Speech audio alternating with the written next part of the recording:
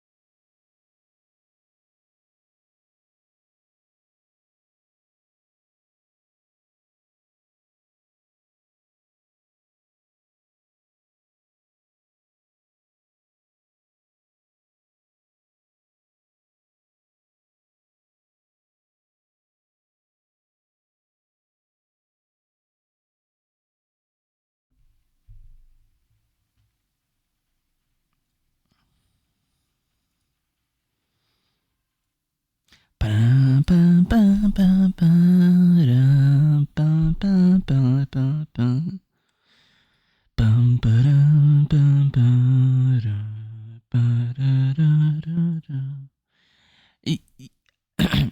second. There we go. I know it has another vibe. The thing is, why don't use the same track? That's what puzzles me.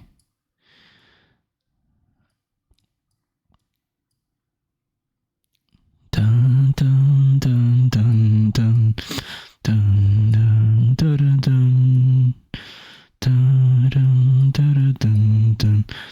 Dun, dun, dun, dun, dun, dun, dun, dun, dun, dun,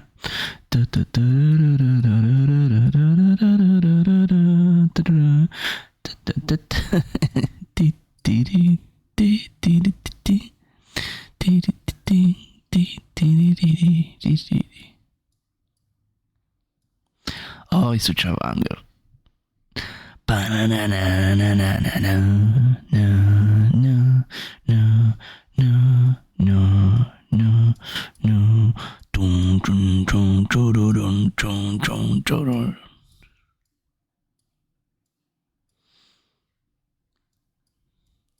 Okay, I have no idea what are we going to do. Also, thank you for the Lurkis King.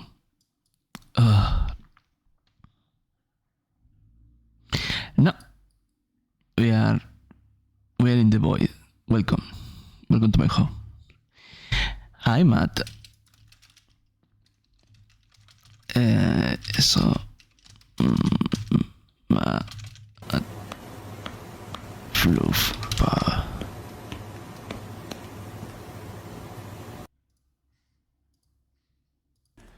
District Center, which, to make my bestie, Hi, Ruby. we'll call it Hipster.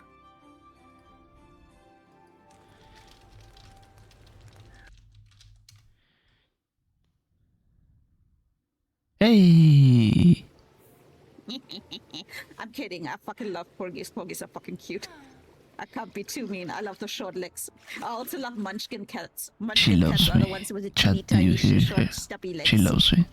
think I it's so tried to cute when fix cats it. have, I like, don't know really why fucking short stubby legs. it dies.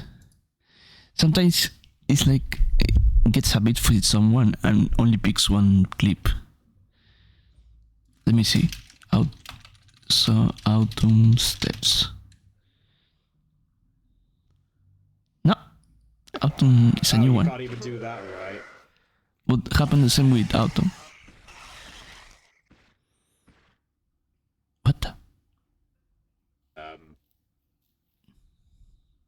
What the?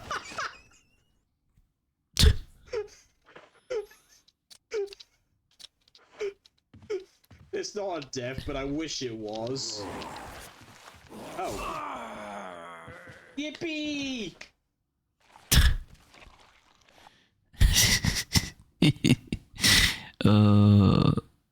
That was good.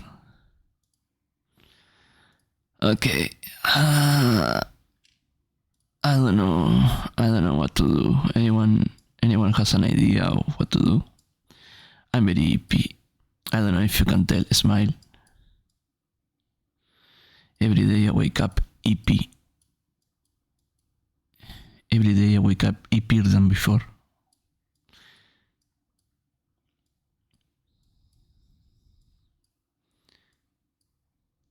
Oh, I love 65 days of static. The only thing I don't like them is using 65. Every day I'm shuffling. Every day I wake up. And I see that fewer and fewer of my frames are streaming. Everyone is dead. Everyone is dying.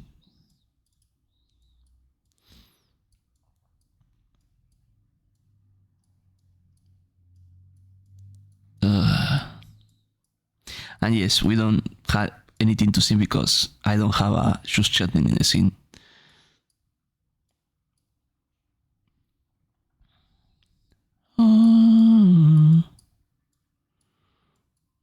such a banger. Chills, literally chills. Smile.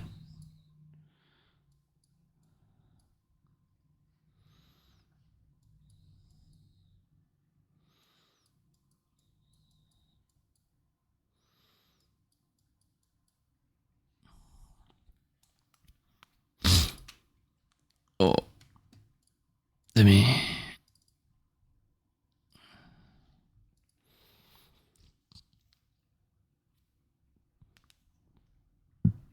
Let me think about it. Anyone has any interest on any games, on anything to watch? Anything in particular? Play Sims 4. I don't have it installed.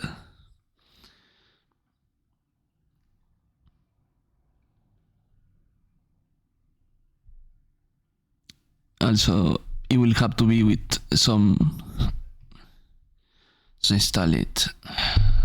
Can I install Sims 3 all this? The superior Sims?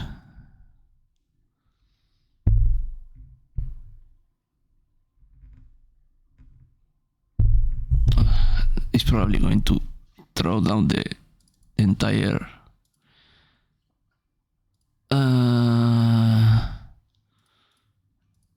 Sims. Oh, it's not that big.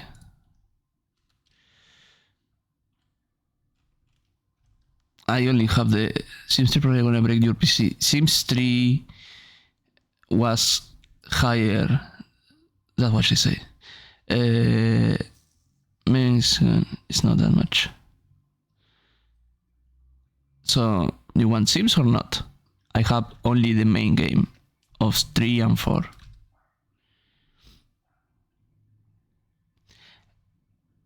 I like the open world. I like it. I like it. It's way better than Enclosure. I did too. Oh my god, it's a special eye.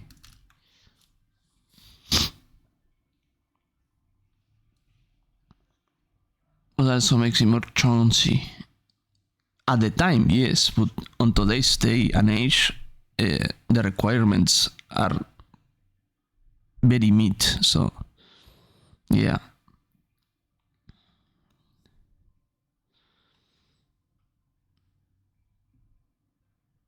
I know I haven't done it open in a while. You should try. You should give it a go.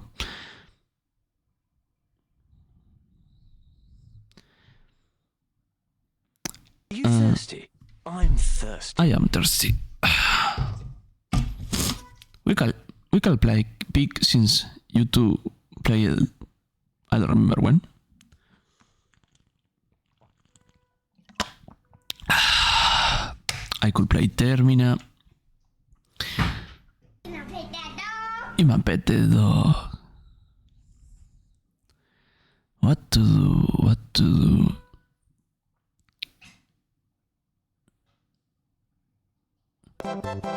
What's this?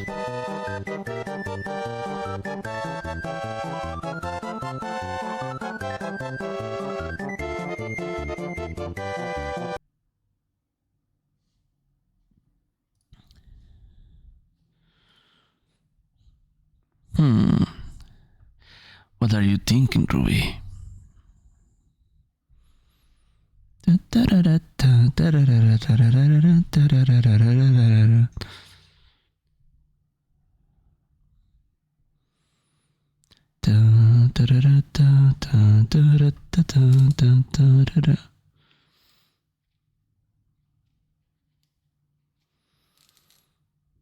don't have a lot to say in what play today because I'm here, but also not.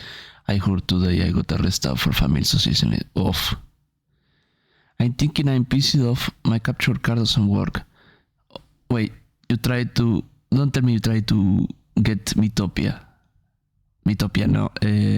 Tomodachi Life. Blood Moon. Blood Moon.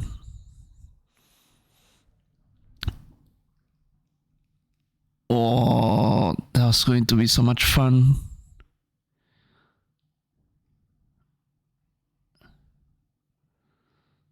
That was.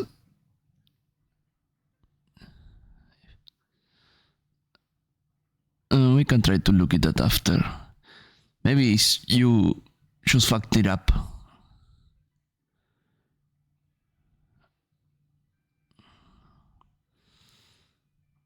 Oh, so Ruby's feeling, you know what?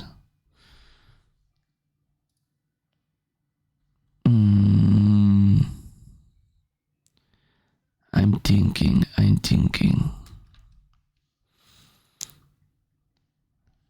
I will try tomorrow. Oh.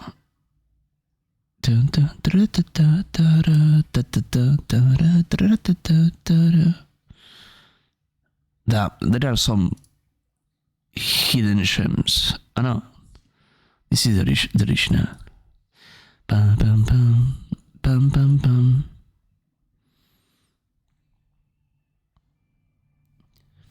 What can we play? Ruby says Sims 2. Sims 2. Smile. Sims 3. Sims 4. Oh, you can tell my brain is not here.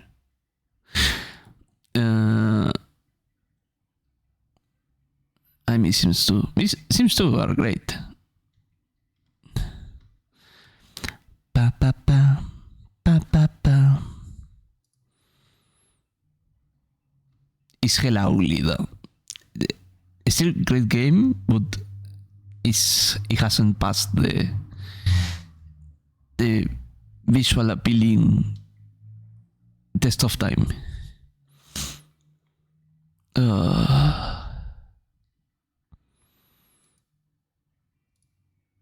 You know what?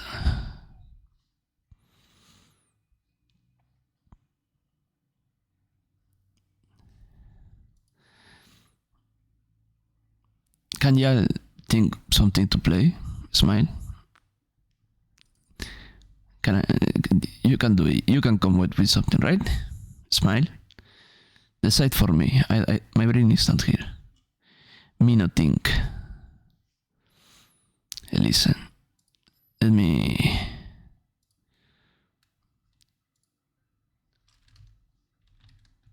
Seems to the high mark of the franchise. Honestly, to me, it seems 3. And I love Sims 2. So, yeah. Also, I love Sims 1. The Magic expansion, it was great, in my opinion. Wait, let me... Wait. Hold on, wait. Stop. Sims 2... No, Sims 1... Magic... Magic X-Pack... OST, I don't remember how it's calling. Making Magic, okay. Making Magic OST. It had some good bangers, let me see.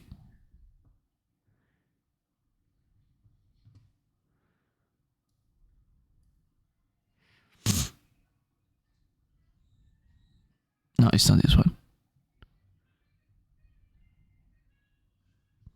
Oh, High Pigeon.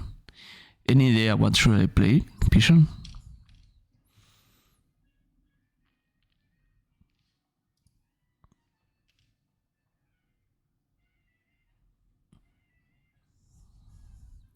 Any idea what should I play? I'm brain empty.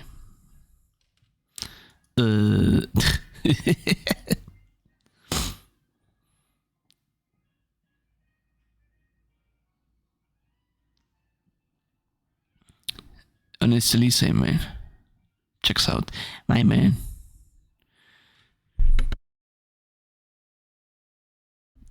I just wake up.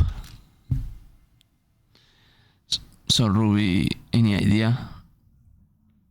I can always just put a gun against your head, Ruby, and say, open your private server of 7 days to die and force you to play it. Which wouldn't be much of a force because you should play it randomly.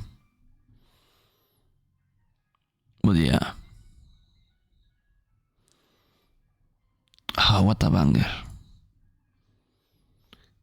Can I show you the server I play? No, I don't want to play a community server like where people is. I want to play on your word in your save file.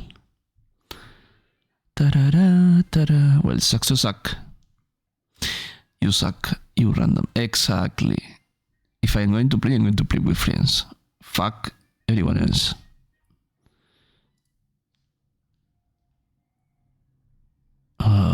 This was a good. La da da da da da. So anyways, let me go back to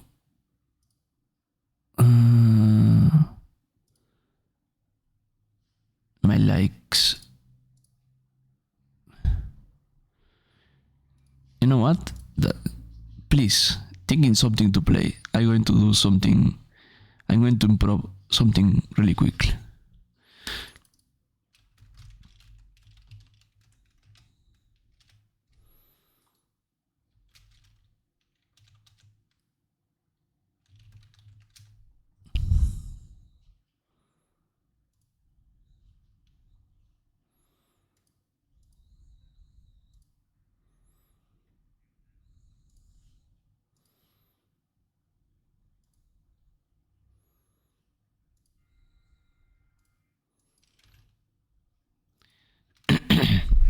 Camille, she doesn't play with people. It's more like the server, as far as I know, it works like like if it were a MMO, like a living world, more than anything.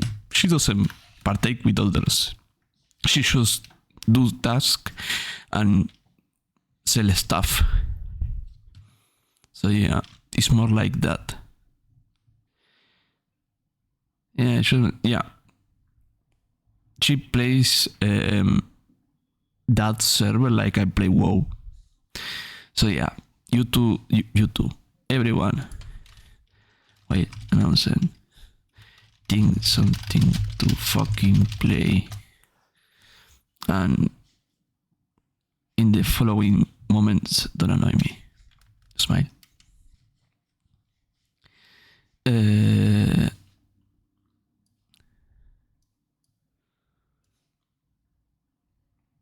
Do you truly want me to play Sims 4? Sure.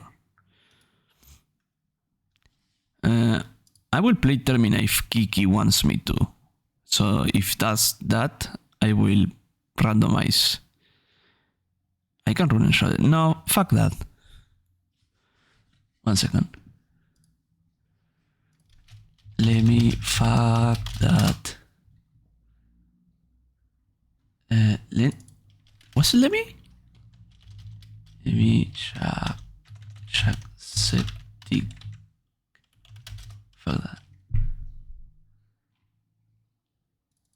Hey, is it Lemmy or is it Lenny?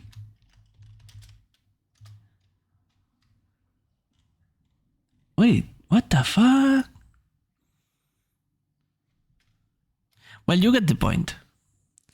So yeah, Kiki, if you want me to play Termina, just say. But if not, I'm going to play Sims 4 baseline.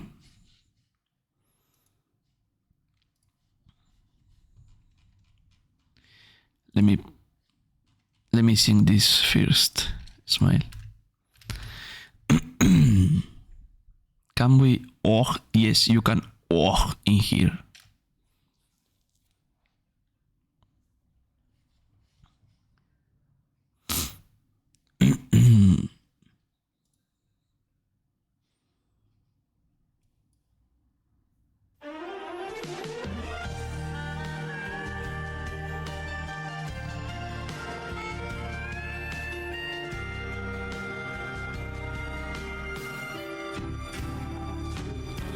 Baka みたい子供なのね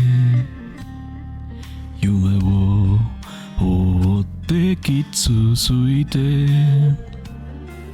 嘘が下手なくせに笑えない笑顔を見せた I love you もろくに言わない口口下手で女に不器用なのにどうしてさよならは言えたのダメだねダメよダメなのよあんたが好きで好きすぎてどれだけ強いお酒でも歪まない思い出がバカみたい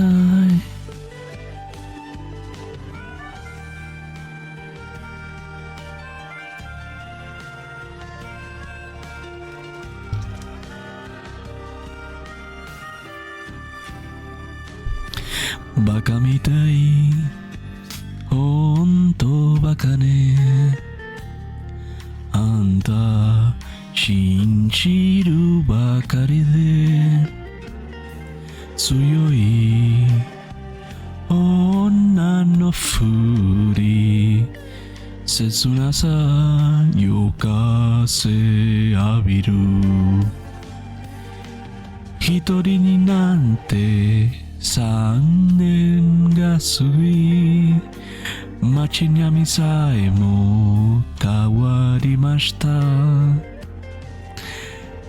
のにどうして未練だけ置き去りほんまにろくな男やない揃いよ指は外しますさまみろせいせいするわいい加減待っててもバカみたい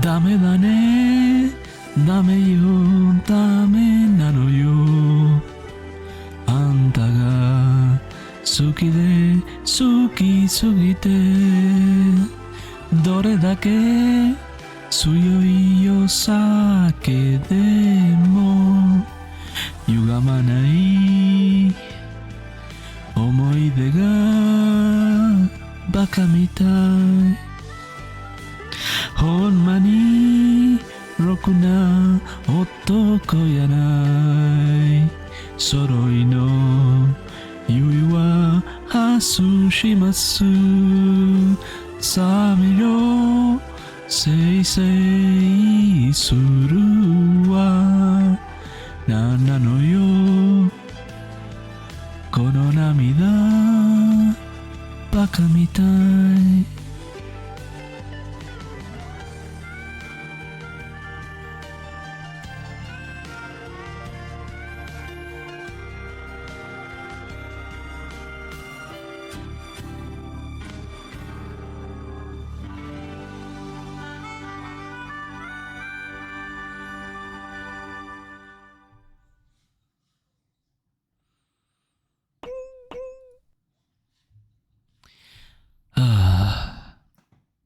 We are as neat. We are as neat on Bakamitai to literally put the sad feelings away. So anyways, back to the topic at hand.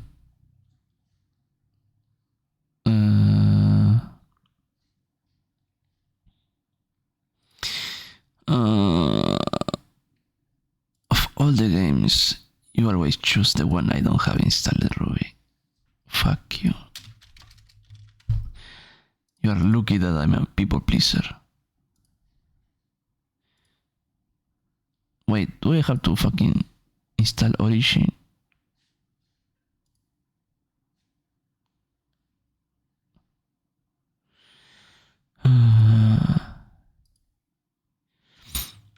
Yes. I asked, and I shall answer. And the answer is okay.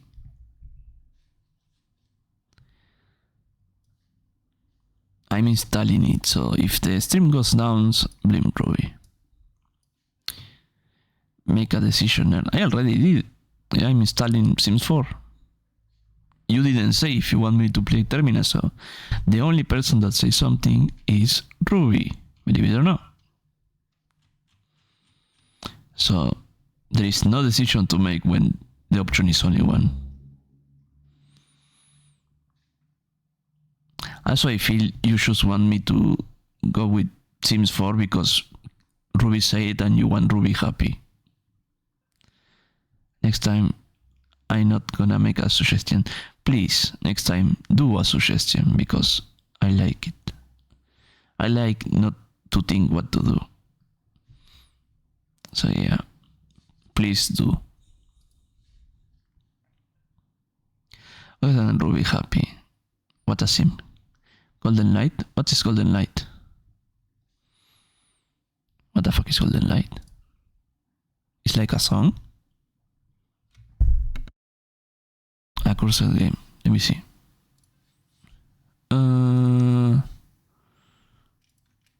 Golden Light. Golden Light. Very positive. Oh, it's one of those like acid trip games. No, thank you.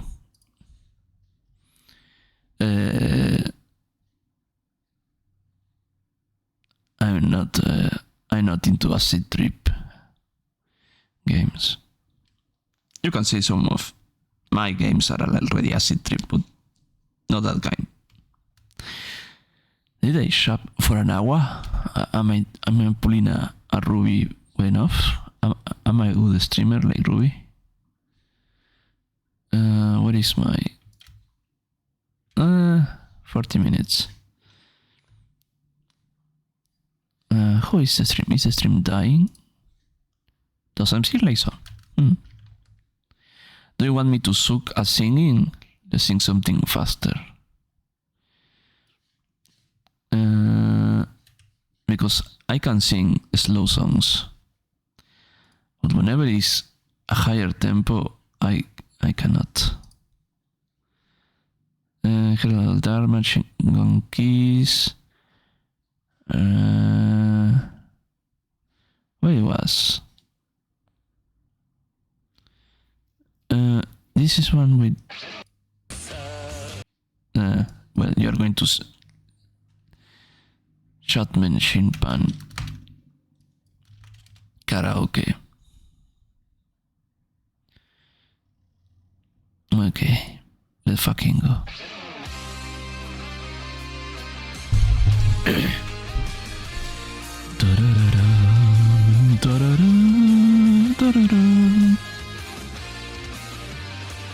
Neru kara kasureta Furioi norai no Dakedo kanta ni wa Teru wa furanai se Yesuma ni narisobireta Whoa, whoa, we are bad boys. Waru ni no kosareta no toyu no justice will breaking salam breaking sawaru kawase breaking the wall keep saketen the man will breaking saru ropon sencho shashi parenai emidani hanran bushisa furiageta Nigiri kobushi ga oretachi no judgment. I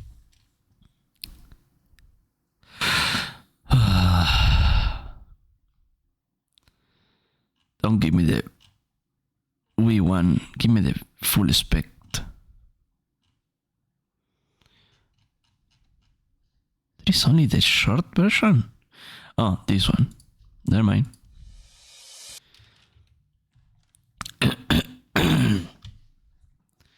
Oh, before let me try to launch the scene first to see if fucking launch.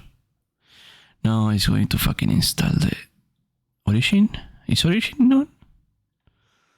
Fucking Origin.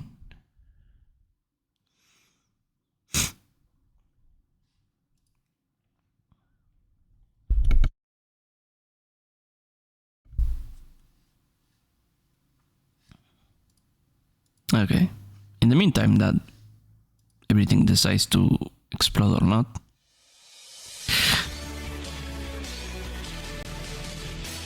Sunao ni I love you 届けどよきっと You love me 座るさ君になゆガラスの靴を探そう二人でステップンゴいつまでも新車中止をツイッターで僕らのラブしないパリしましませお姫様毒のリンゴを食べ涙出そうな素直すぎる君はごても遠いし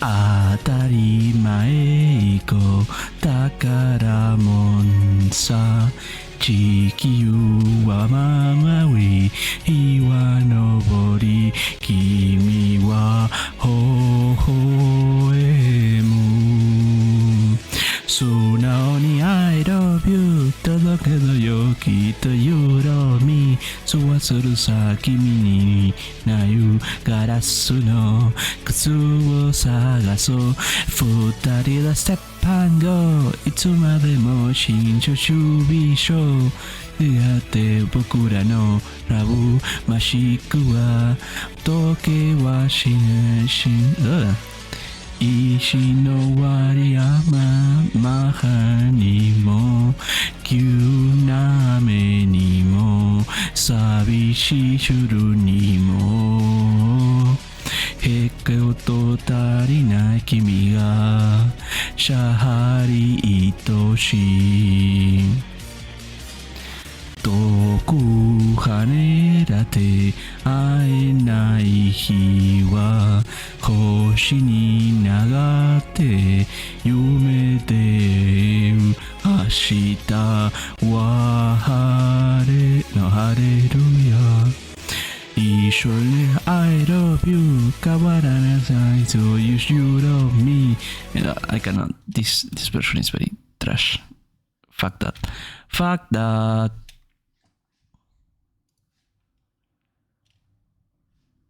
fucking launch motherfucker launch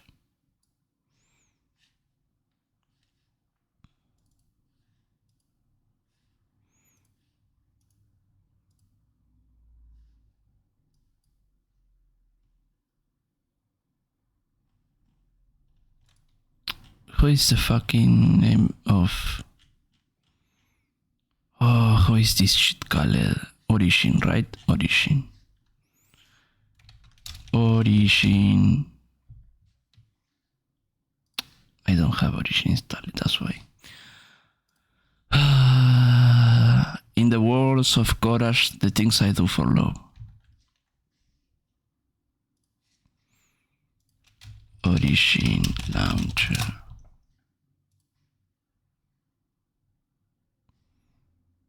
EA app? Wait, what? Wait, what?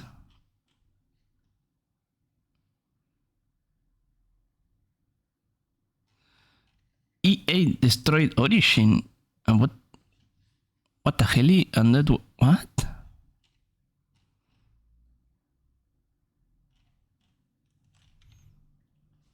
How am I supposed to play games then?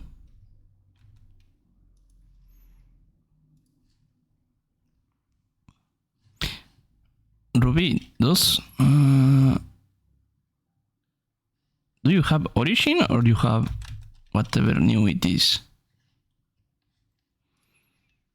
Oh, Penguins sent me something. Oh, what a giga chat that Penguins. The real MVP, the real master of the universe. What a giga chat. Right. Switch to the super fast 5G Google Pixel. Oh, your phones are shite. All phones are shite. They're all crap. They don't fucking work. Switch from. Are you watching? Mind you, I'm streaming for this one. That. Switch to the Screen share. Nobody's gonna do that. Nobody gives a fuck about that, man. Top of the morning, you ladies. My name is Jackson. Fuck that. Fuck that. We love Penguin in this house. PP brother knows so yeah.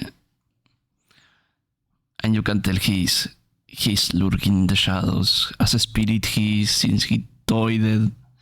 But he sent me the link through DMs. What a giga chat. Announcement. I'm on my stream. It's coming well. The return of the Queen. Streams. Oh wow. Oh wow.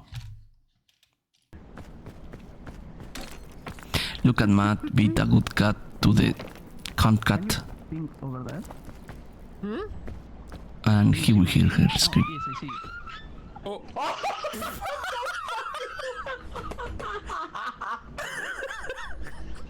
Is she alive? Damn Scots! They ruined Scotland! You Scots sure are a contentious people. What happened?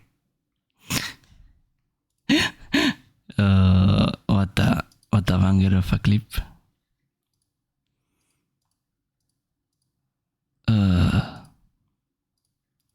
So anyways, I started blasting. So yeah, Matt Fluffpap is going to change the stream days. No, the stream to the send to the journey on the just for her give or take. So the cats are colliding. They are. Except Kiki, all the cats are cunts. I said it. I said it and I don't regret it. So anyways, let me see if I can make fucking...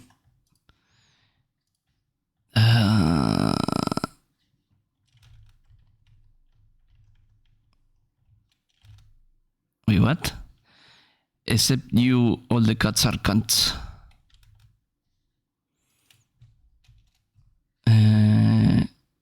I always forget that it's called Limi.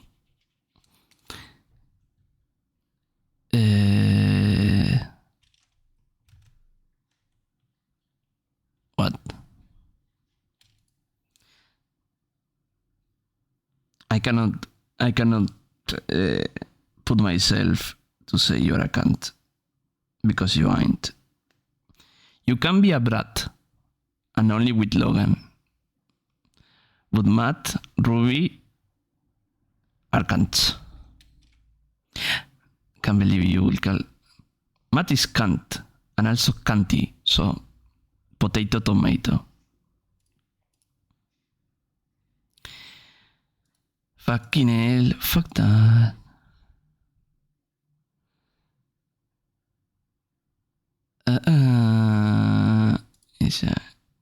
Maybe I have to repair it. No, it's truly no. Repair, yes, electronic. Fucking hell. It's a difference between being cunt and being a cunty. He enjoys punching me for almost no reason. In my book, that's a cunt. Also, I love the EV emote, Kiki.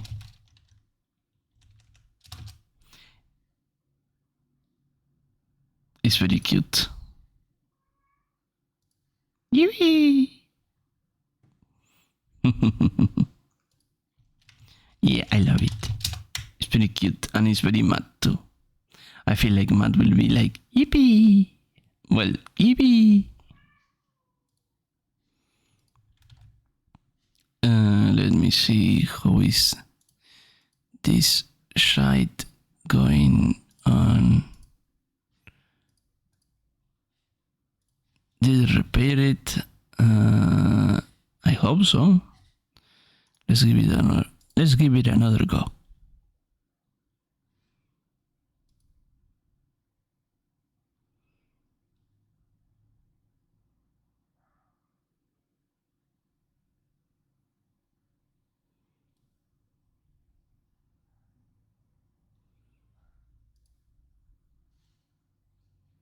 PowChamp.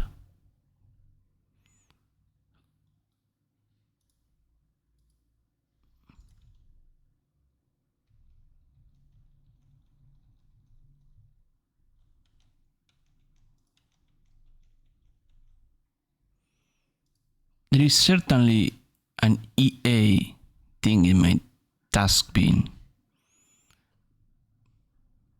but there is also nothing on my screen, so it's kinda hard to say. Oh, wait, it worked. I just... Elara, mija, querida. Fucking hell, that took ages.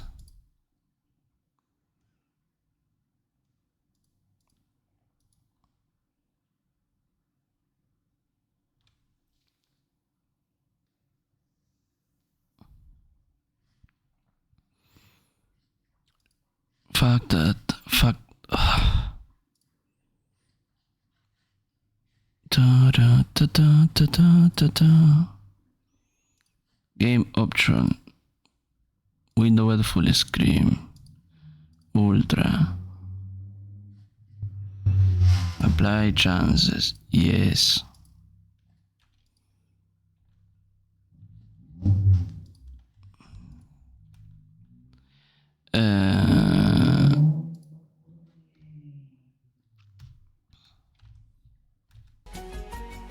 Da, da, da, da, da, da, da, da. There we go. Seems far. I hope you are happy, Ruby.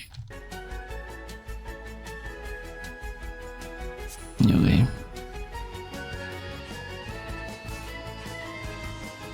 Emily Hitler. Shh. We simming? Yes, seems like we're simming. Create sim story. Young adult.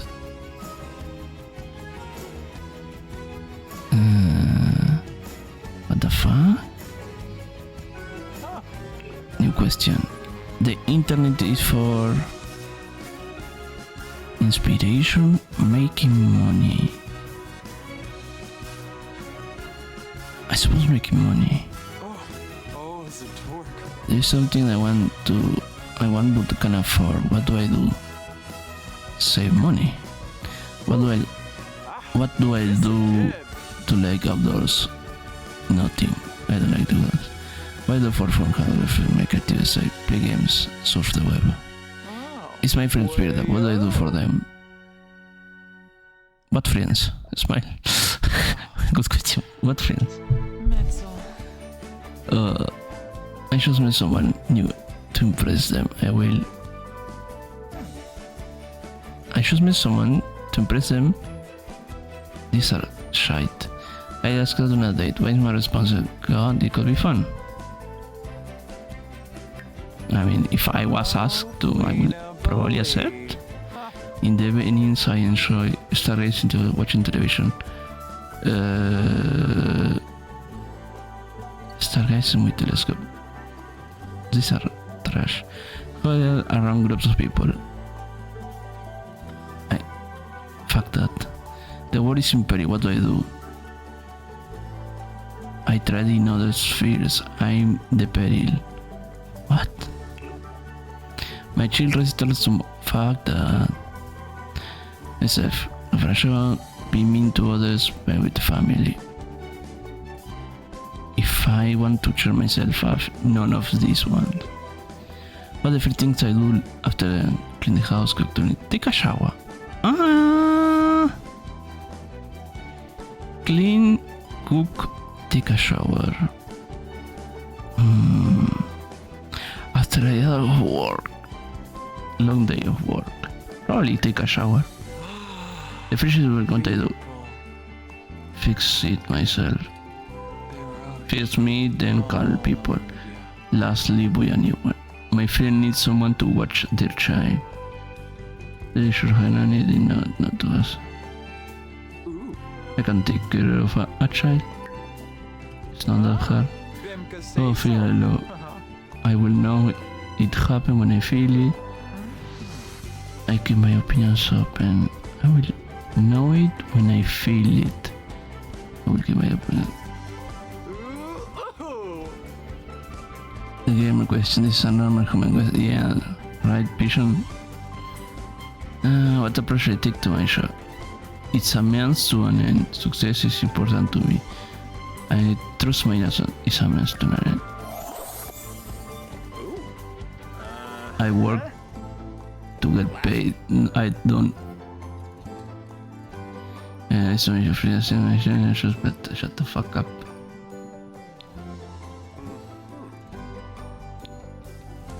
Big cause of death. Ever. You can review from. Shut the fuck. Yes, but rabbit rodent in live mode, the sim will be doomed to wear a giant. Cost the rat costume permanently. The sim died from a fit of giggles that continues to bother now and then. Death by hunger, death by overexertion, death by fire, death by electrocution, death by anger, death by coplanta, what kind of learning.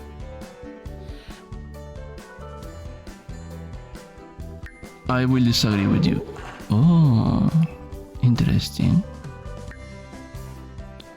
So you can play as a ghost. I'm a serial romantic. Fuck that.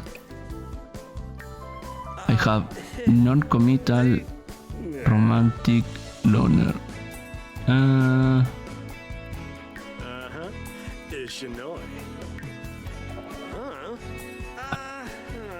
don't know, non-committal. To be fair, I will change.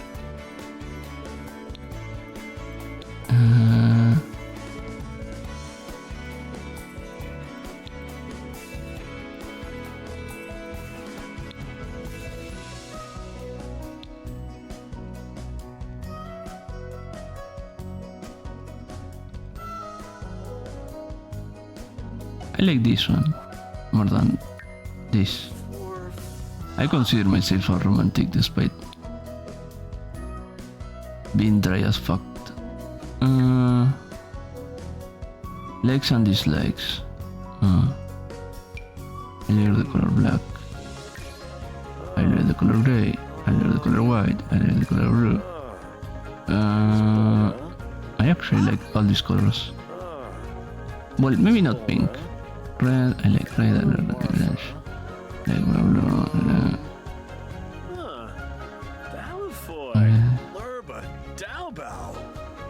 The only one I don't have any opinion is the pink one.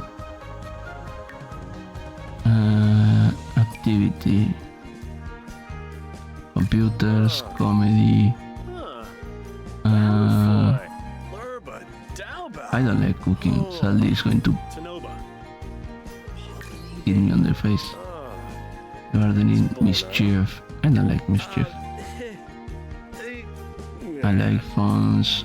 I like the piano, despite not playing the piano. Rocket science, violin, video gaming. I like breathing. Sugar. Bit now.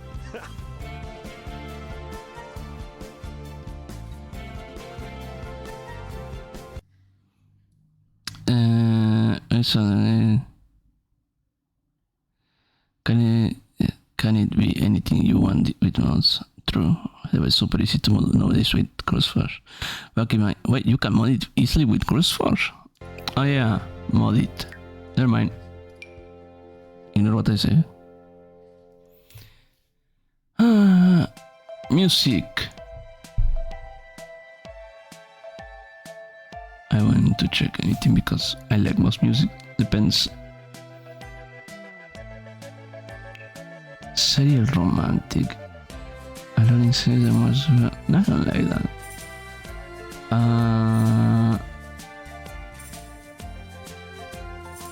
I like knowledge. Computer with Renaissance. And the system wants to know everything of the computer, from playing games to careers.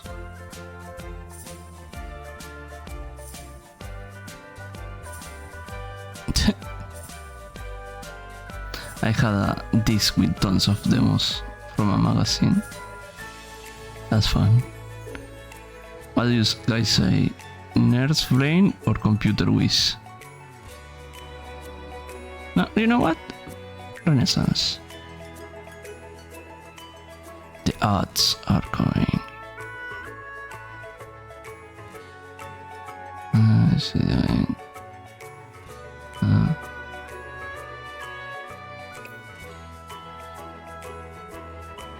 Then I shall perish.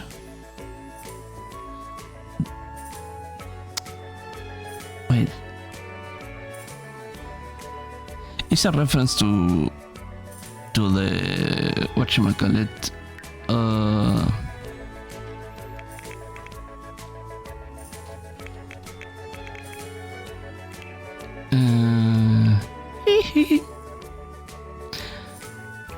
How do I change it? Oh, here it is. Seems first change some. Cool. I'm pale as fuck, man. Skin tone as faces. My face in the middle of none of these is actually fitting. Maybe wait, maybe I can take from this one. Yeah, maybe from this one. Cool. Skin details, none. Wait, what?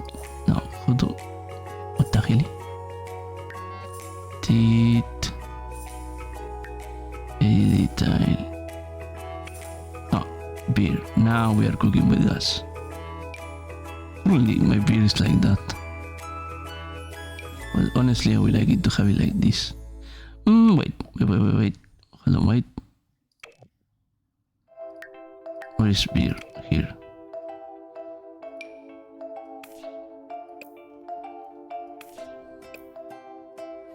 Average white male number 7. No, average. I'm average. Nerd. Computer nerd. Number 7. Get your shit straight.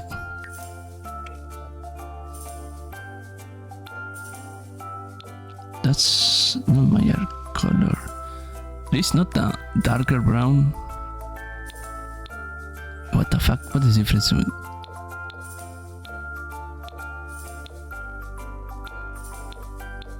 Actually, oh no. The far one is my color because it's more brownish.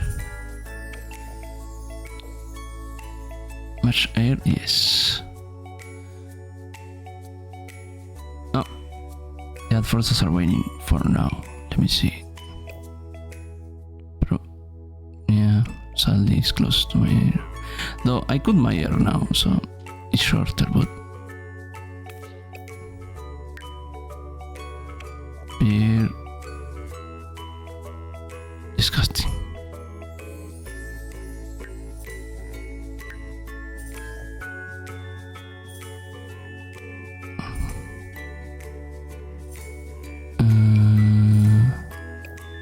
No, I have frame ones. You. There we go. 1-to-1. If you ever wonder what do I look like, there you have it. Medical wearables. Oh, like that's interesting. Fashion. Detail mode. It works. How do I?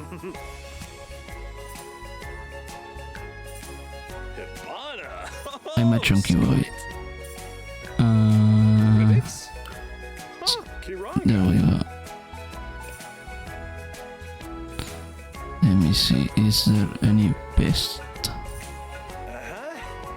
polos? Check it on, check it off.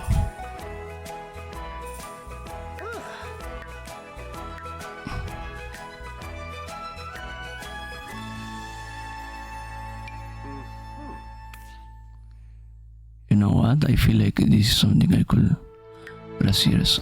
Damn, I cannot use braziers.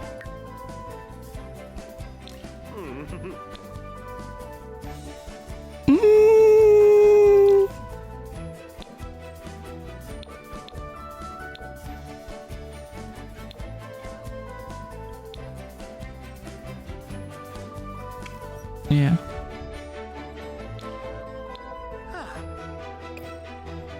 There you go. Pancita.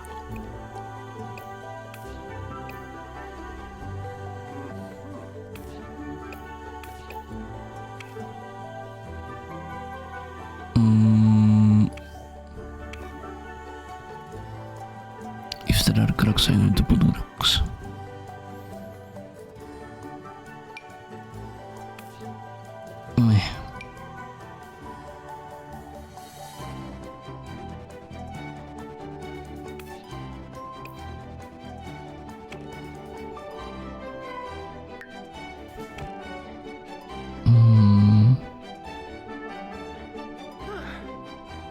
Skin with this car. Leg air. I suppose. I don't have a car. I do have torso air. This is quite interesting. You waste both my time and your breath, and the former has value. It's true.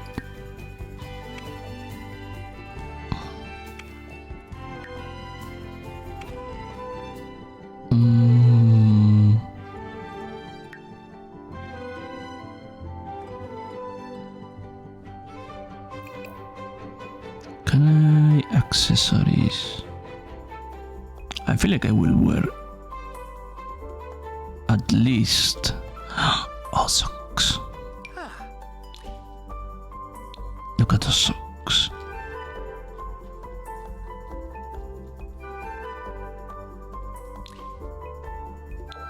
There we go. See, I will wear that. If I were like that, I will wear that thing.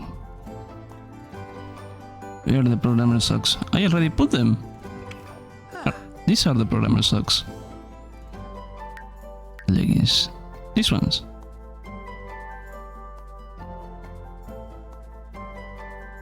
Any sock that is not like this, like short ones or medium size, any long is a programmer one. So yeah. And if you either plain color or something like this that has this style, I will go through.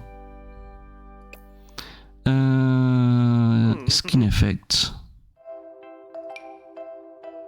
What? Rings, gloves. I can use gloves. No, I won't.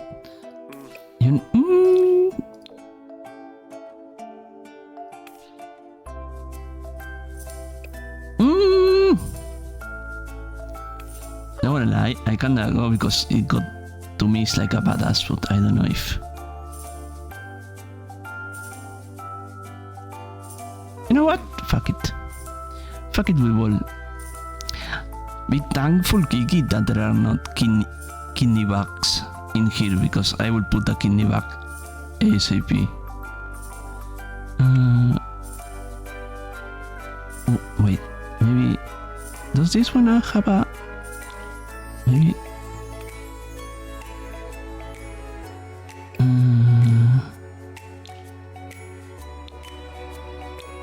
Yeah, I'll probably be using one of those.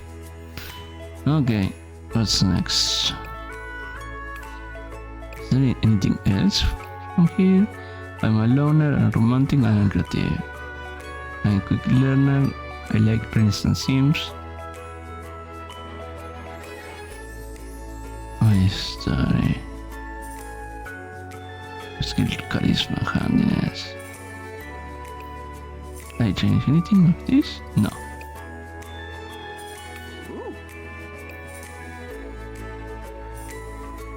Play. Slay. Wait.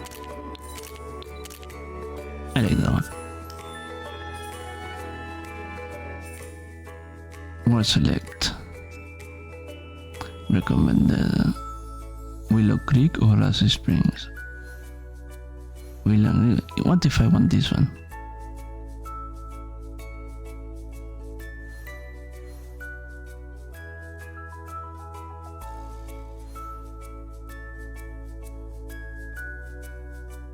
No, and I am distracted by the mini animations. What the fuck, a dinosaur? The team are in the doping by the materialization of FIFA usted. Tate ti, suerte para ti.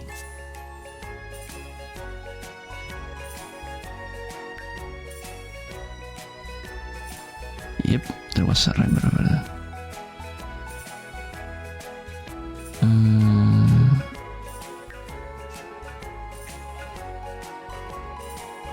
Can I demolish this one? 3 by 20. Oh no, this is the same one.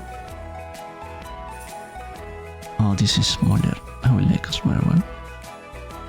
20 by 15, 20 by 15. There is no free 20 by 15. Let's go over here. If that is a starter home, you click confirm.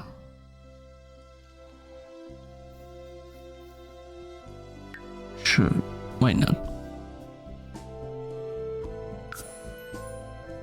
This doesn't have a starter home wheel. I recommend you fuck off, you spooky bitch.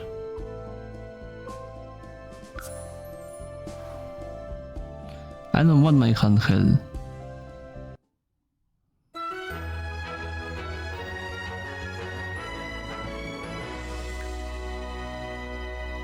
Okay.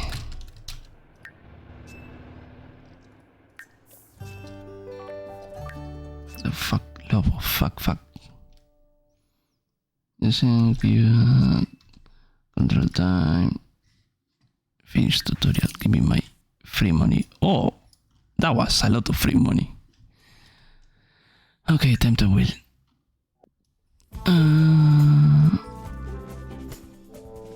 I don't know. No, thank you.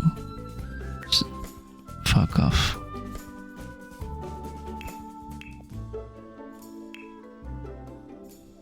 Let me see.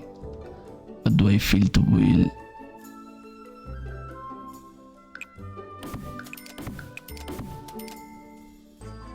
Is that centered? 420. 480. There was a. I know they added like a move house.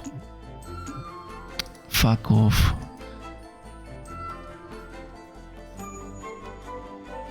Wait. How much it is? 180, 60. 1, 2, 3, 4, 5, 6, 7, 8, 9, 10. This is the center. Okay, so I just got that.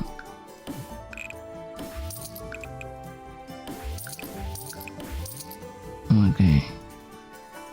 So let's grab him if I come correct. Yeah, that's the center.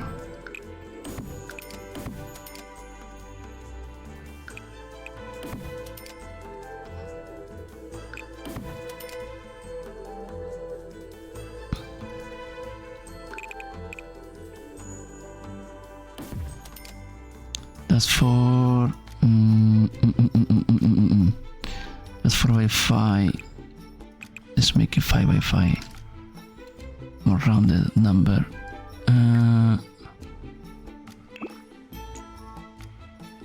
There was a way to. Who it is? There we go. I know they added this. Copy. Copy. And copy. And now we grab this and close it.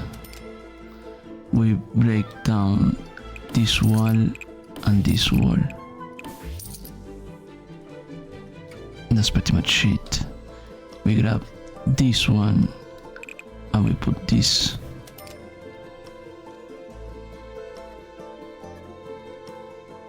And that's pretty much it for the skeleton doors. Give me a simple one.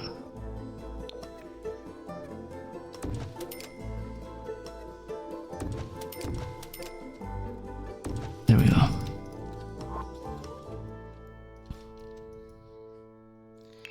Windows. I don't like them, but they exist.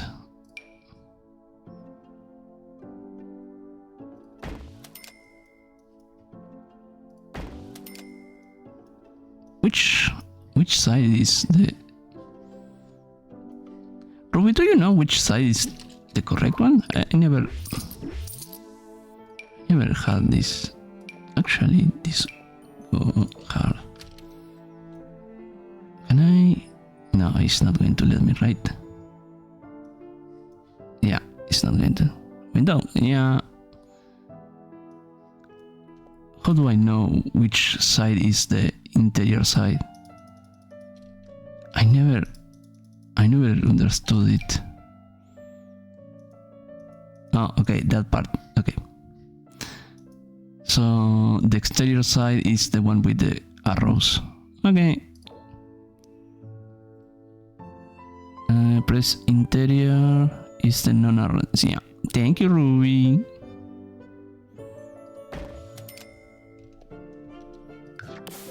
Fuck off. Oh, it was. There we go. Oh, the controls have changed. How the mighty have fallen.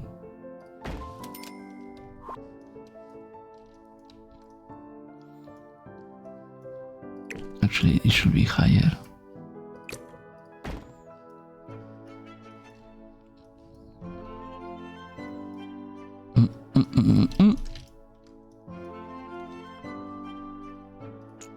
Wait.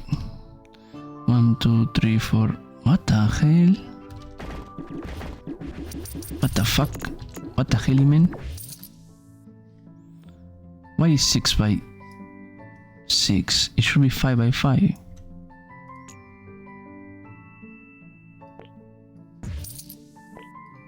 There we go.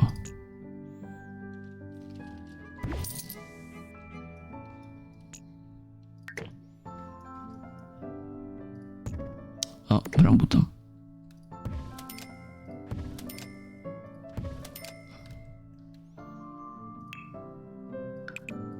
There we go. Now we are cooking with gas.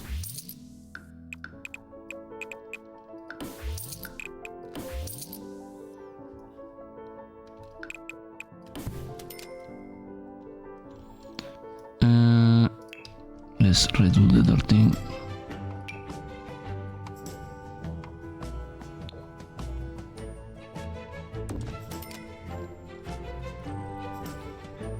Let's grab this one.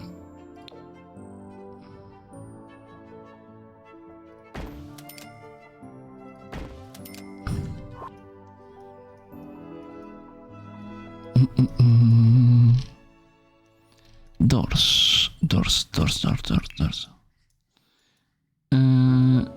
Ceiling glass. Oh no.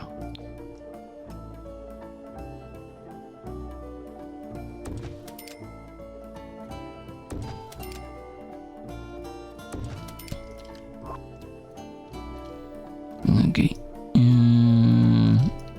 Now we have made the proper skeleton.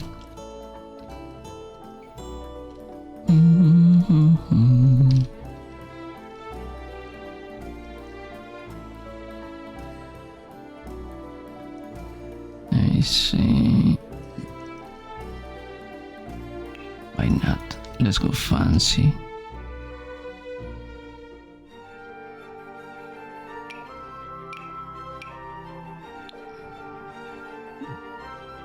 Oh, it must be. What the fuck? Why will I? The stupid. Half worlds. You cannot build fence from the. Huh? Oh, there we go.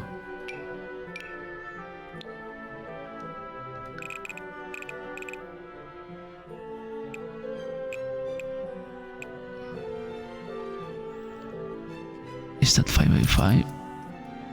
Fuck. 1, 2, 3, 4, 5. 5. No, that's 4. This is 5.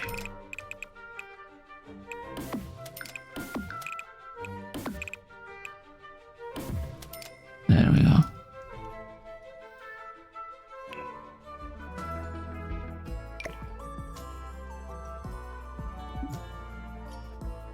Shorter fence. No, I need.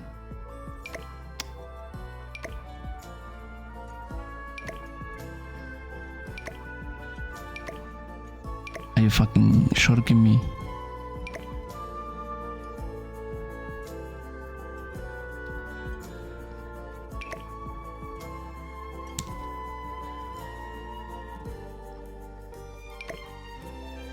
B.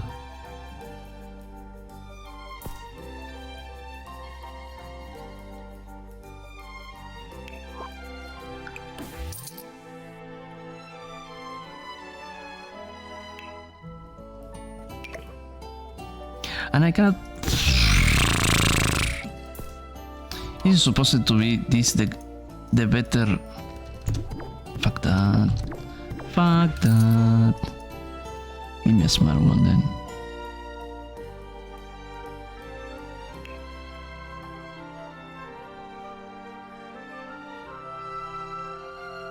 The atomic fence. 1, 2, 3, 4. 3, 4, 5. There we go. Now a fitting one.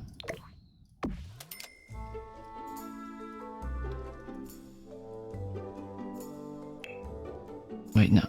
What is the floors? I want to remove the floor. Wait, what is the hammer? Don't tell me to remove the hammer.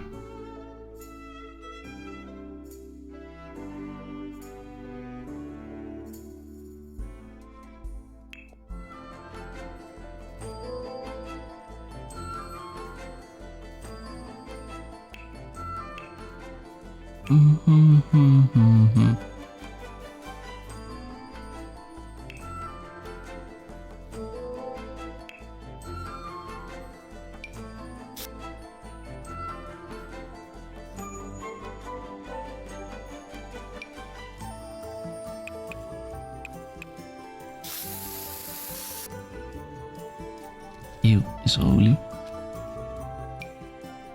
This one, to be fair, is more pretty.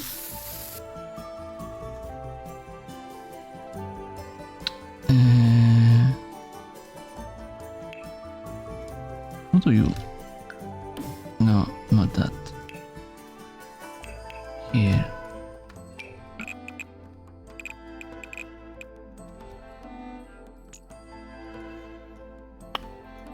It's because it considers it a room.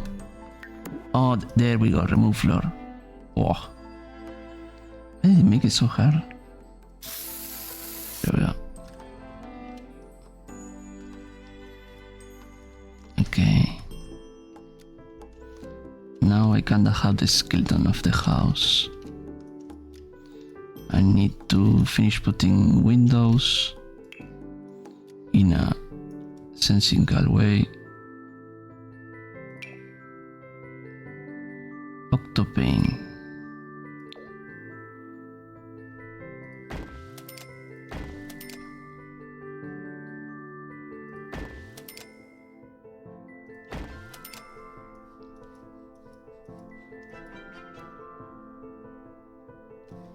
How high was the other one?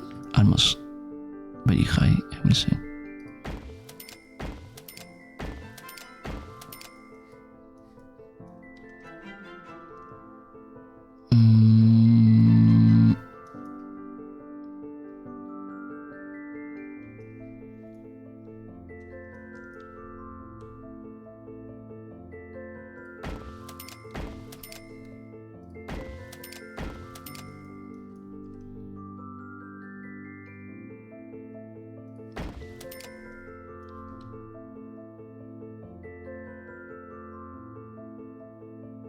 Here.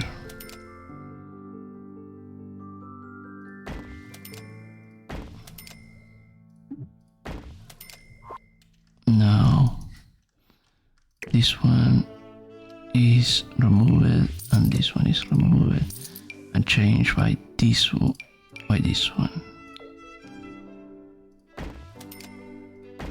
There we go.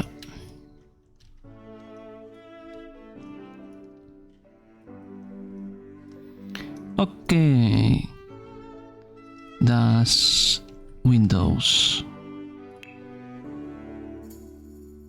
Wood, I like wood.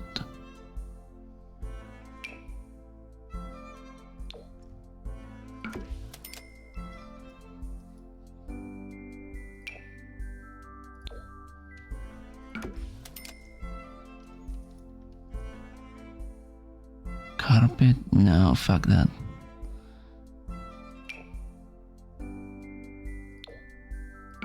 There we go. Tile. There we go. Okay, that's all rooms waiting. Let me see. Now we know. Paint. Now we need exterior first. Where are they? Here.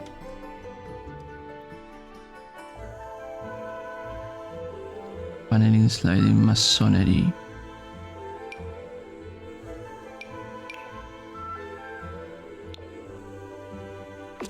Oh, that's beautiful. Okay. Give me some paneling. Wood. Yeah.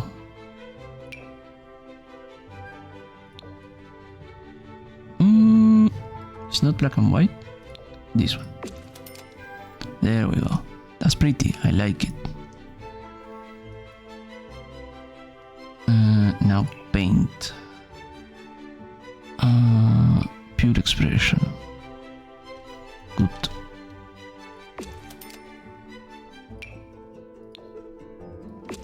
There we go. I need panels. Tile. Half. Oh, beautiful. I love it. I love it.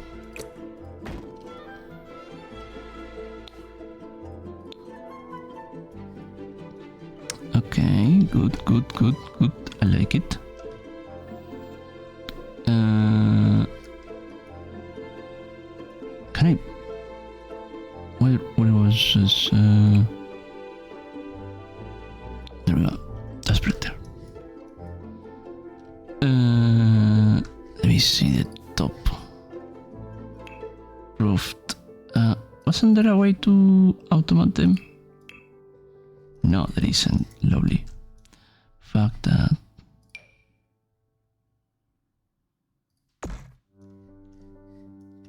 Can I? It will have to be like that, I suppose.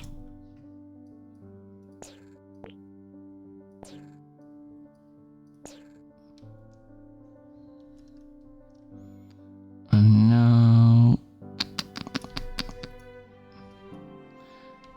I remember there was a way to make auto.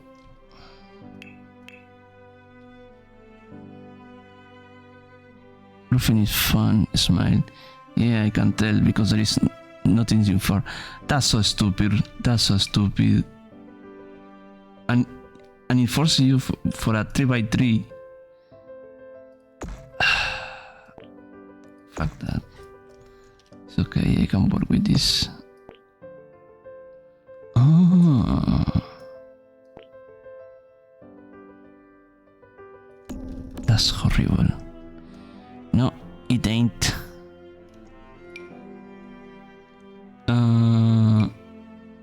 Let me see, let me think a bit. Sadly, this is the only one I can use. Now with the crease, we grab this one, we make it like that, and now we paint it because I'm going to make loose it.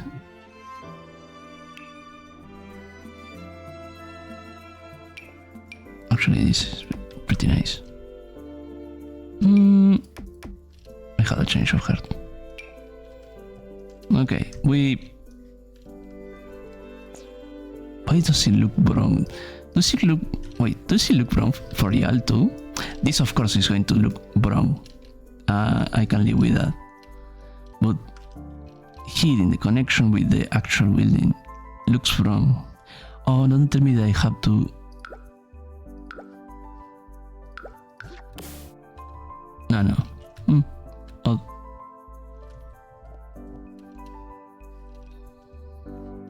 Anyways.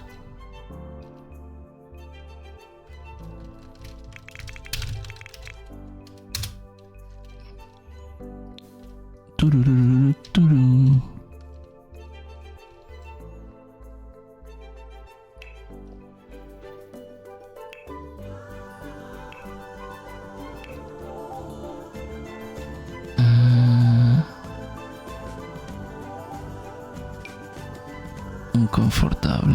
What do you mean uncomfortable? Varnish. You. This not the utop table is comfort relief. Sure. No. There we go.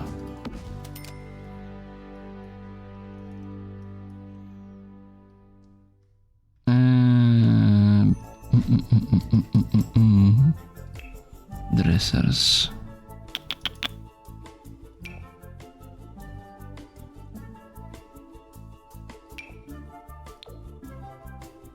Ew. The Neo.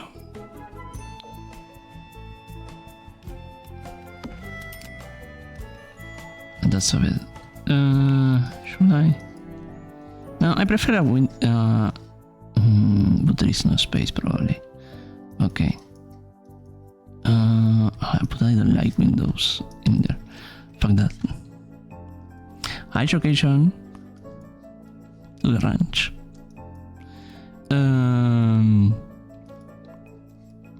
Let me see. Yeah, I asked what to play and Robbie say play The Sims, and I was okay.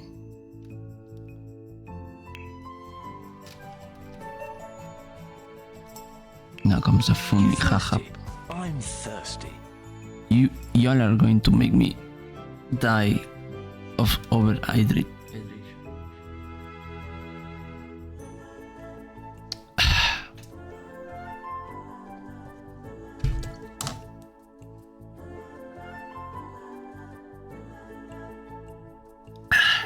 Fuck that. Okay.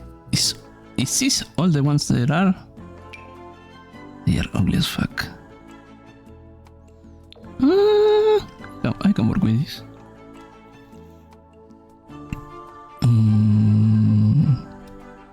Wait, how do you? There used to be an easier way. Wait. There we go.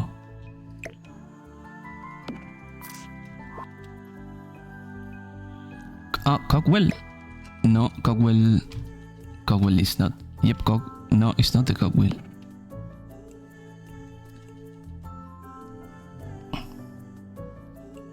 On the counters. Huh? I don't get it. Anyways. Fridge. On the counters in the catalog. Cockwell. What is the Cockwell? Am I blind? Am I stupid? Don't answer that, Ruby. Click one.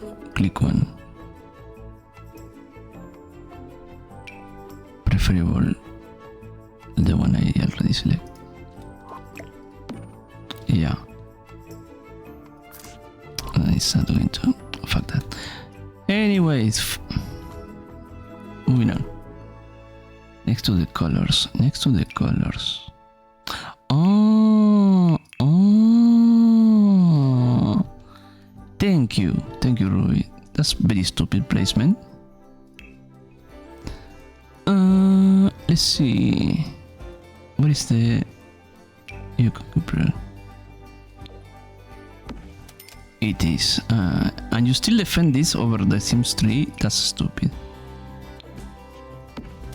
There we go. We need a sink. And let's add a... That's a space for chopping.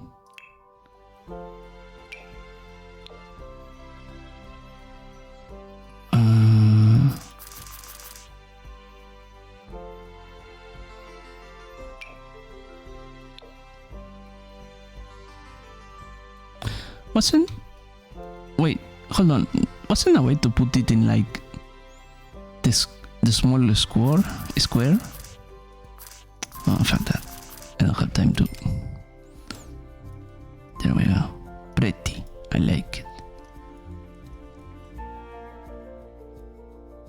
Hold Alt. Oh, thank you, Ruby. Because allegedly, this is the Sims in which wheeling is better, right? So, thank you.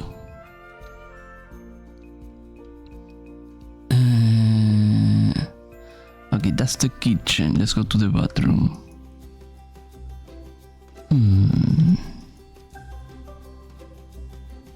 Sinks.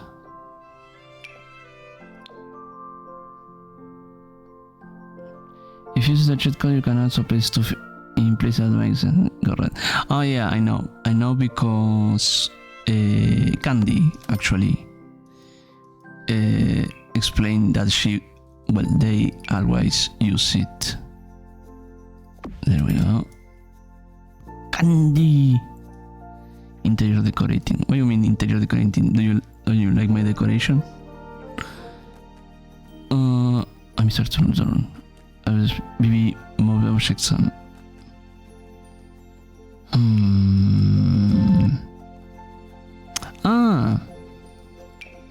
I should go with the flow.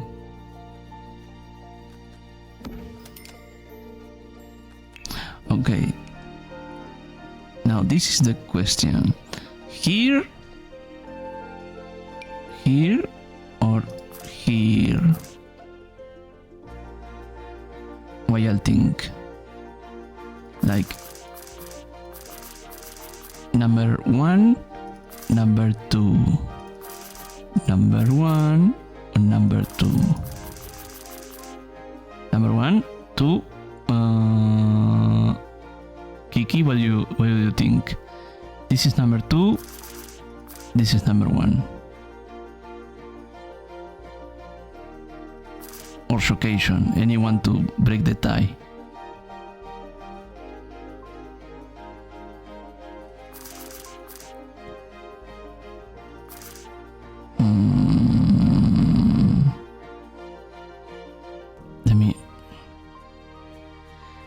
The question is where the toilet. This is number 1 and this is number 2. What do you think? Number 2. Okay, number 2 wins.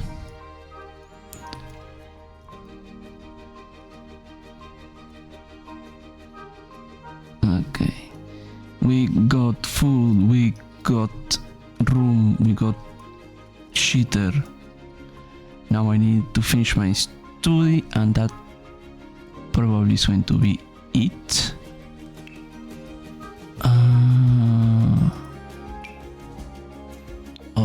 All these colors suck ass.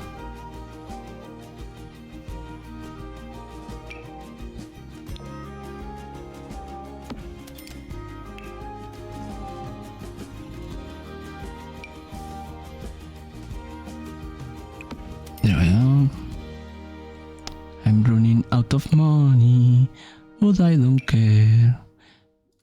Because this is The Sims and money is kinda irrelevant.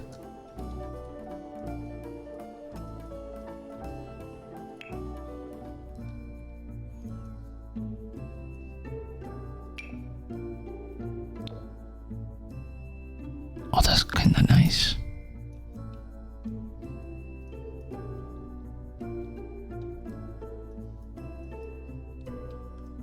But will I ever read a book? No, but the way I use it to store shit. Yeah, checks out.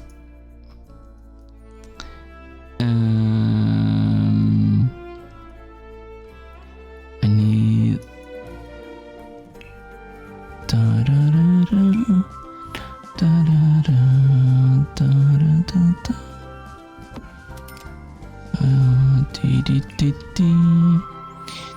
Oh, I need light.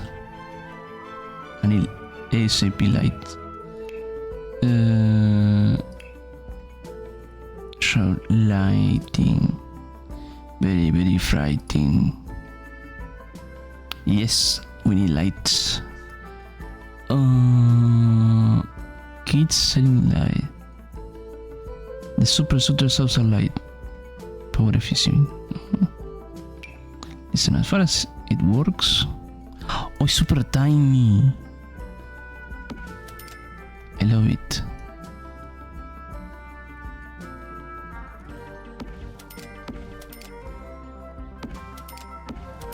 Oh, that's lovely.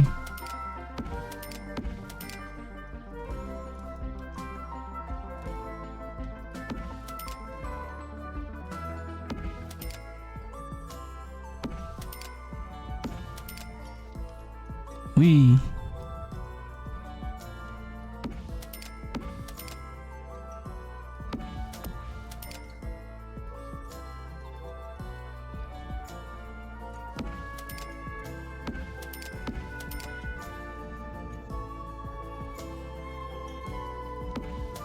no, that's wrong. Oh, sorry. I couldn't cover myself better. There we are. Okay, that's the lining. Thank you. Thank you. Anything else? Should I put the cheat code for money, also call it a painting thing? No, what the fucking is?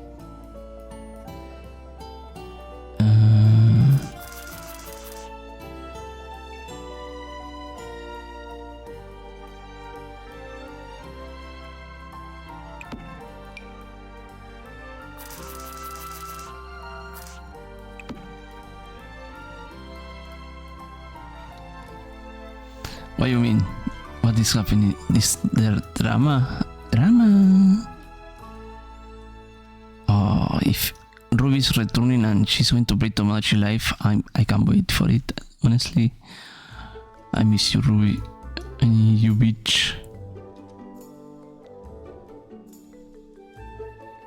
Looking bleak. What does that mean? What do you mean by bleak? What does bleak mean? Looking bleak. King wanted to confess his feelings for you, and then Sly and Logan bargaining saying they love you too. Wait, what? King wanted to confess his feeling for you, and then Sly and Logan bargaining saying they love you too. Oh. Dang it.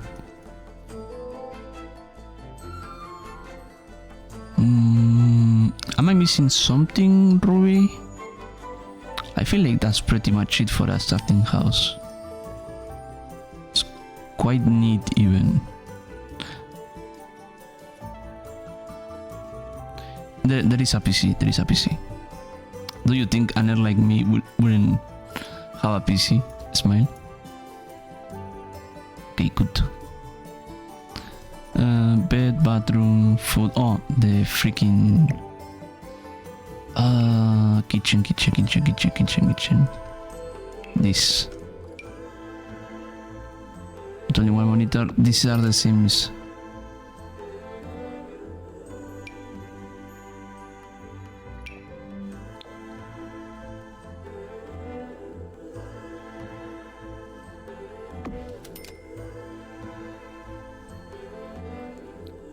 You chose a lie. King is wasted. Oh wow. I mean, to be fair, anything with Logan.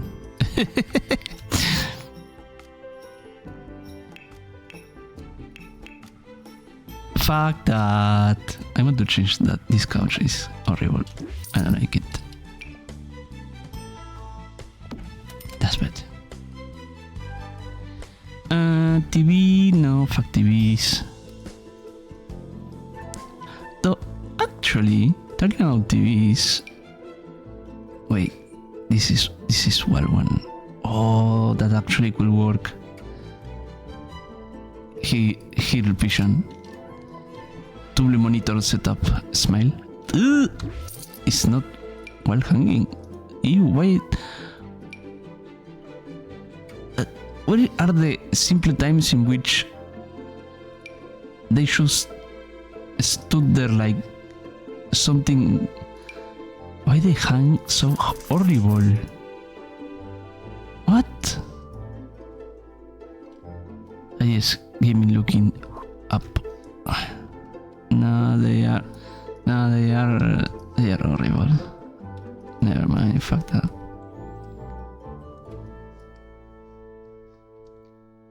Emotions. Yes, but it's going to end up looking this way. Unless... Nah, fuck that. Let me think. Should I don't have much money.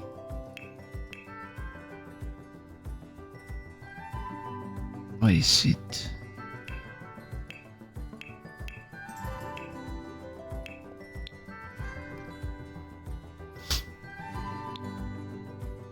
Activities and skills. This is the only thing I actually will do.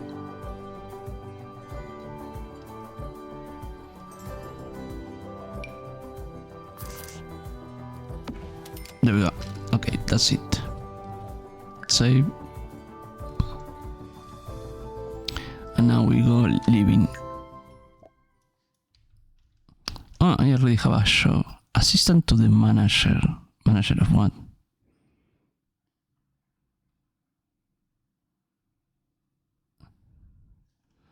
What? I need logic. Okay.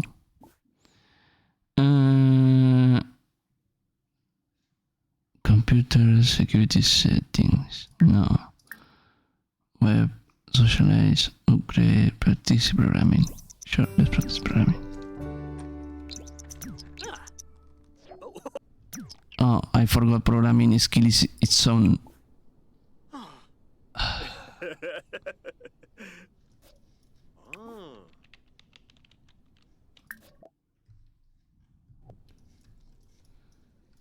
There's no way to practice logic without wait. Career. How do I fill out reports?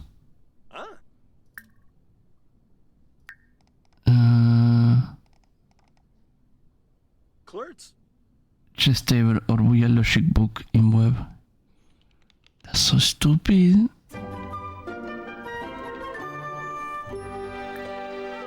Open social order upgrade. Maybe Cloud Gaze goes it around travel. How do I do my field reports? Not started. How do I do that? Oh yeah, where web? Oh, you're such an expert.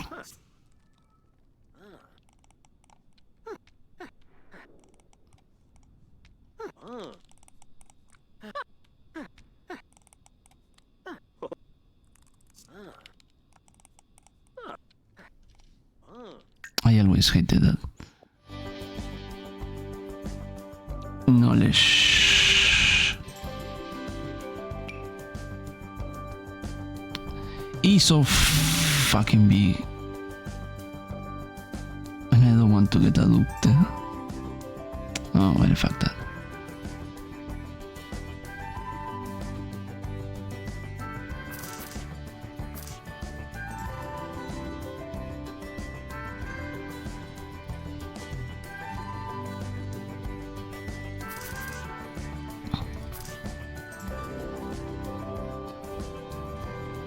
There we go.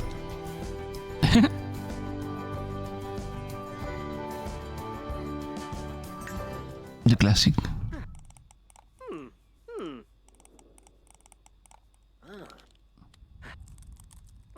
Spino? Okay. No. Fuck that.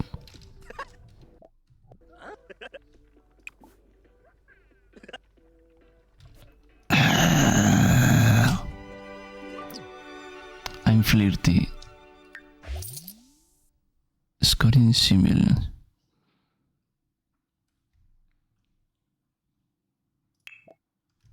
Oh.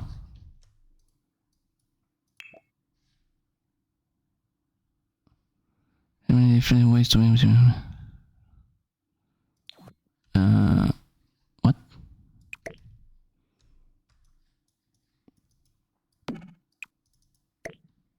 How do I turn you around? Game used to be so easy. They had to make it trash.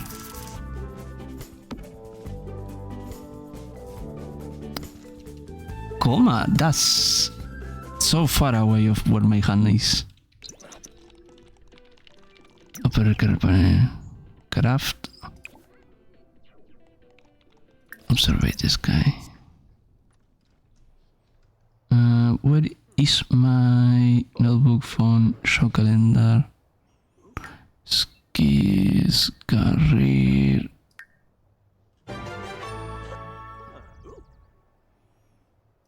Needs. There we go. Find glorp.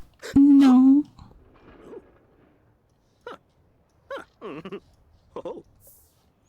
I'm looking. Acquire new skill.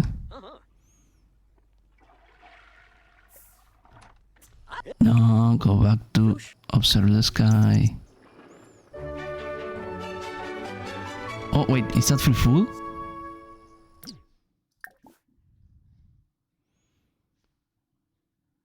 Free introduction. Is that free food?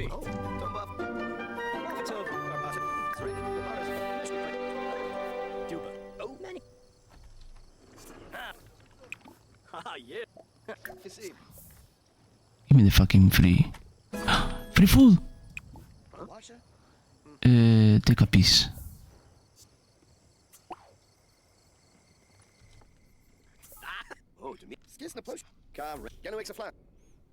I will take another. Thank you very much. Let me know. Safest. Alright.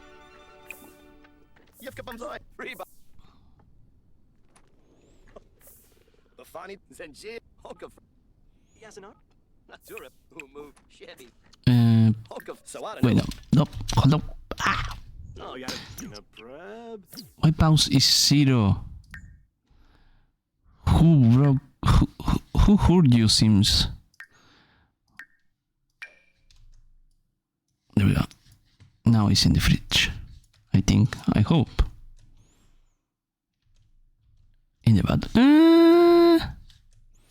Yeah, don't worry about it. It seems it's like that. Zanoosh. Vilpa bread. Careful, Perpana. Kirasha Yabasane. Okay, enough. You can go. Zukinik Safoim. Lampima. Yivka Bumzoi. Falana. What is the Yakila Bruce. fuck away? Yun Zaruga. Kisab. Turip Mulabar. Laxana Skibaro. Actions. Jomba Falaru. Subao. Plefaya. You can set the sinks to kitchen or bathroom. Really? How do you do that? Huh. The Kinja. Clean. Can you clean?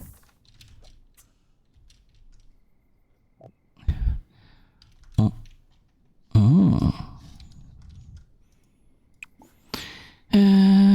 Set sink type kitchen. Set sink type bathroom. No, I think it's like. Let me check in the. Okay. See, like the task is there. Open. Pick up a serving. Eat it, you Dunkov. How is my necessities? Go observe the skies.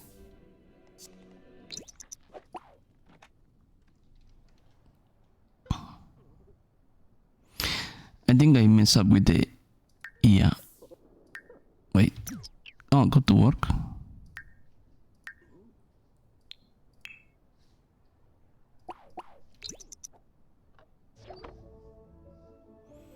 No.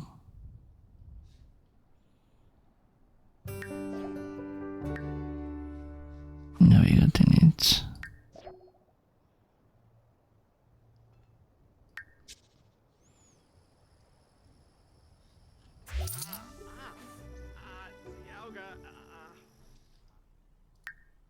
Let's take a bath.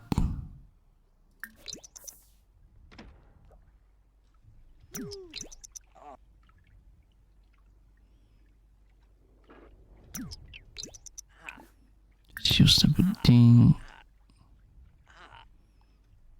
Also, the fucking work gives me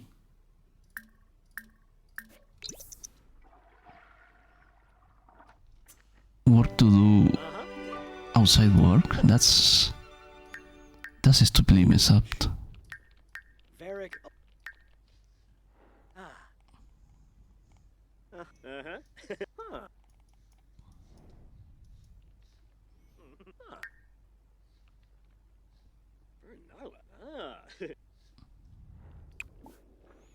Let's cook. Powder. Wait, maybe I still have open. Pick a serving. Focus it. Eat the serving. Okay. Shop is done. So now I want to what Tracy's practice programming.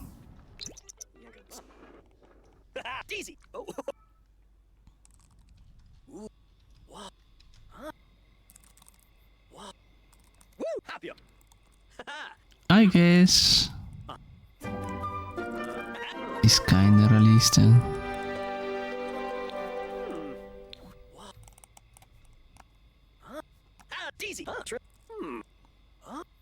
Craft an object.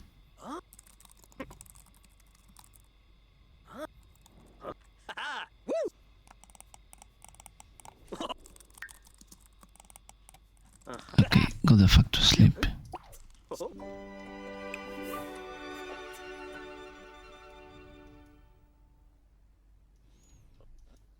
What time is it? Yeah. Open. Oh, there is still free cake.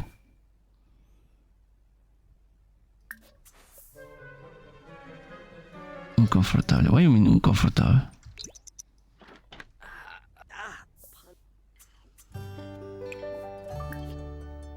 Take another.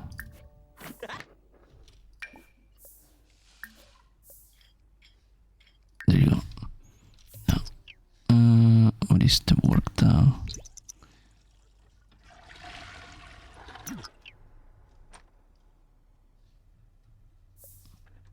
Go to work. However, the moodlet, it tells you what's wrong. Too many quick meals of desserts. Is free food, bitch? We don't complain about free food.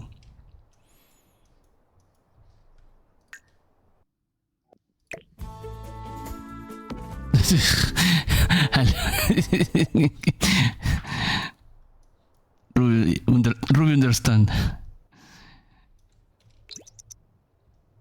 A random protein food, we accept it and we eat it and never talk to them again. Ever again. Unless brings more food, then it's kinda like a deal. I got a promotion. Nice. Open. Eat the last pickup server. Okay. Don't do that.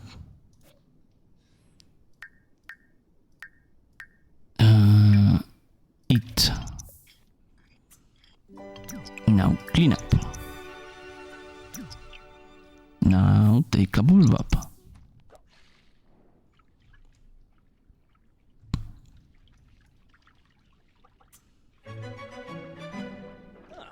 Whoa! Oh, say, Gedna!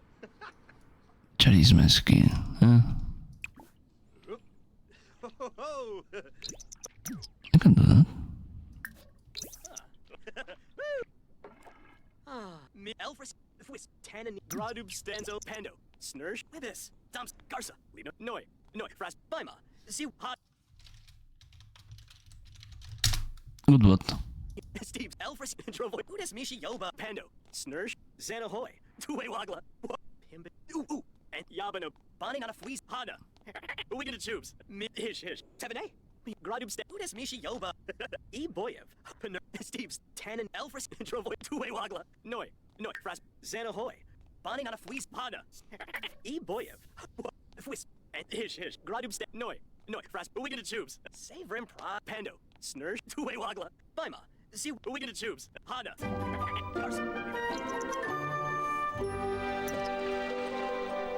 Now, read the report. More choices with fill out reports.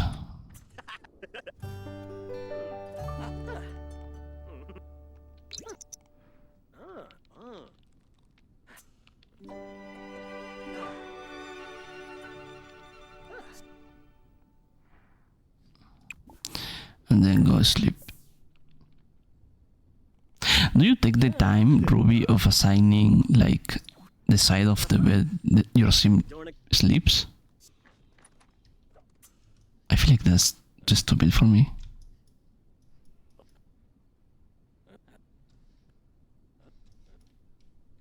Depends, I see. Cook. Powder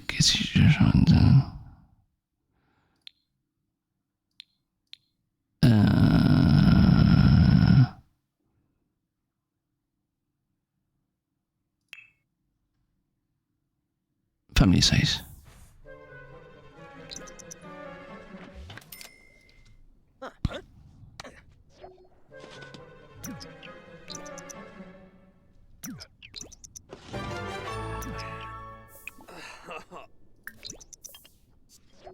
What the fuck?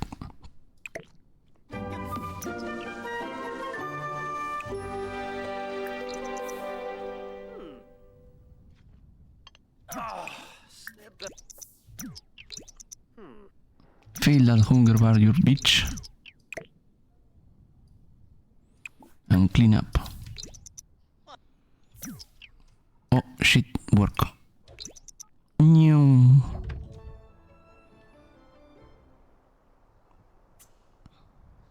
Tens, fine.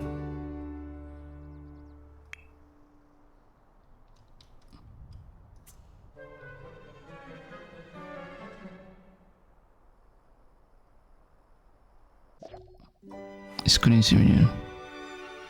There was an engine to your house. Nice. You and your phone. Open your phone. You know what? That's a great idea. Where is my phone? Where is my phone? Where the fuck is the phone? Oh, here. Order pizza.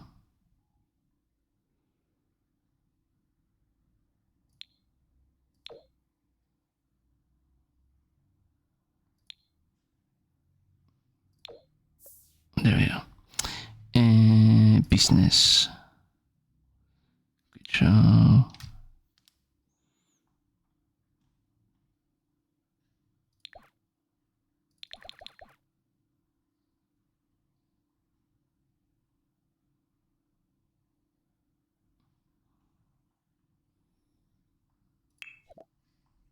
I want pizza. Oh, pepperoni pizza.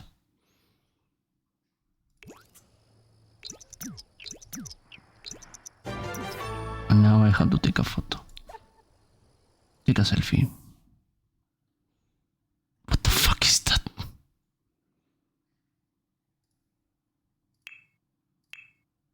What? I just said you a black kid you. De esto más me acostumbro.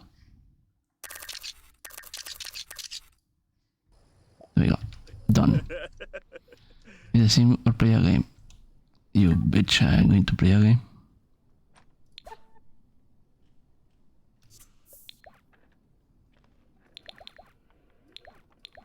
Gone, Flurba, Zamzo.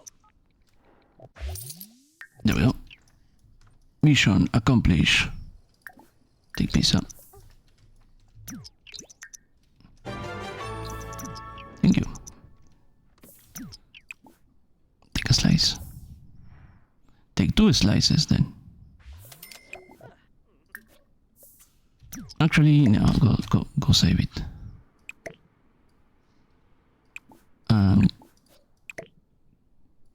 That. Wait, I see what's the problem. There we go. 7A. Oh, I got a sword. I want to see it. Yeah, aim shot. Damn! Looking nice.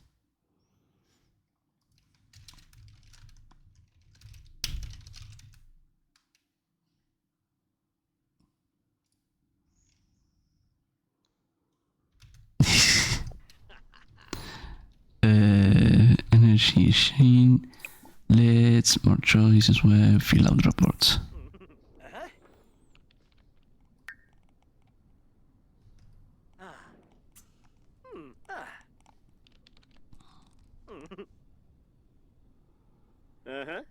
Yadafel plan. Ooh, shoot. Jarju. Oh.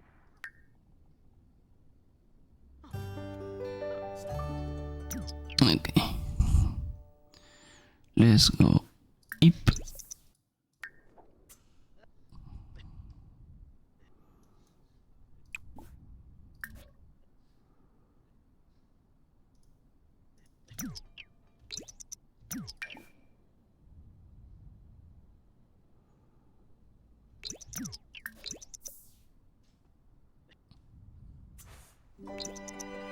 Oh, I feel flirty. Nahara.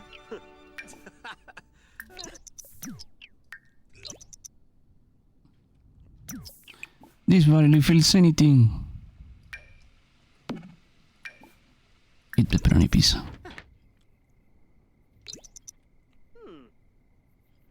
No, that's full.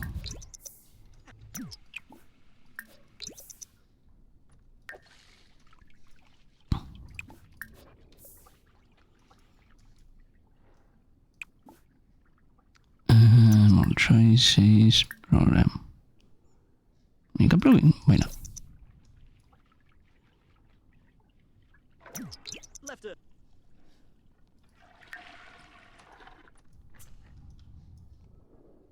Varric. Ooh, shoot. Ooh, ah.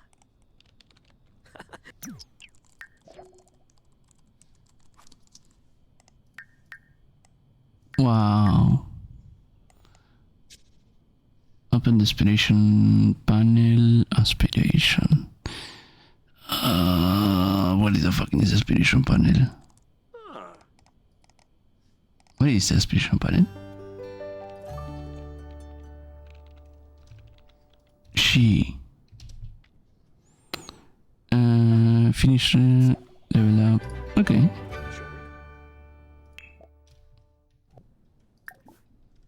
Okay. Let me see. It's time for work in 3 hours. Wait, what? Oh, this water.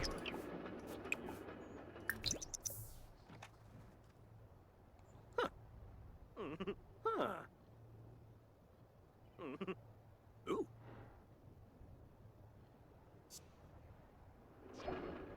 Zorba? Huh. Jow. Ah.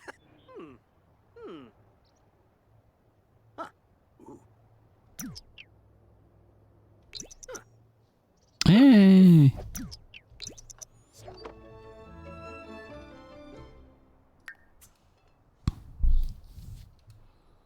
Focuses. Wow. Now I'm fine.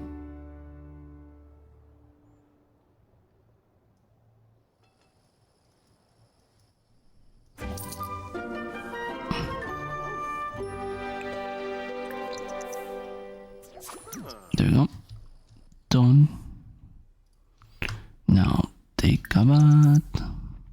Oh, wait, no. I don't need a bath. I don't need a bath. I need to pee. Open. Take a slice.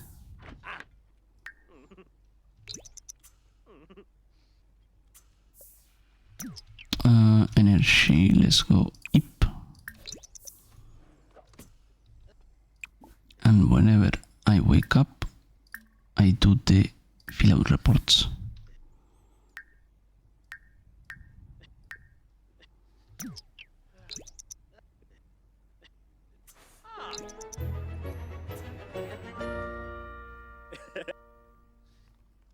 Spend satisfaction, but that one is going to wait away because usually I don't tend to do that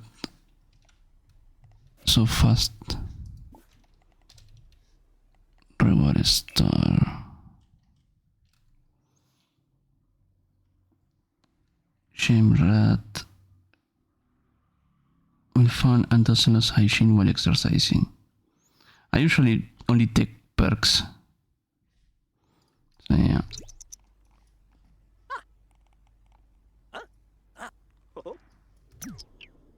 Finish a painting. I could do that, I suppose.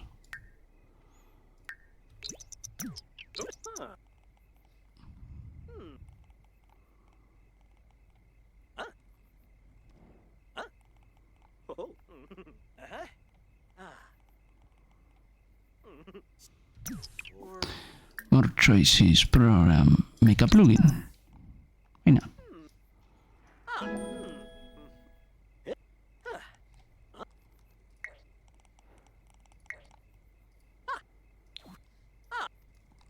This would be me if I had my my life together. I'll probably be doing plugins and string it water. And I should grab another pixel slice.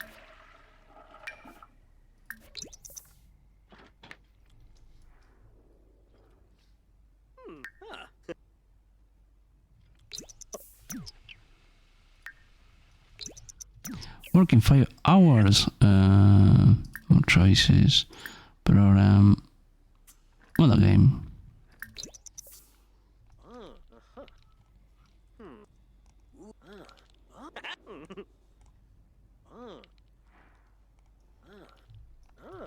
Since the thing of me looking for a shop and shit,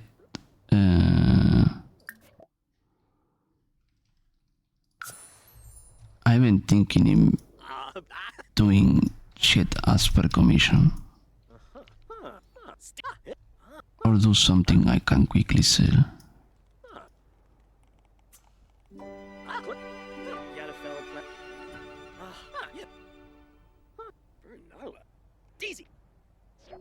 I'm cooking. What are you cooking? I'm scared. What are you doing, Ruby?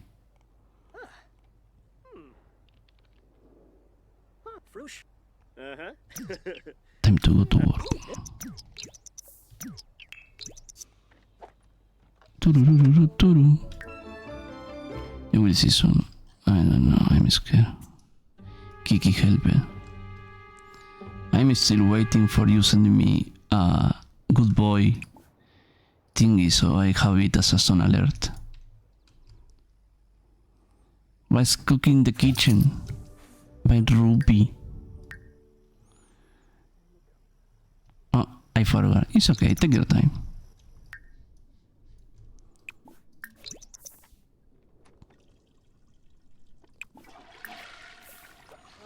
I prefer quality over rushing. That's mine. I still have pizza. Yes.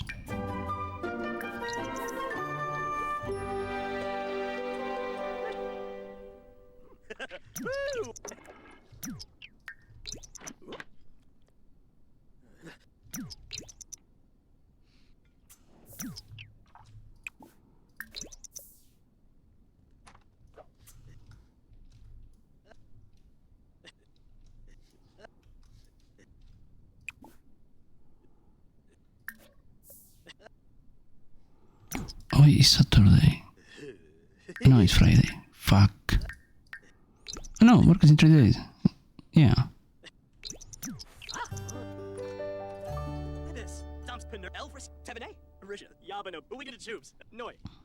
I can't wait to see what Kiki's cooking.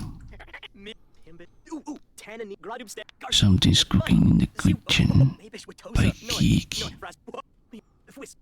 Darvis Pando, Snursh, E Boyev, Namugana Walig, Xanahoy, we get the tubes. Save Rim Pro, Numiv, we do Yibs yet, Rumble the Yibs yet, Walks Winner, Lexana, Longabiff, Vapin, Leveler, romantic sims need to show love and have it shown to them. That's true.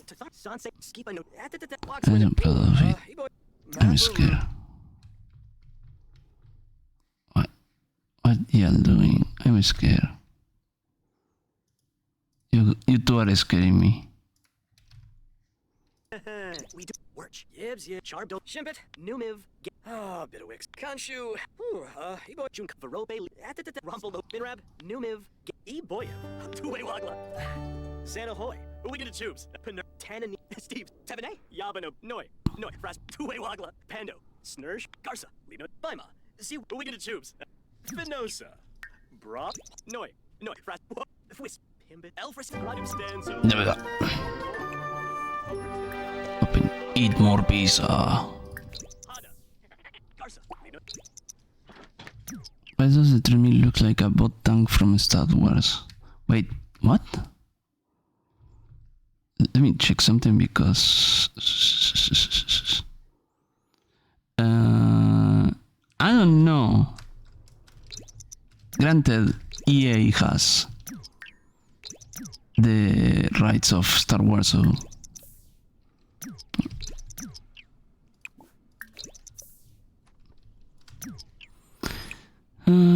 Satisfaction points. Read a book or watch TV. Read. I don't know that one. No, I got this. What did I got? Oh, instant phone.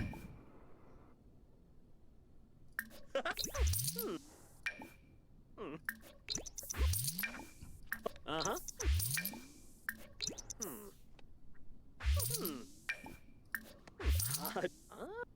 Free money.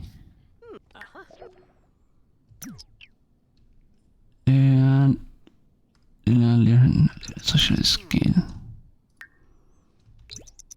I already have done those, but sure. L plus ratio. Run,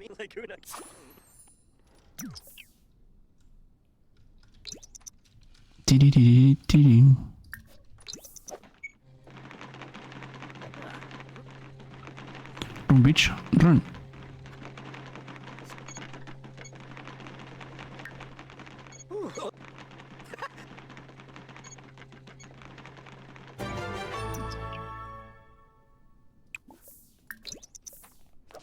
Oh, Yipsy! Oh, whoa. And we eat another slice of pizza because we are slightly like that.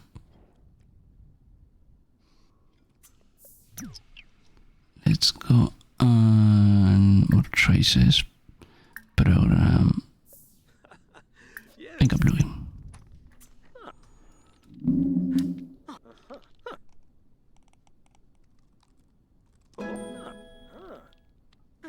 Learn or level up a creative skill. Hey! Free money.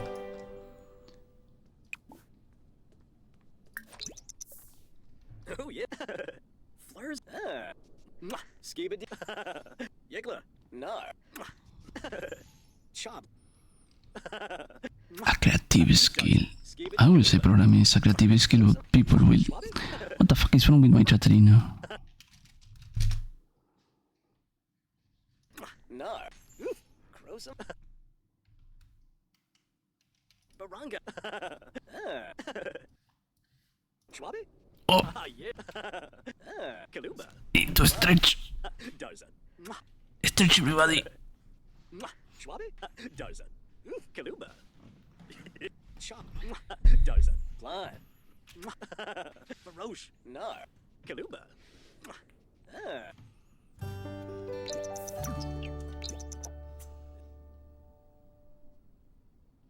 Okay, birra vaca. I'm going to use the bathroom.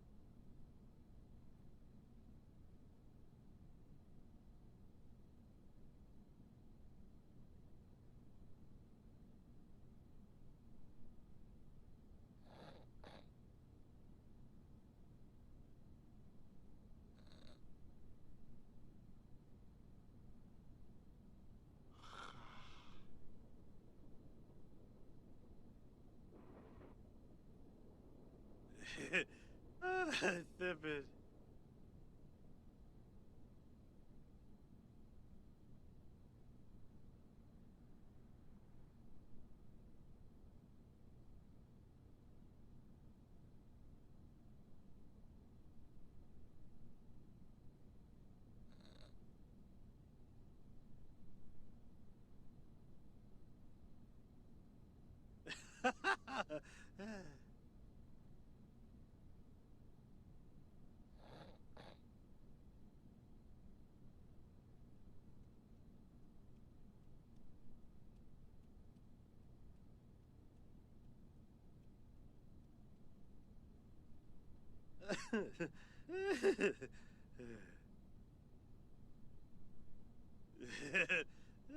Flurbus.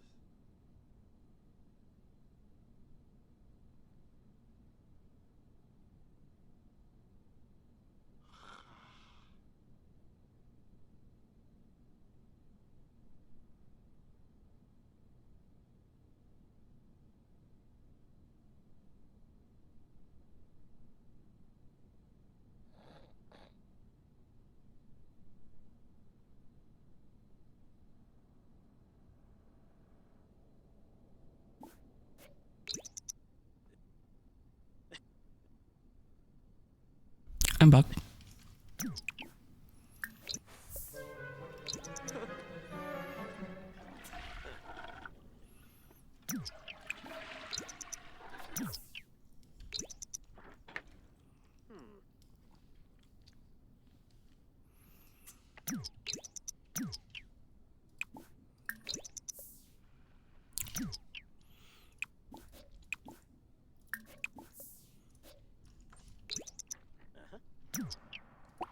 Hmm.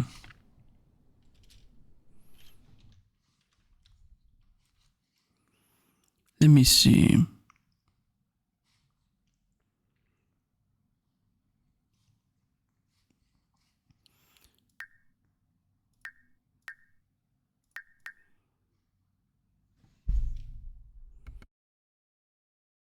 Finish reading 3 books, I guess.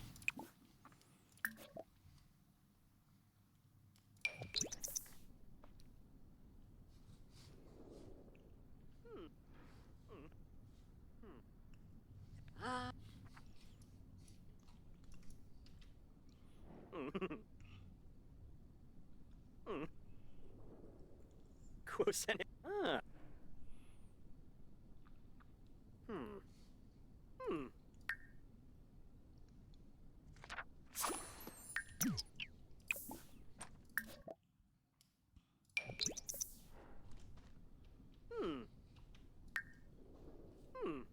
Let me. Uh-huh. Quosene.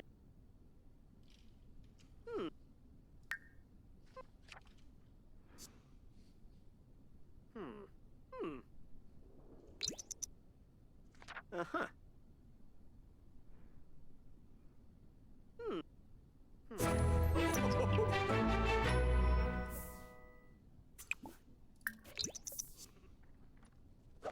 Oh, yeah.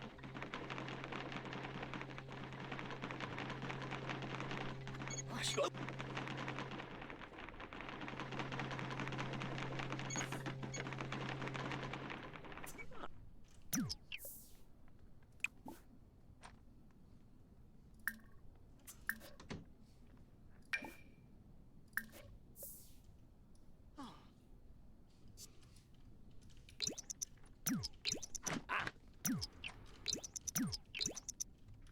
What the throw away.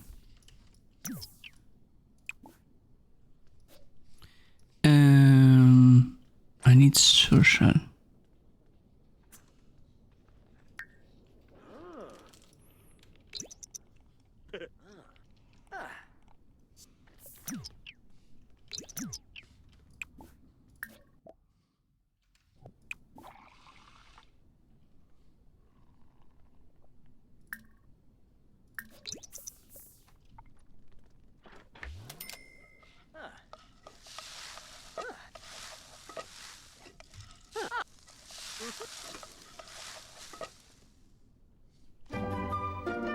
Yippee!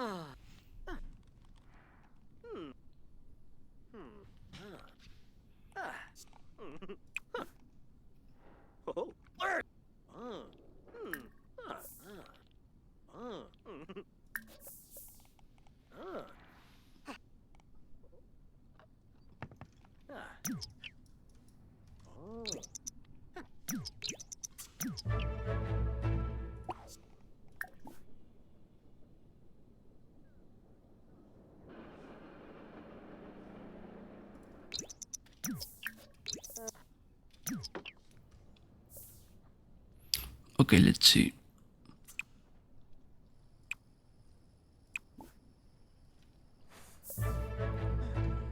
Very well. Submit to my authority and you may join me. Loppy NZ just subscribed for 6 months. Oh nay. Oh nay. Uh-huh. Hi Loppy, thank you for the resub. Thank you for the 6 months. Huh?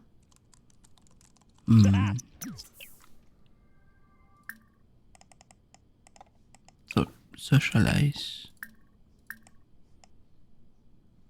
Uh-huh. Uh-huh. Daisy. Trip. Crest.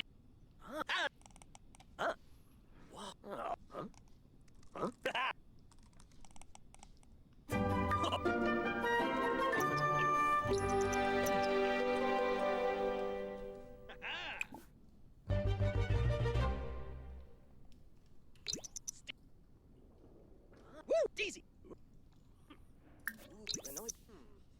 Ring glove. Who we gonna choose? Xanahoy, Risha, Tanan, Darvis, Finosa, Namugana Waleg, Tuwe Wagla, E Boyev.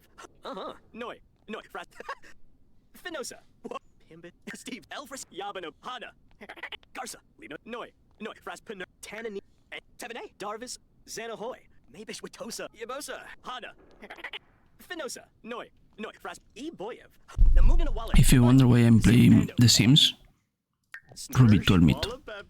The only person that said play this.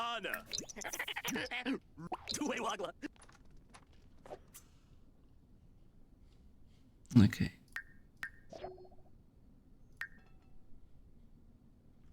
How many I have?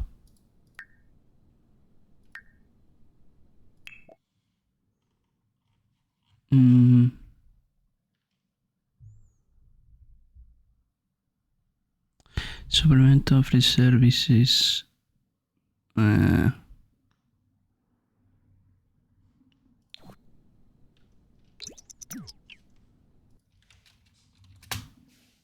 you have it.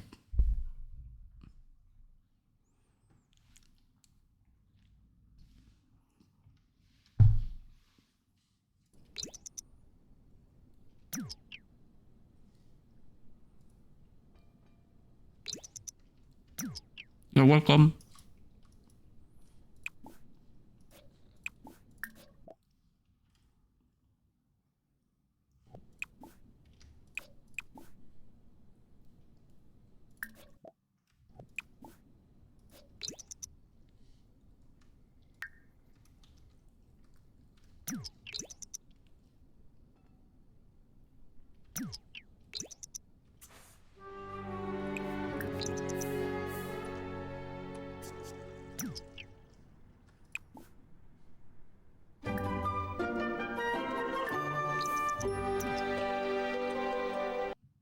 Let me see.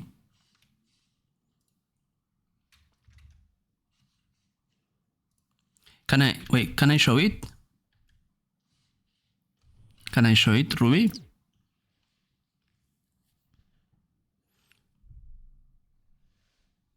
Okay.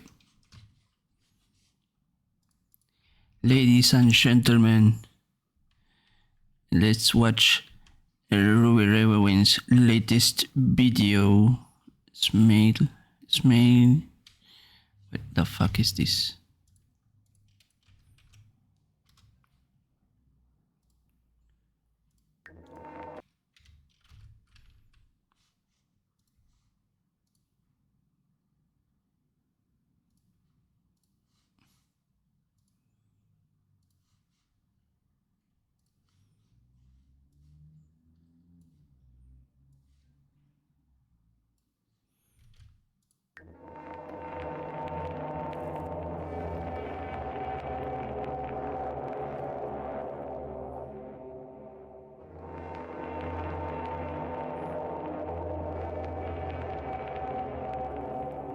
You did it in The Sims. You can't.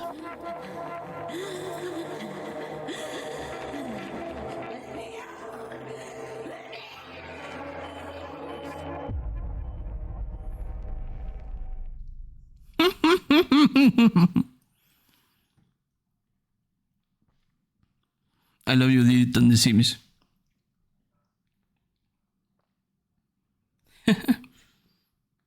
You like it? Of course I like it. I love all the things you do, you know. I'm biased. Because it's sanity. Not sanity, it's sanitary.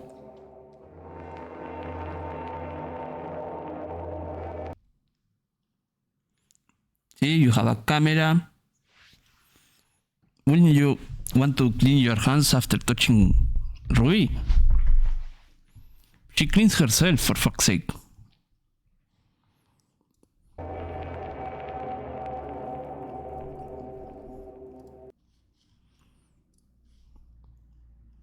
That was good. I like it. I like it. Well, let me... where the fuck did I put it? Here.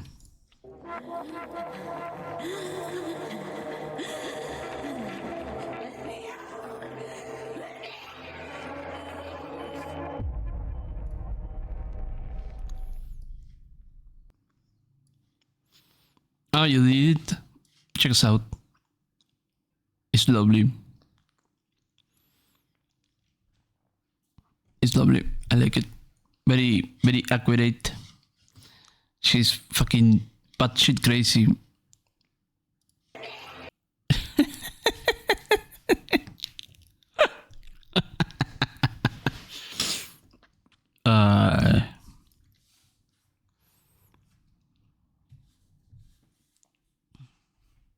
To be fair, you can let me out. I take you out to play Left 4 Dead. I took you outside, you had some grass, and then I took you inside again. And Ruby's going to say, thank you, I hated it. Anyways. Left 4 Dead, literally.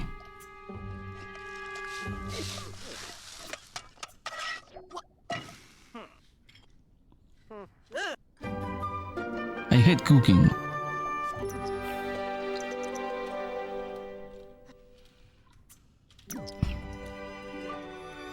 Well, Pebbles. 500 cigarettes.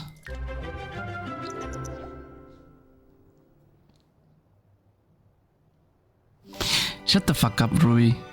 You enjoy it. You had fun with friends. Don't be a fucking cunt.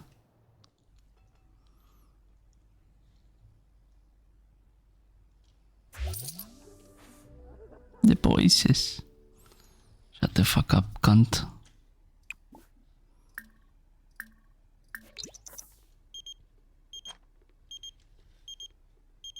What do you want?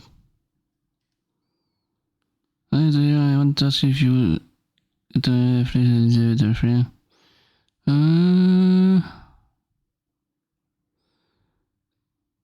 if I should, yeah, sure, go for it. Why not?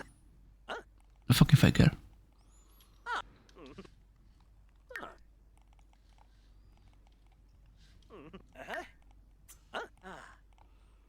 What's my level in logic?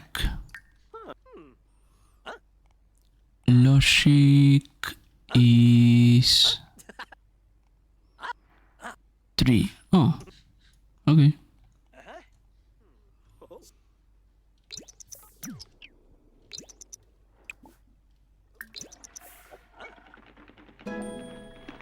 Yippee! Fitness level 2. Spino?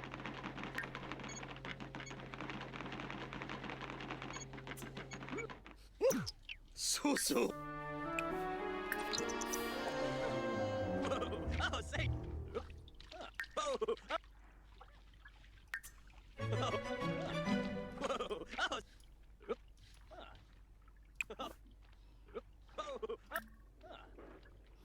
Oh.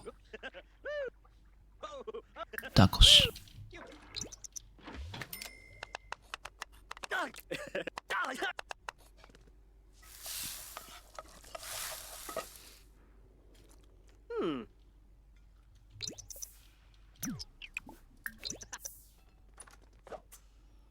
Dee-dee-dee-dee-dee-dee.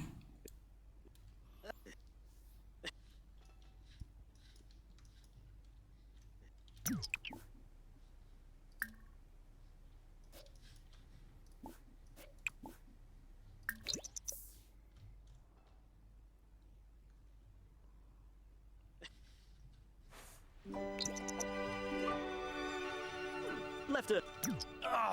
Snipped a. What? Hi, Solaris. How you doing? No, and I for a moment I thought the fart sound came from The Sims. I was going to say, wow, that was very avant-garde of them.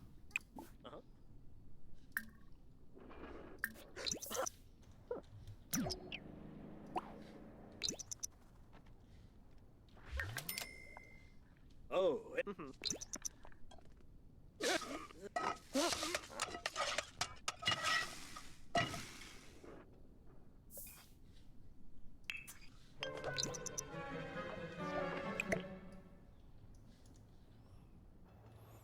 Dee-dee-dee-dee-dee-dee.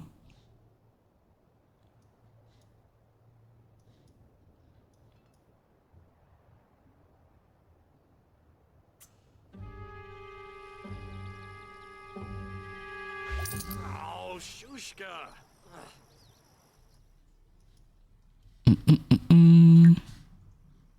Fine. Let's do the report.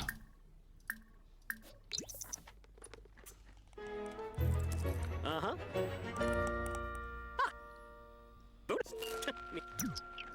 Trying to repair it.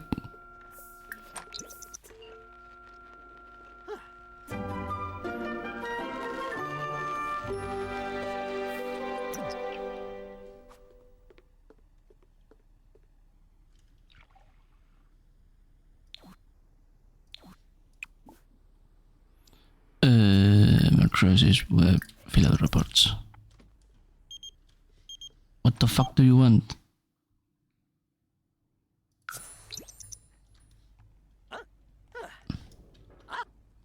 Ulak. You. You.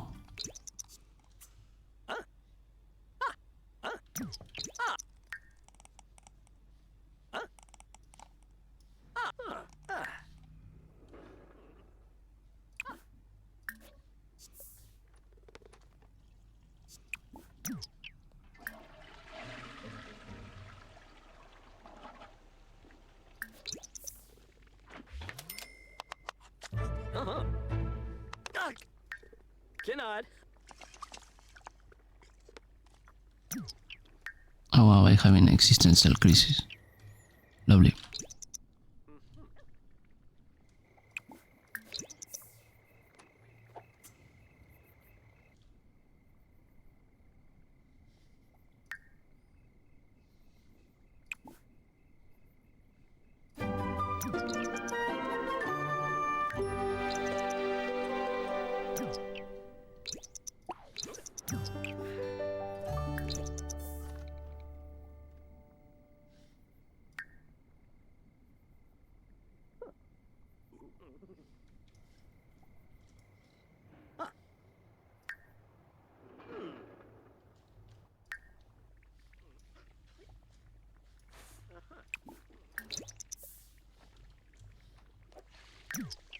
Whoa. Whoa. Oh.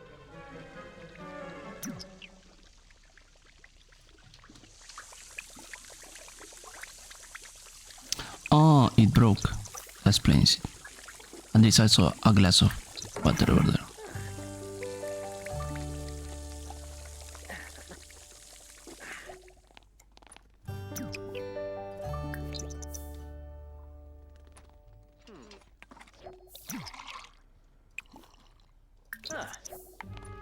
Could you stop putting water there?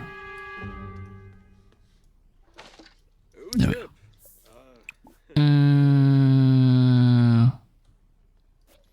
Hunger. Cook. Wait. No. Have breakfast. Ew. Egg and toast.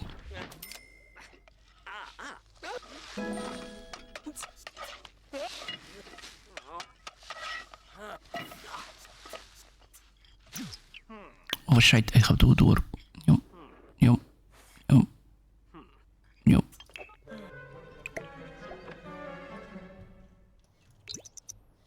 I was hungry.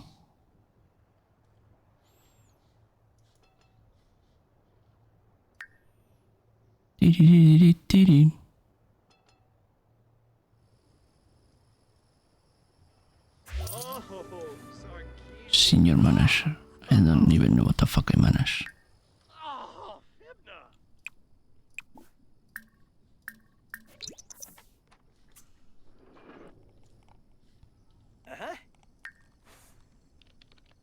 Logic skill. Good, because that's what I'm going to be leveling up.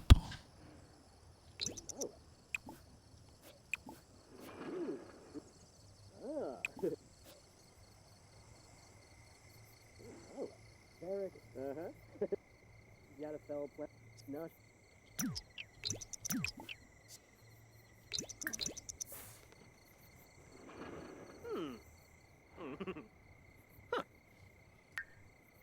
Ooh.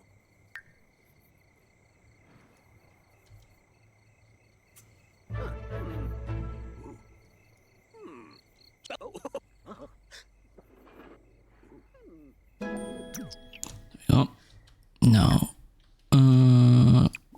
cook mac and cheese. Single serving.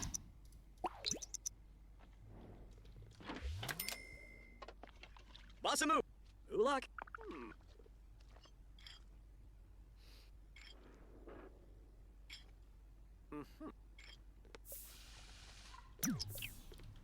And now time to eat. Honchu me.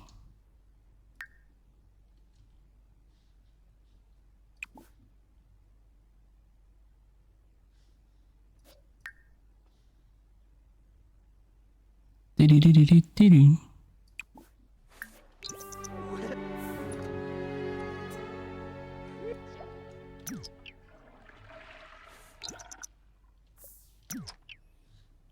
Wait, how much time do you work?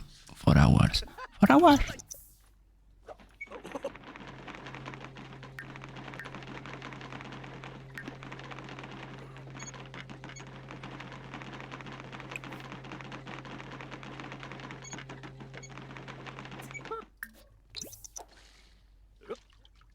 Woo! Whoa! Oh! Ah! Woo! Oh!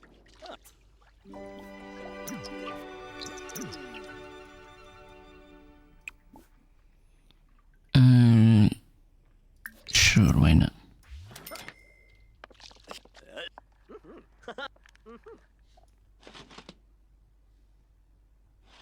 Left it.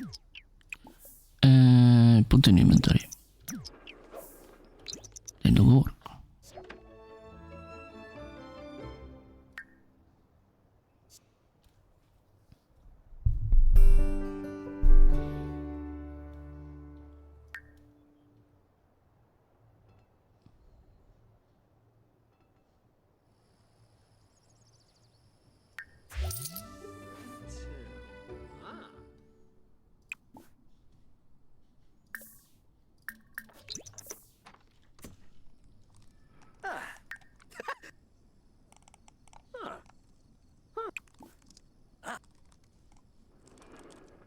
Oh.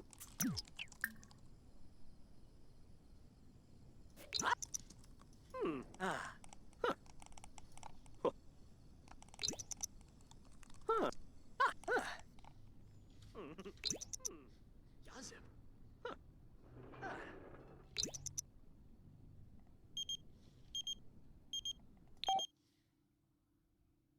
Please would like to come here to hang out. Is it okay?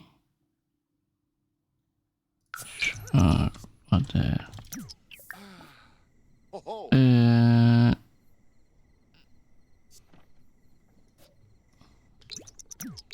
What's up, man? Limping new swat. Nope.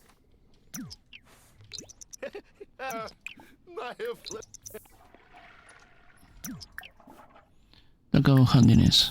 Heck you Rislikum. Fanosa Lask Orb. Huh. Beru scans. Bzrek. Skisna Posh. Almost. Sycophoof. Najalna, Bushar, Bibona Farsip.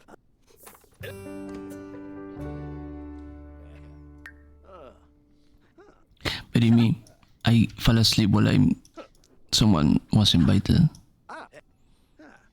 AKA me yesterday while Mika and kids were talking. I fell asleep.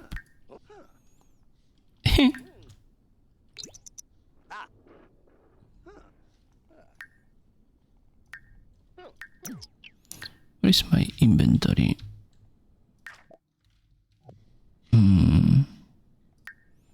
Inventory. Spoiled. Oh, fuck.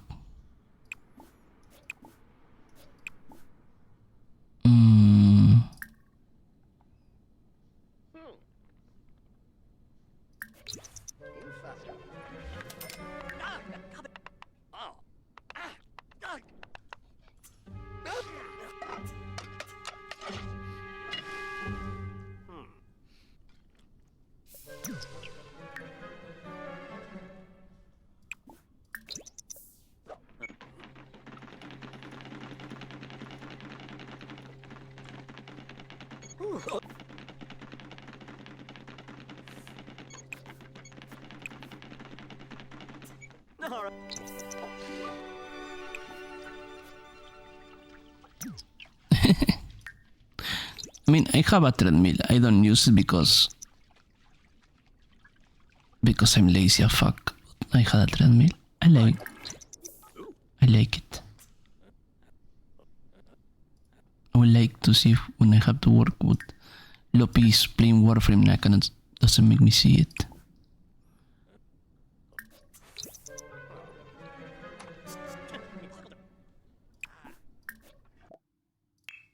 I want a grilled cheese.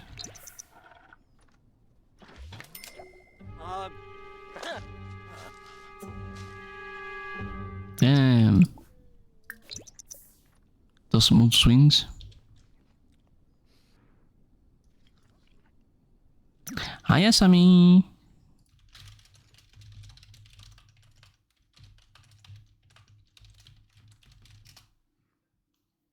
Did you saw Ruby's new video, Smile? Because I feel like this will make me feel better. More drugs? Oh my god! What am I supposed to do with this? Put it down? Don't put it in your pocket! That's a used needle. That's dirty. That's clotty. That's disgusting. That's actually yes. rank. Let me show it to you.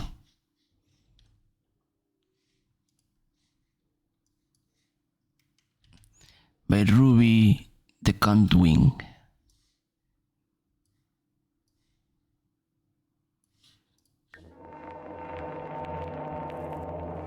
Okay. Am I wrong?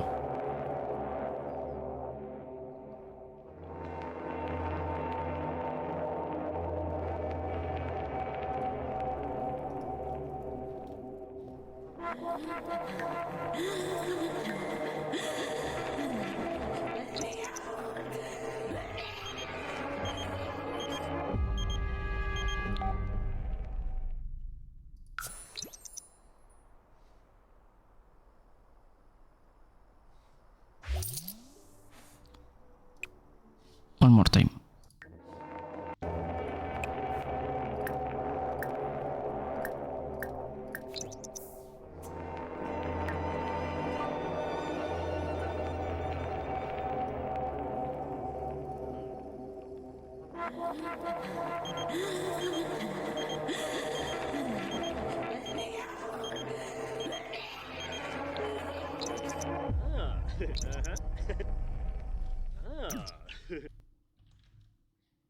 And the draw. Yeah, no. You're staying with me. You know what? You know fucking what? What is it? What is it? I have it somewhere here. Where the fuck is it? Where the fuck is it?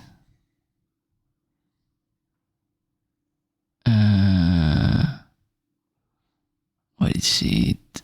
It should be around here. I don't have it. I should have it.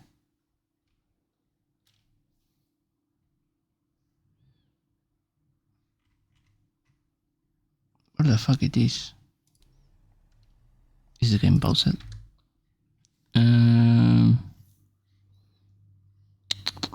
Let me see.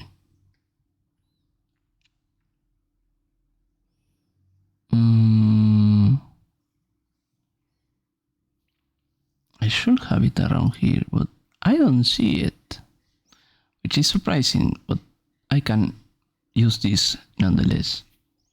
A second. There we go.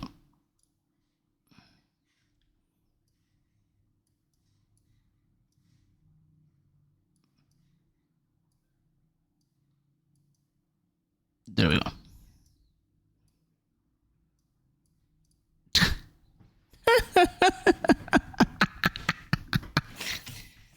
Marvelous.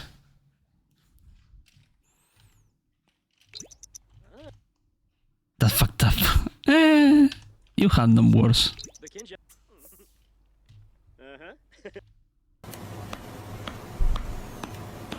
It's mine.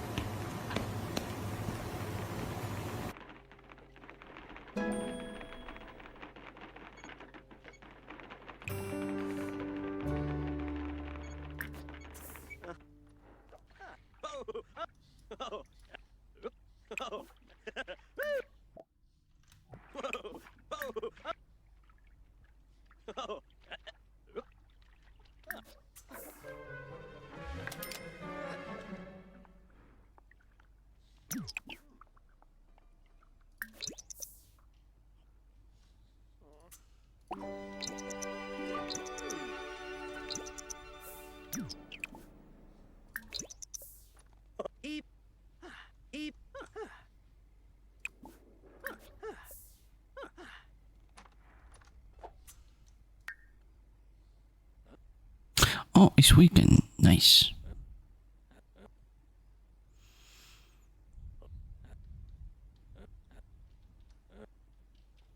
Are we going to play Repo, Ruby? Smile. I want to play Ruby with you, cunt. Ho, Ederoy. Let me see. My thing is complete.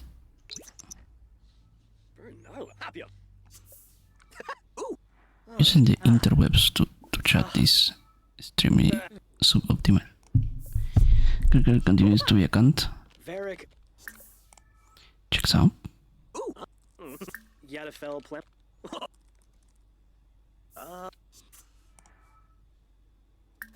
Garbafa. Varric. She already tried Windrose. She tried with Pengu even. As a me fake fan? Confirmed?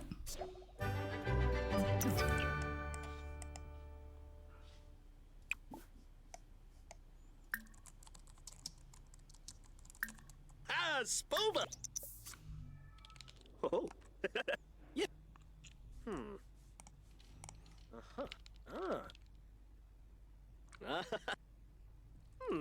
Me too, Kiki, me too. You know how much I adore Ruby. I miss her a lot. You don't have choice of why people is excited or not, so shut the fuck up, Ruby. What the fuck, dude? Yeah.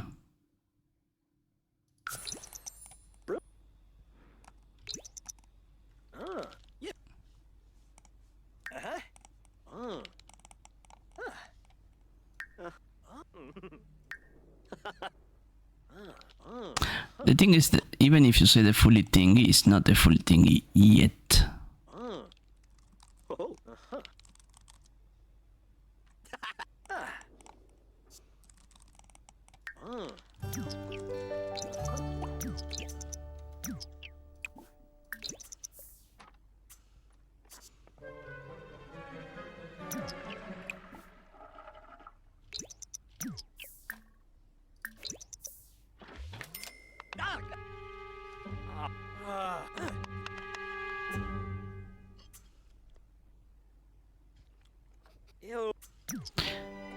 beautiful thing right here, pants grab.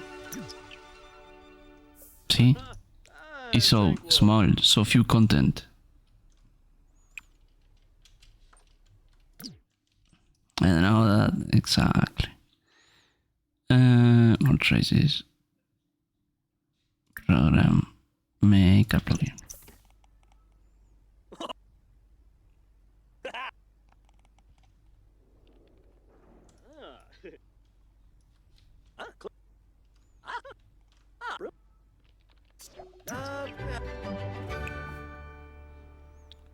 What tries this? Program.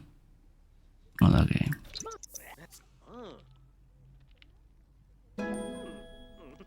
Hey, level 5.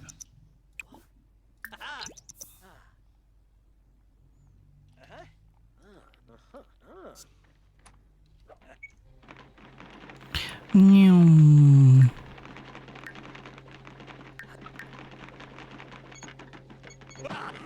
Ouch. Ouch.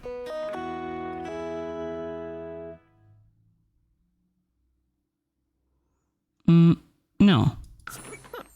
I'm not into fitness, I'm into being healthy.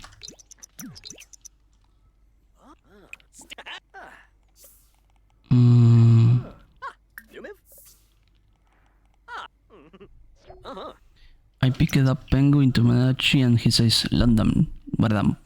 Lovely.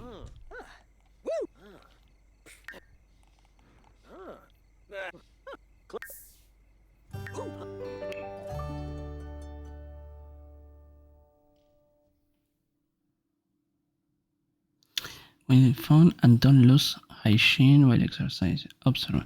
Since length of water, no speed cleaner, spirit explorer, morning, night,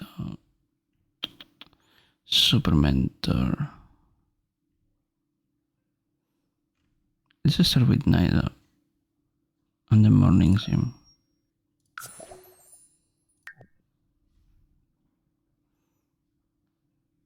Oh, I got 1,000 for spending 1,000.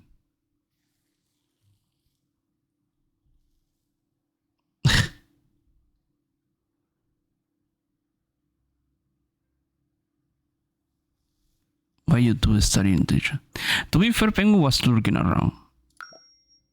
I will throw him in the spot and say that he was around. He's lurking. You to the ranch.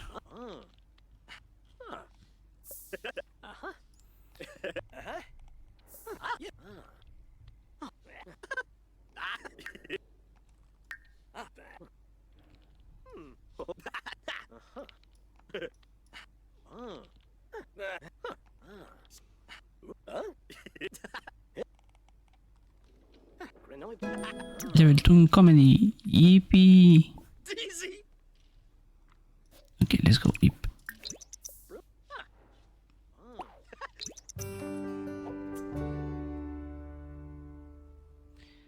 You out of the asylum.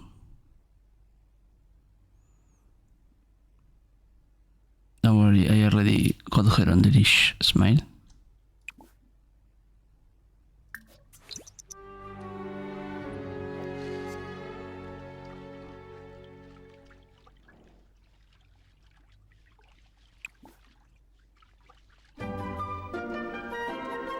Oh.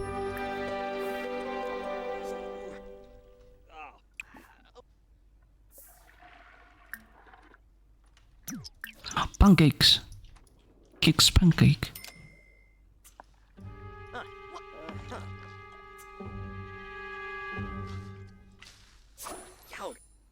Meister complete. Nice.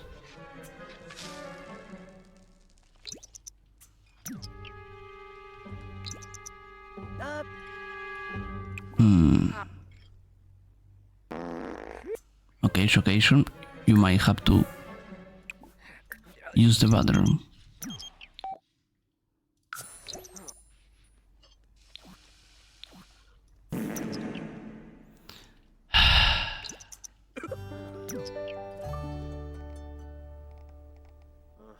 Yep. Yes, not gonna lie, when Solari Silver was around and he used the Far Redeem, I also thought it was the same, the one that the sharded. Let me see my skills. Can I set by the level? Programming, cooking, logic, video games. Let's go with logic.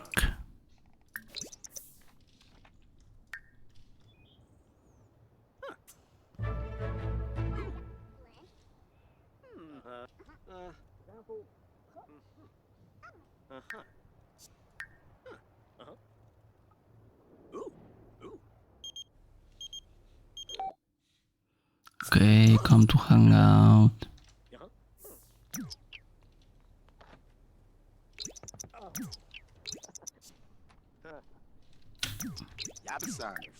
Dear Koi Ref Sieg, Yam Fus.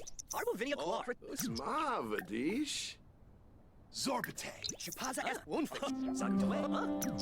Yikla. Benaj. Vips Wabitabe. Merka Quinofa. What? Wish. Gafarza. Navwina. Velbashir. Yagal. Chip. Funiata. Boolane Nagelna Shmoony Nuboon Shorg Bra. Ooh. Interest. So that is game. Are you into game? No? Gilink. Balco. Couple. Hey. Oh, to me. Yana. Whippasu. Lamita Noon. Zrek Pinaruja Sop. Akasin. Zoe Brapani. Why? Why you put it in there? Clean the fuck up the glass of water.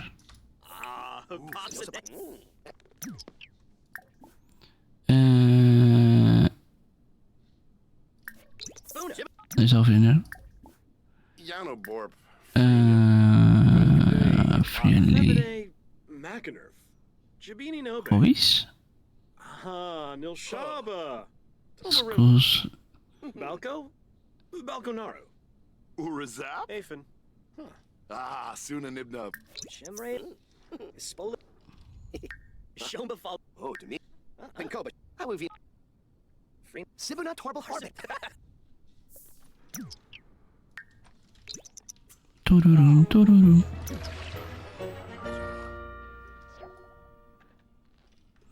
Okay, I almost recovered all my social. I'm back to being semi-sane. Iki blooming. Oops.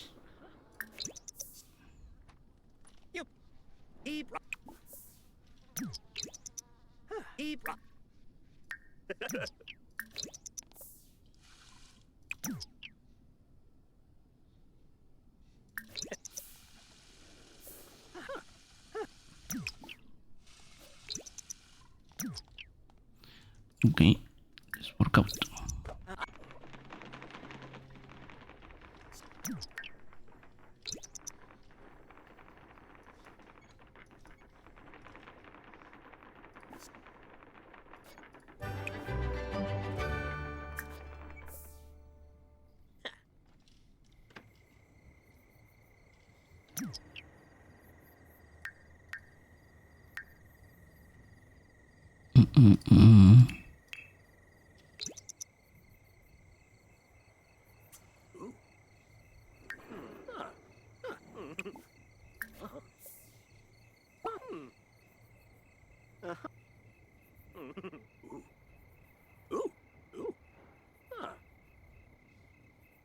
Ciao.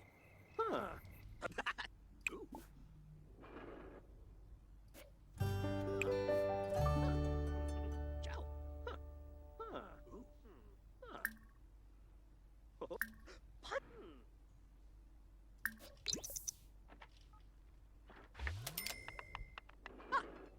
Well, how the mighty have fallen. Oh.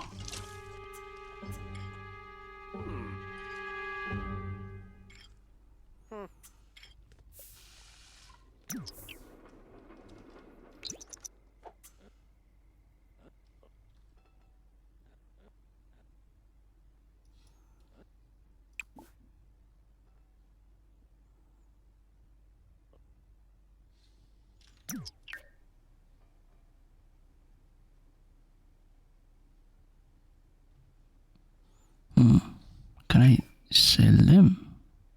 No.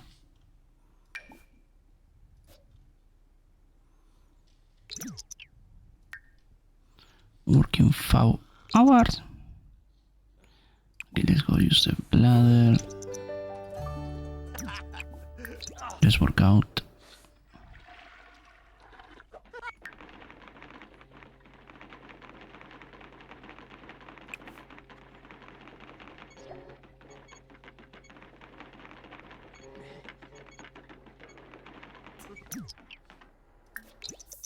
Can I make it? Whoa! Oh, say, get her! Oh. Yes, go fuck. Why you need me for everything in your life? Whoa! Oh, say! Woo! Watch it! Whoa! Whoa!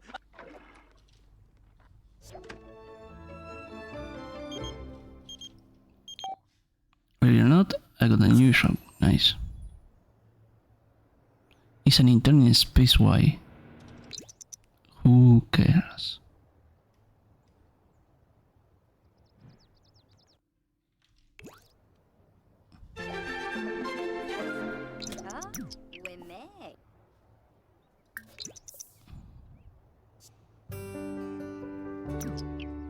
How much money you have? Oh, I have some substantial money quantity.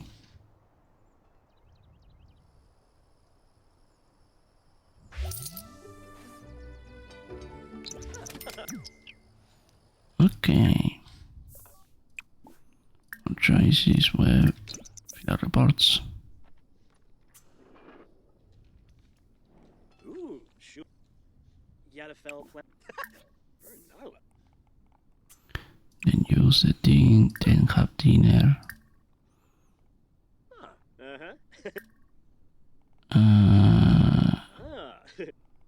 Ooh, shoot. Snosh. Need to go and sounds great. No. Busy.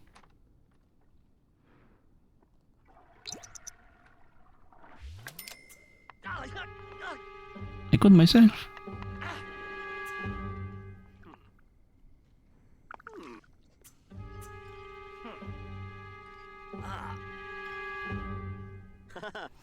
Listen, my sim, like me, hates cooking, so I don't know what you expect me. Honchu me, honchu me.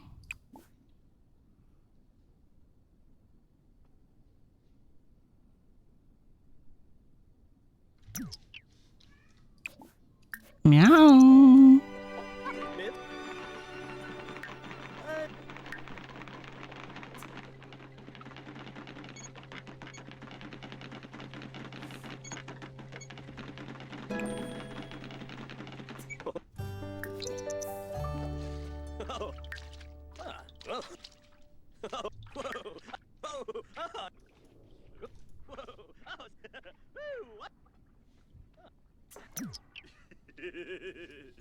Yeah, yeah, yeah.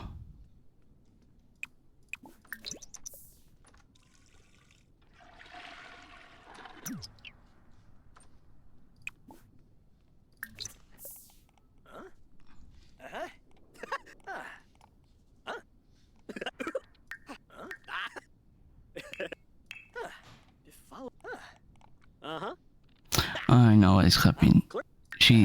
Probably my mom is wake up and she wants to go see her. And because the door is closed, she cannot. She's angry because of that.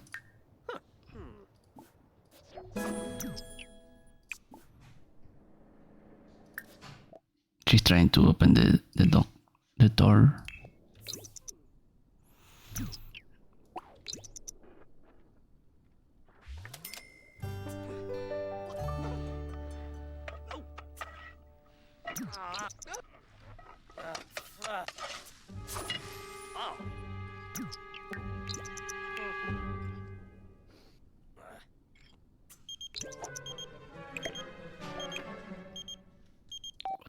bien.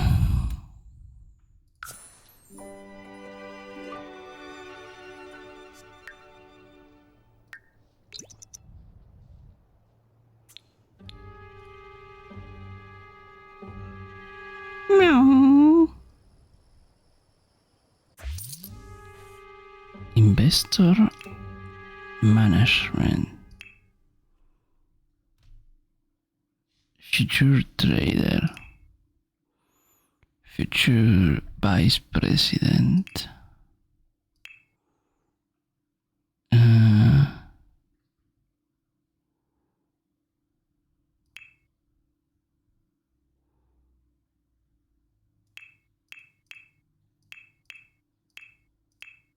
Management or investor? Investor.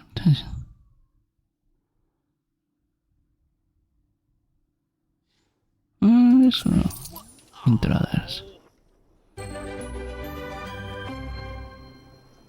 Reach level 6 reflection. Research stocks. Okay. Wait, what?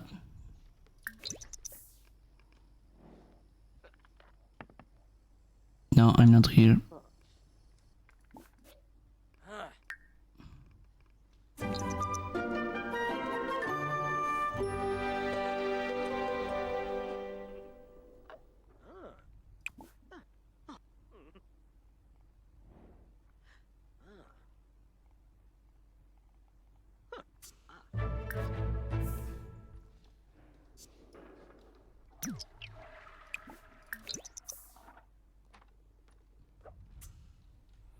Honchu me, honchu me.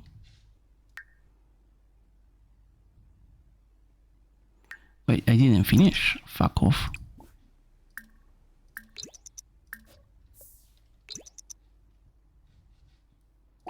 I need to fucking cook.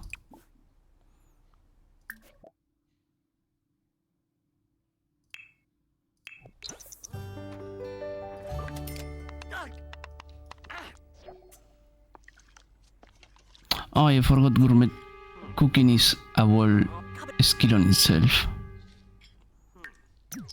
This game is so stupid. Cooking is cooking. Leave it there.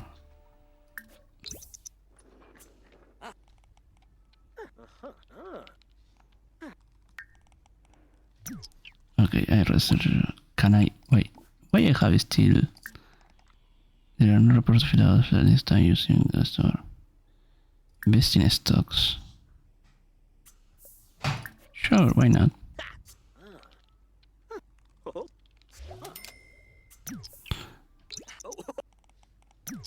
Money.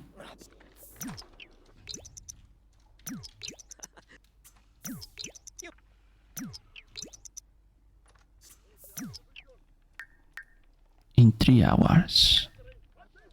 Brother. Take a bath.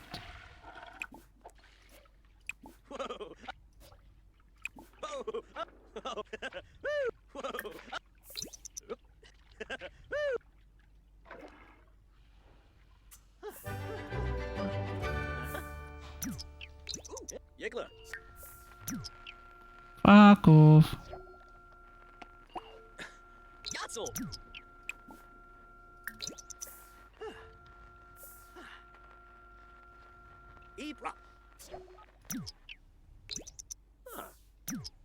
Well, that solves that problem.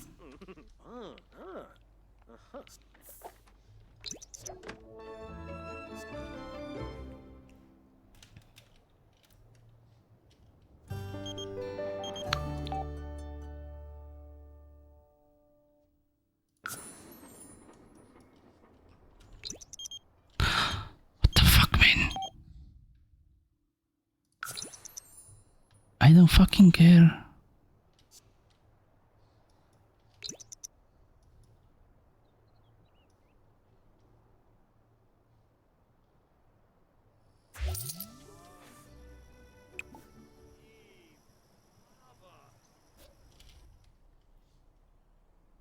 Yes, but that would be rude.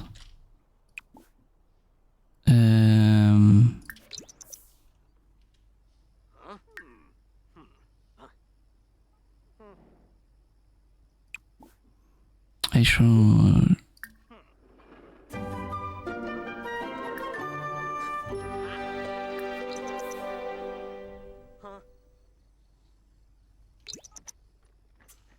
Oh yeah. Ring glove.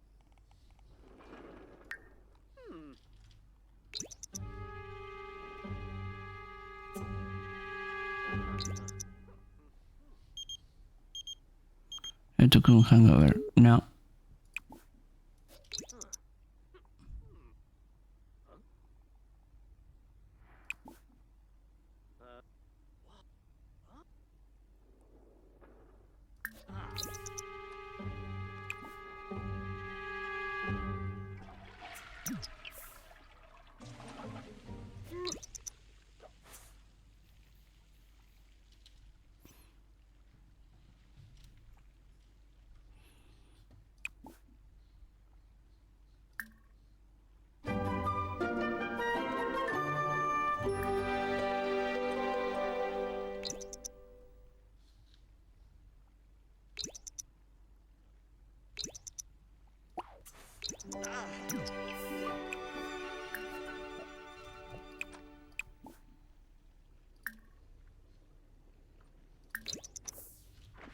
Oh, that broke.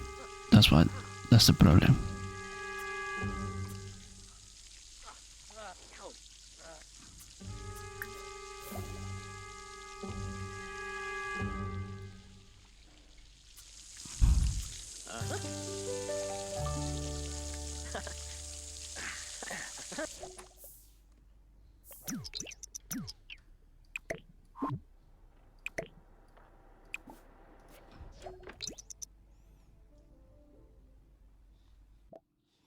Skip.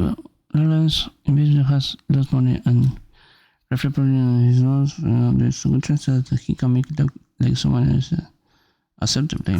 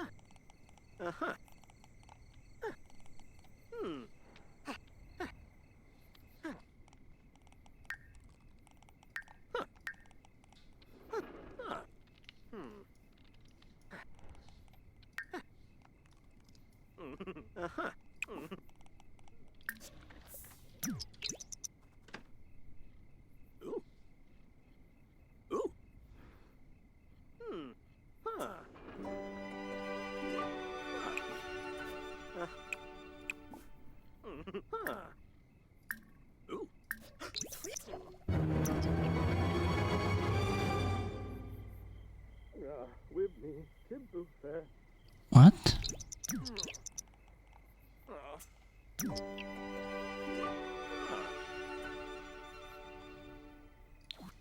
Huh? Down him. Varric.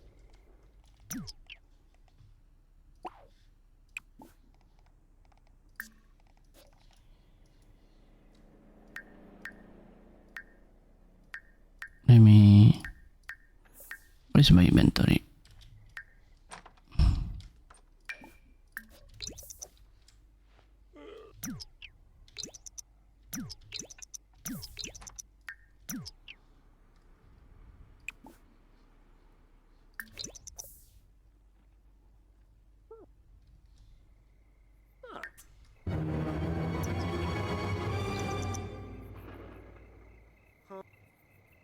Huh? Afraid of the dark? What darkness, you don't cough. There is literally no darkness.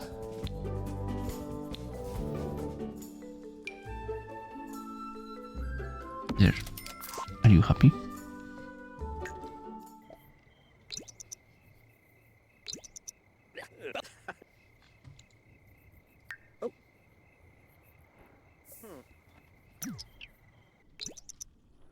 Take a panicked poop.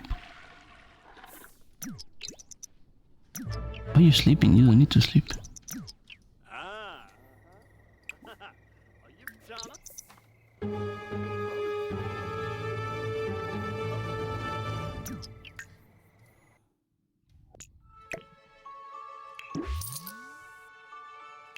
What light?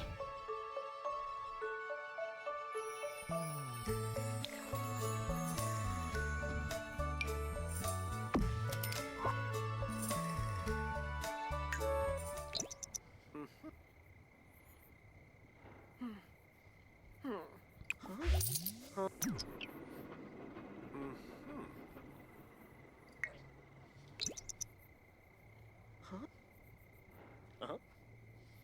Ooh. Huh.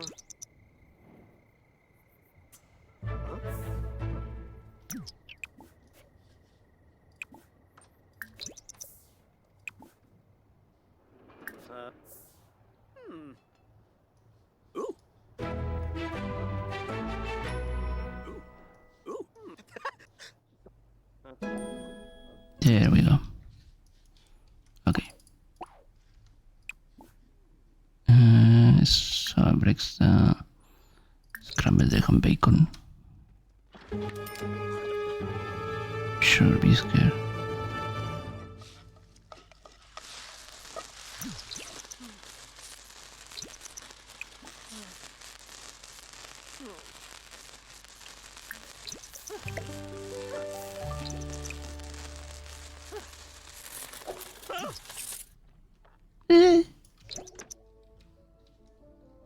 Beach.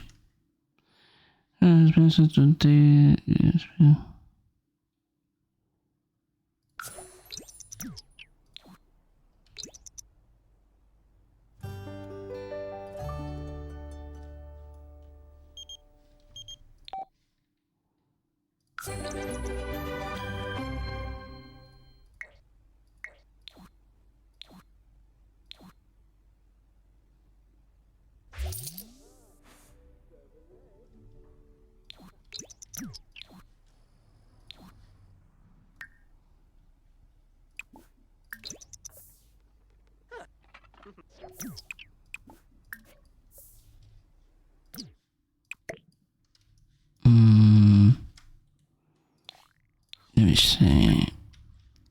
This goes straight to whip.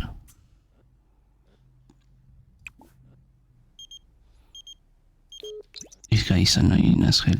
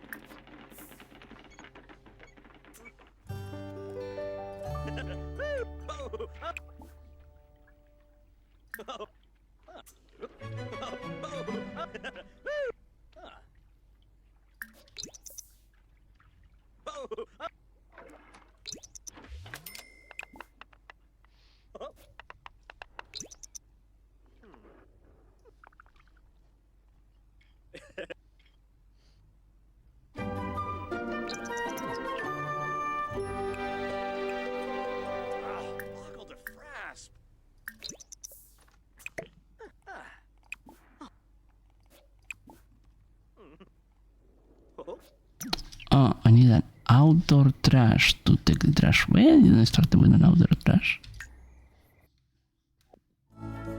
Trash.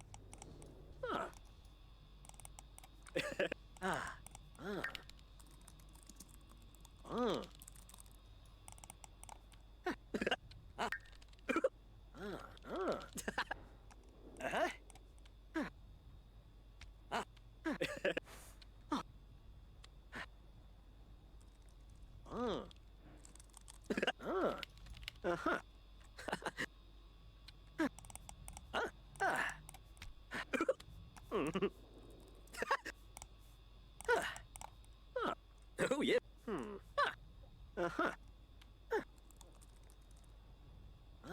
Yeah.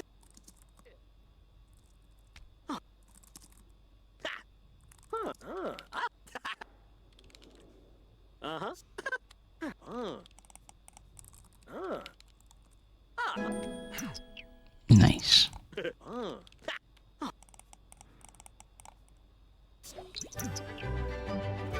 Yippee.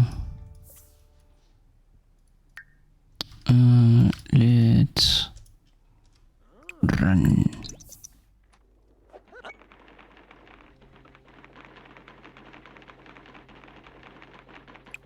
Then pee, then take a bath, then make garlic noodles. Ow! Oh. You live?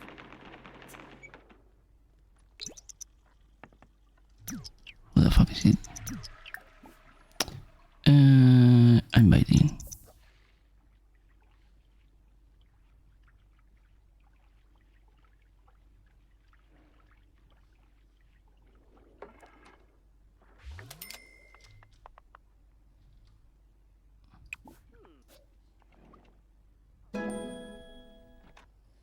So, eh? What's it going, bro? Hey, hey, hey. Eat your garlic noodles. Who the fuck are you?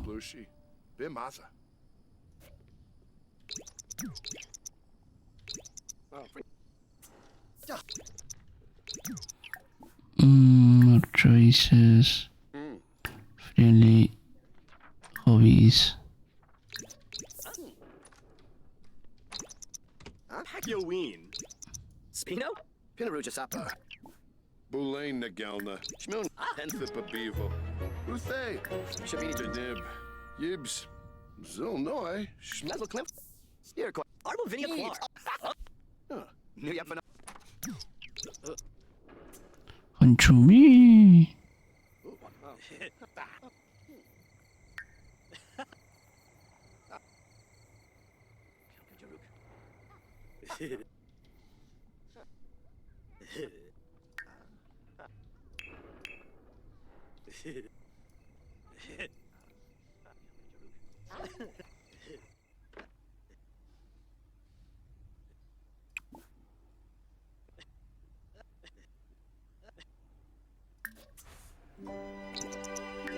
Jarja E. Boya. Whiff. Panic Watanini. Quohe. Mi. Risha. Pimbit. Elfris. Yabano. Abwanj. Golarga. Shalbo. Finosa. Du. Go. Hoivoy. Parsif Bouchard. Pano. Tanani. Ish. Pimbit. Darvis. Xanahoy. This Shimag. Pardu Manachori. Lan. Charkish. Yevka. Quohe. Sigaluna. Bratzel. Bouchard. Abwanj. Grenif Pada. Newlitz. Mi. Ooh. Steve. Drovoy. New Golarga. Yarful. Hoivoy. Parsif. Lan. Finosa, Sharp Whiff, Panic, Yevka, Newlitz, Pano, Tanan, Ish, Tevene, Gradub Stat, New Kipoi, Bana, Watanini, Shalbo, and Pimbit, Elfris, Yabano, Xanahoy, Du, Janib, Shimag, and Sir Ab, Grenif, Larga, Newlitz, Finosa, Pano, Steve, Tevene, Drovoy, Xanahoy, Lamina, Go, Bouchard, New Whiff, Panic, Quar, Shalbo, Pardu Manachori, Sigaluna, and Sir Ab, Grenif, Yevka, Quohe, Mi, Tanan, Risha, Gradub Stat, Finosa. Didn't work out. I'm check my other game in the background. Yeah. Let me put some easy video. I want to watch one that I think that now exists. Watanini. Shove Big Kappa. Newlitz.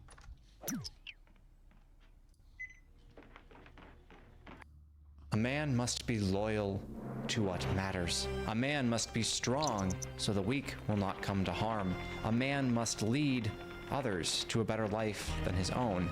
A man must be humble and so must truly know himself. A man must have a sense of humor in order to laugh at life's pain. A man must know that he is mortal and always be prepared for the end. A man must accept the world as it is, but strive to make it how it should be. A man must not be dominated by pride, because revenge produces no fruit. A man must have a code, but must not be afraid to rewrite that code. A man must acknowledge that he is flawed, broken, and sinful, and seek redemption anyway. One of the most obvious and yet most notable traits of Arthur Morgan is that he acknowledges his own immorality. He doesn't delude himself by justifying the lying, stealing, and killing, but simply admits that he is what he appears to be. We're bad men. We ain't them. That moment happens in the first hour or so of the game, and though the player likely knows that this is a gang of outlaws and is aware that they are on the run after the mysterious boat robbery goes sideways, it is still a shock to hear such a frank admission of self-despondency. This tells us right away that Arthur believes in some sort of code, that he knows he is a liar, a thief, and a killer, but not one who acts with wanton disregard for the good of anyone other than himself, that he has some measure of humility within him. C.S. Lewis said that the humble man will not be thinking about humility, he will not be thinking about himself at all. I dare say that's Arthur to a T. Not perfectly, of course, as we will discuss in due time, but there can be no doubt regarding Arthur's dedication to this gang, to his adopted family. It's clear from the outset that Arthur is the rock of this group. Not their leader in the traditional sense, but one to whom they can all look when some difficulty is staring them in the face. You're the only one I can rely on to stay strong right now. When Dutch needs backup, when Pearson needs meat for a stew, when Abigail needs someone to rescue John, they all turn to Arthur. Which of course they do, he's the player character and this is a video game, but this is not a Private Ramirez situation. Ramirez, get away, kill an SOB! It makes complete diegetic sense because Arthur is clearly the most loyal and dependable member of the Vanderlinde gang. Even before Arthur brings up the fact that Dutch taught him to read, thus implying a decades-long relationship and mentorship, we can tell that Arthur has a history of doing whatever needs to be done and doing it well. However, it is also apparent from the get-go that for all Arthur's skill and capability, he is not a man of initiative. He does not typically choose how to employ his talents, he lets others do that for him. Again, you could say that this is because he's a video game protagonist who do tend to get bossed around to move the plot forward. But it runs deeper than that. Arthur acts so often at the behest of others because he doesn't know how to react to the rapidly changing world around him. At the beginning of our story, Arthur is a fairly static character. He has clear and definable personality traits, some of which I've already begun to examine, and there is depth and complexity to him, but for a significant portion of the game, Arthur simply does not change that much. But his circumstances do. That is how you properly write a steady, set-in-his-ways type of character, how you make him interesting and engaging despite a lack of significant development. You explore his personality, his traits and tendencies, his deepest desires and fears by dropping him into unfamiliar and tumultuous situations. Arthur is not a man accustomed to change, or at least a certain kind of change. Excitement and danger, yes, but the existence of those was predictable and reliable. The Wild West was his home. It was where he felt comfortable and safe, even in the midst of whatever shenanigans the gang got up to before we end up meeting them. But now, things are changing. The world is changing, and Arthur has a difficult time accepting that. Suppose we'll have to keep heading east. East? Into all that civilization. I know. Facing one's own mortality is, of course, a major theme in this game, but it comes into play long before a certain fork in the road, which we will not reach for quite some time here. That motif starts unraveling itself right now, in this snowed-in mining camp high in the mountains, where our protagonist is faced with the reality that the world he left behind might just be gone forever. When we heading west? Soon? I don't know. Feels like things have changed. The whole world's changed. They don't want folk like us no more. Arthur likely knew the answer to that question before he even asked it. He simply had to hear it from Dutch's own mouth. And while Mr. Vanderlinde didn't exactly say, "We're not going west," well, Dutch doesn't really say no. He's not a man who admits any kind of defeat. His demeanor makes it clear that he knows the West is now locked to them, but he can't and won't really admit it, even if Arthur is realizing that he himself will have to do just that. And that scene highlights a fundamental difference between these two characters. Dutch is a dreamer, while Arthur is a realist. Dutch, being Dutch, he is busy making plans, and Dutch being Dutch, those plans involve robbery and dreams. There is hardly a plan proposed in this game that Arthur doesn't question or doubt. From right at the beginning, when the gang moves to attack the O'Driscoll camp up in the mountains, to every bank and stagecoach they rob, to of course the final sequence of Dutch's infamous noise and chaos. This isn't because Arthur is morally opposed to the proposed course of action, and certainly not out of any fear for his own life, but rather because he tends to avoid getting caught up in the supposed glory of the crimes.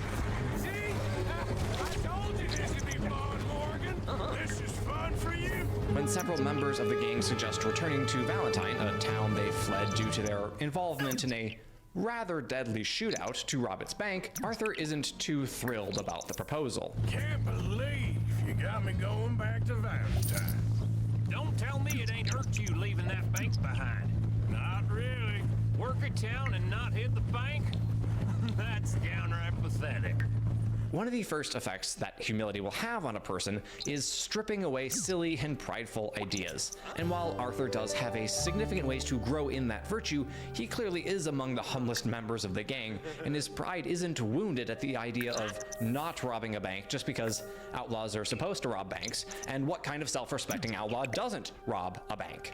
He is not so caught up in the pursuit of riches, not so enamored by the adrenaline and excitement of dastardly deeds that he is willing to take excessive risks just for the sake of a score.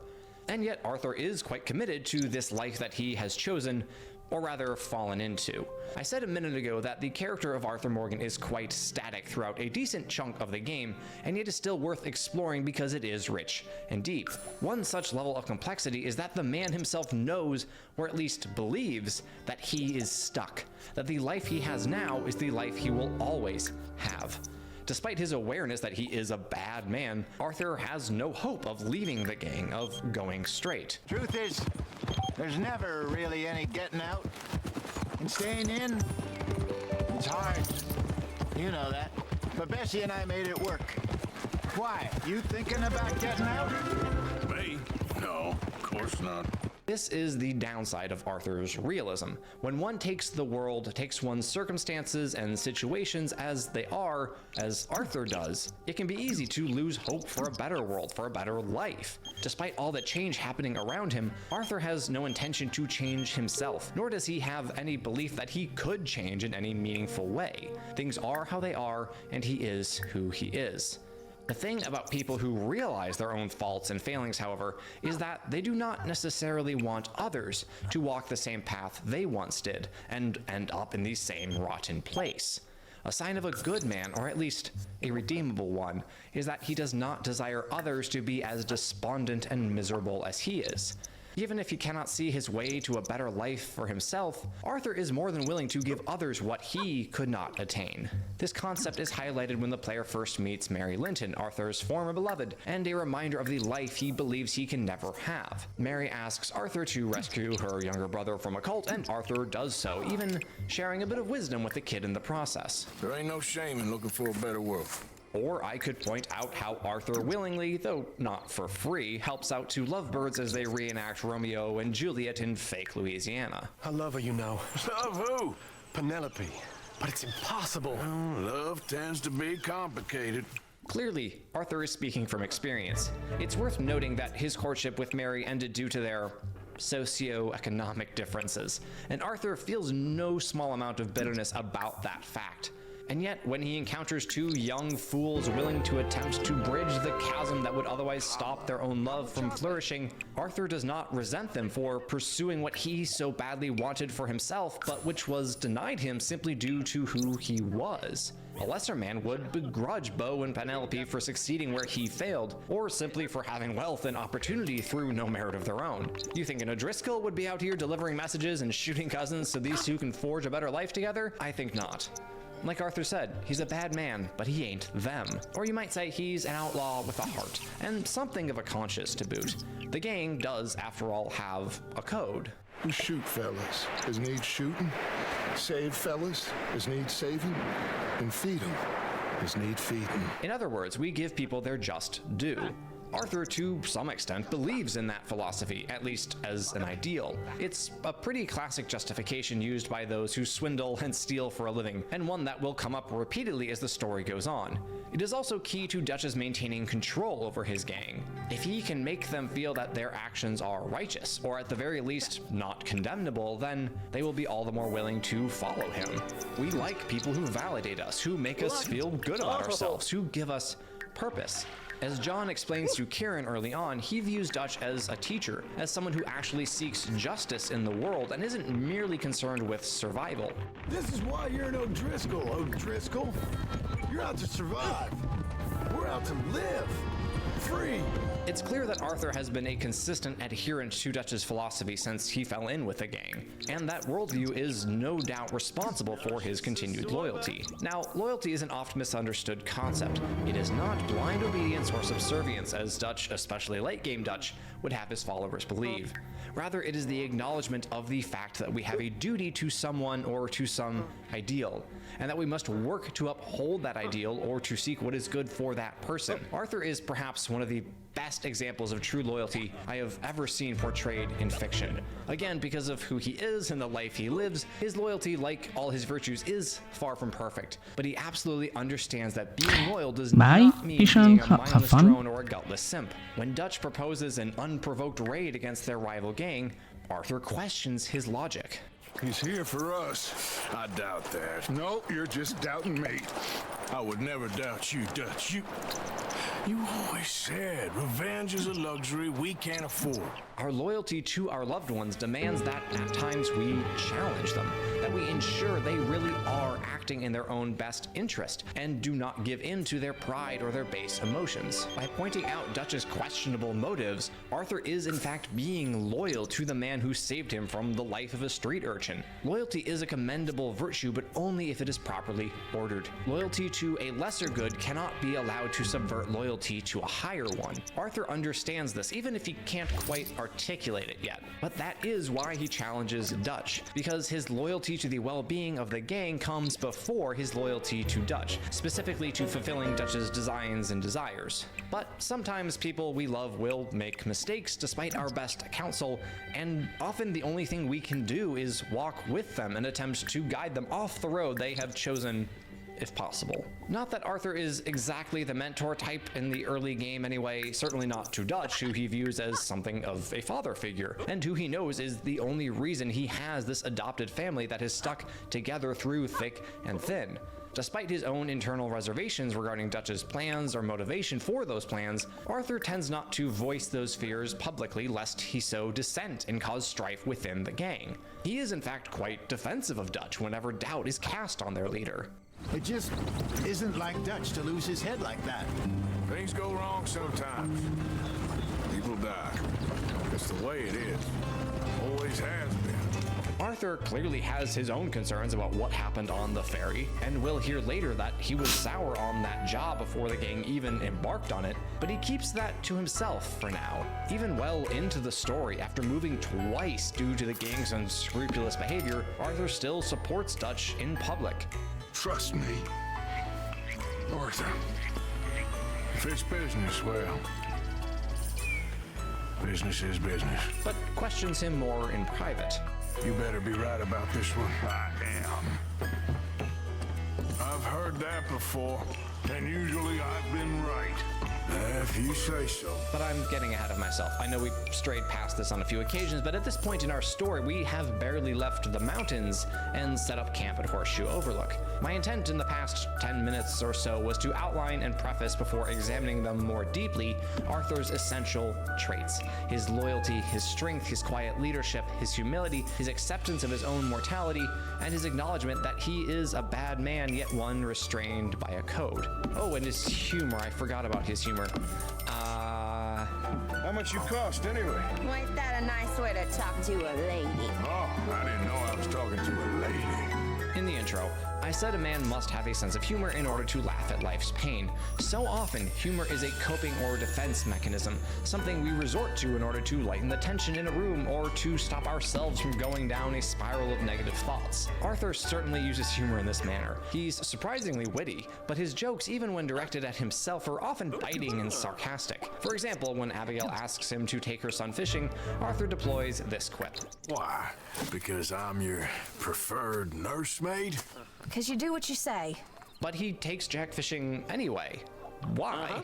Because he's loyal to the gang, and thus is loyal to each and every one of its members, even the one who can't exactly contribute to the camp fund quite yet. And on that note, let us commence our in-depth discussion of Arthur's masculinity and how it manifests through those various traits and virtues as his story progresses, up until a certain fork in the road, anyway. Beginning with loyalty. A man must be loyal.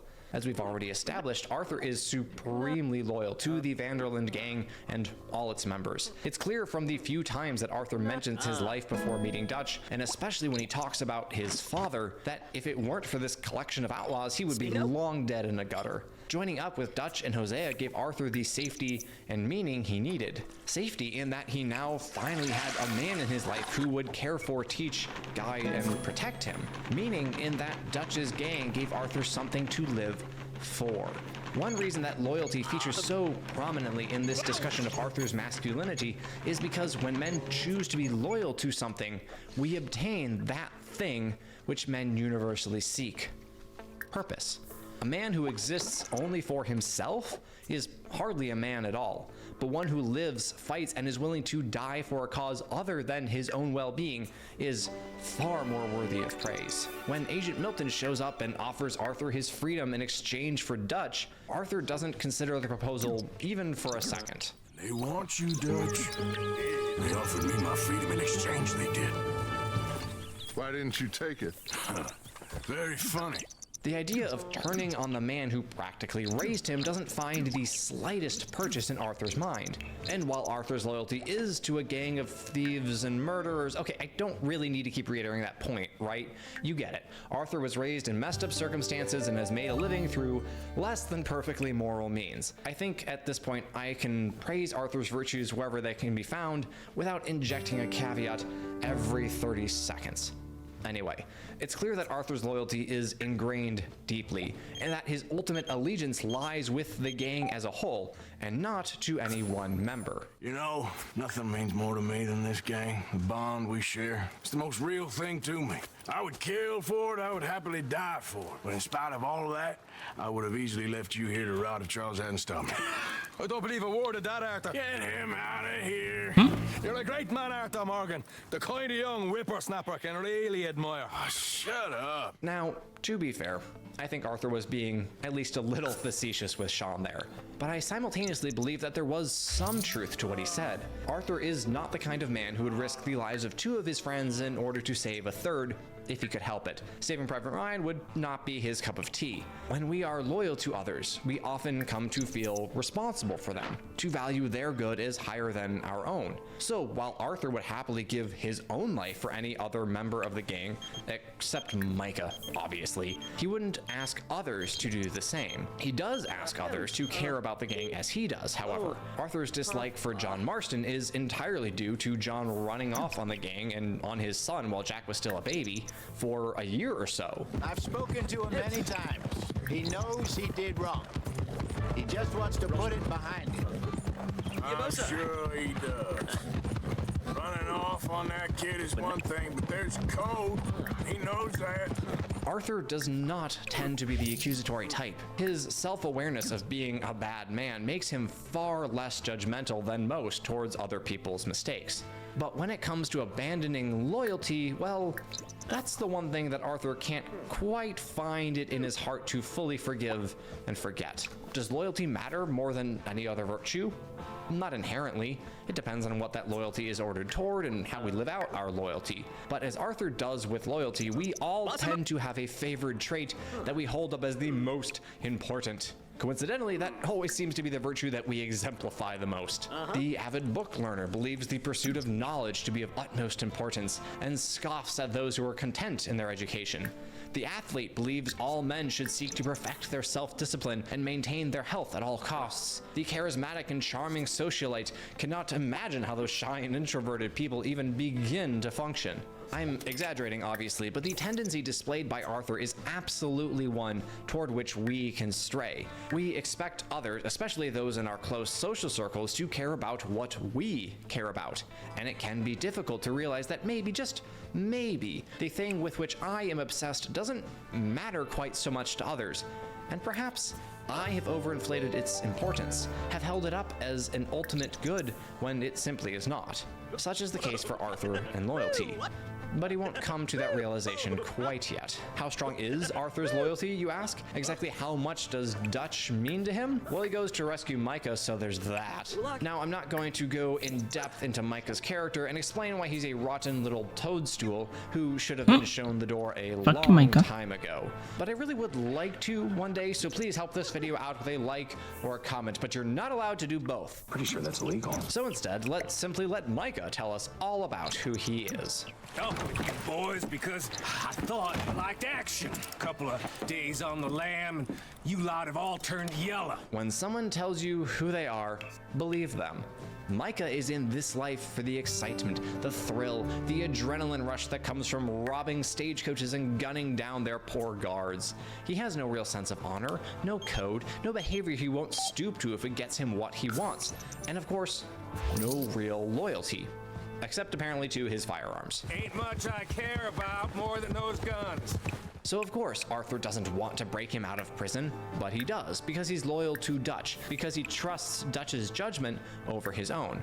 I do love how he delays rescuing Micah until he's gotten Lenny drunk to assuage the kid's worries, though. Yeah, that blowhard can wait. Lenny and I are gonna do shots. Fun fact, I played through this mission while I was in the midst of a nasty stomach bug. That was a really, really poor decision. But poor decisions are kind of Micah's thing, like when he hears from an O'Driscoll about a stagecoach that they like to rob on the regular, thinks, yeah, there's no way they'd beef up security to prevent further robberies, and goads Arthur into joining him on said raid, conveniently failing to consider the fact that he heard about the coach from a rival gang who was in the habit of robbing it and wouldn't be too appreciative of the competition.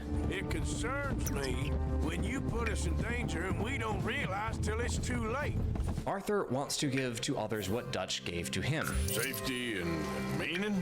And to state the obvious, Micah's philosophy, if you can call it that, of seeking action, excitement, and danger runs counter to Arthur's desires. But at the very least, not that I'd want to compliment the slug, Micah does produce for the gang. He does earn his keep, just in a more violently unbridled manner than the others are accustomed to. By contrast, we have Uncle, the other member of the gang for whom Arthur has obvious contempt.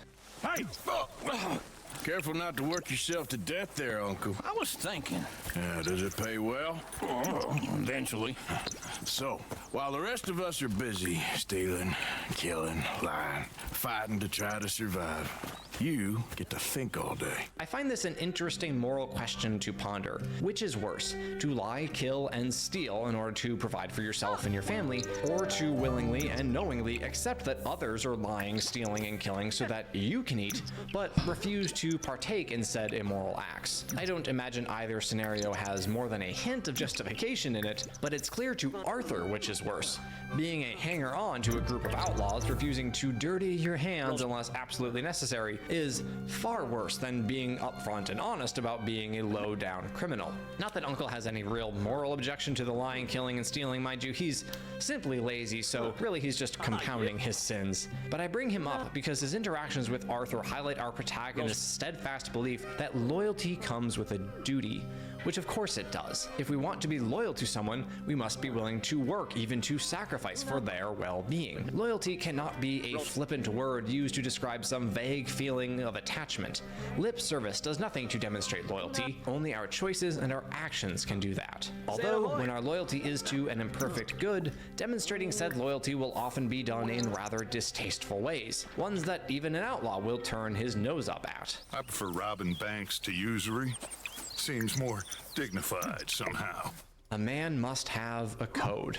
If you're not familiar with this character or don't remember this plotline, let me summarize it real quick. Leopold Strauss does his fair share for the gang by being a loan shark. He gives money to desperate folk whom he must know will have an exceedingly difficult time paying him back, and then when the debt comes due, he, being an entirely unintimidating fellow himself, sends Arthur to collect. This is not a line of work that Arthur is particularly enthusiastic for. And here was me believing Dutch's bluster about us helping folk. But he does the jobs quite convincingly nonetheless.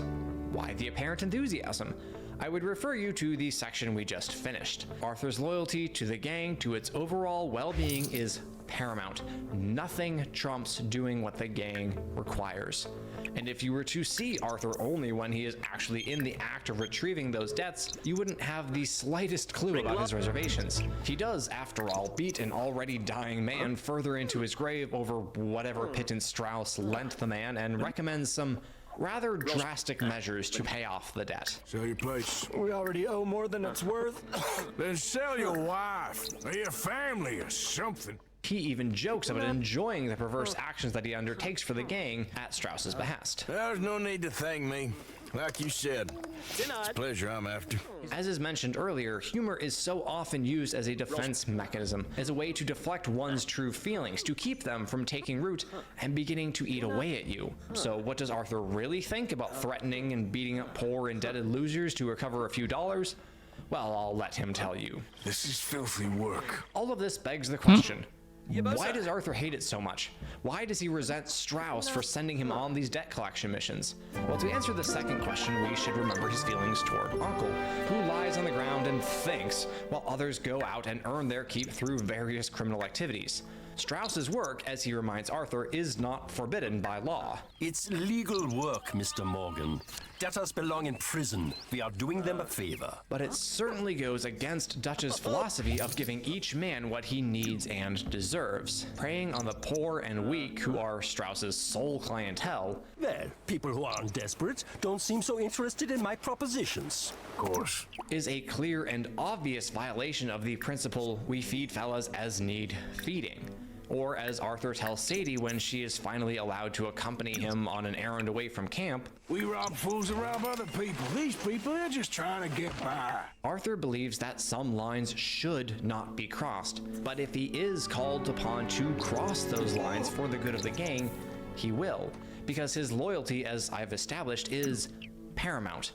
This is how you write a bad man, but one with whom your audience can sympathize, and one whose redemption will not feel forced or come out of nowhere. Yes, Arthur is willing to do horrible things for the sake of the gang, but he is aware of the horrific nature of his actions, and given the choice, he would rather not do at least some of them. He feels the weight of his sins in a way that few of the others appear to. Well, of course Marston's scared rotten. We killed all those people. We stirred up all that trouble. For nothing. No, not for nothing. For living. That snippet of conversation is a beautiful illustration of how Arthur and Dutch's worldviews begin to diverge, where his mentor becomes obsessed with living on, begins to hold his own survival as his highest good. Arthur never really valued his own life that much. The lives of others, certainly, but his awareness of his own wretchedness made him less than fervent in his desire to save his own skin at any cost. As the story progresses, the two men begin to merge more decidedly into their own separate lanes. Even before that fork in the road, Arthur becomes troubled by Dutch's unrestrained desire for continuing on. I will do whatever it takes for us to survive. I guess that's what I'm afraid of. Hold on. In days gone by, Dutch sought to give each man his due, or at least what he deserved in Dutch's eyes. Arthur respected that. He made that his code. Sure, he was forced, as he would see it, to violate that code from time to time, threatening poor debtors, killing lawmen who didn't appreciate their robbing from the rich, and shanking idiots who tried to start fist fights with me right after I cut them free, but he never fully abandoned the code. Now it appears that the man who raised him, the man whom he trusts or used to trust when everything else failed him, is willing to leave that code in a roadside ditch if it means survival. You keep killing folk, Dutch. I am just trying to make sure that some of us survive, Arthur. In other words, Arthur is finally realizing, or at least finally admitting to himself, that Dutch is not a good man, that he is a man willing to betray his code, his loyalty to any higher principles or to other people if it means mere survival. That would make Dutch a worse man than Arthur is, which is not a truth Arthur would have ever considered in the past 20 years, as our protagonist has famously low self-esteem, a trait of his which we will now thoroughly examine up to that point. A man must be humble.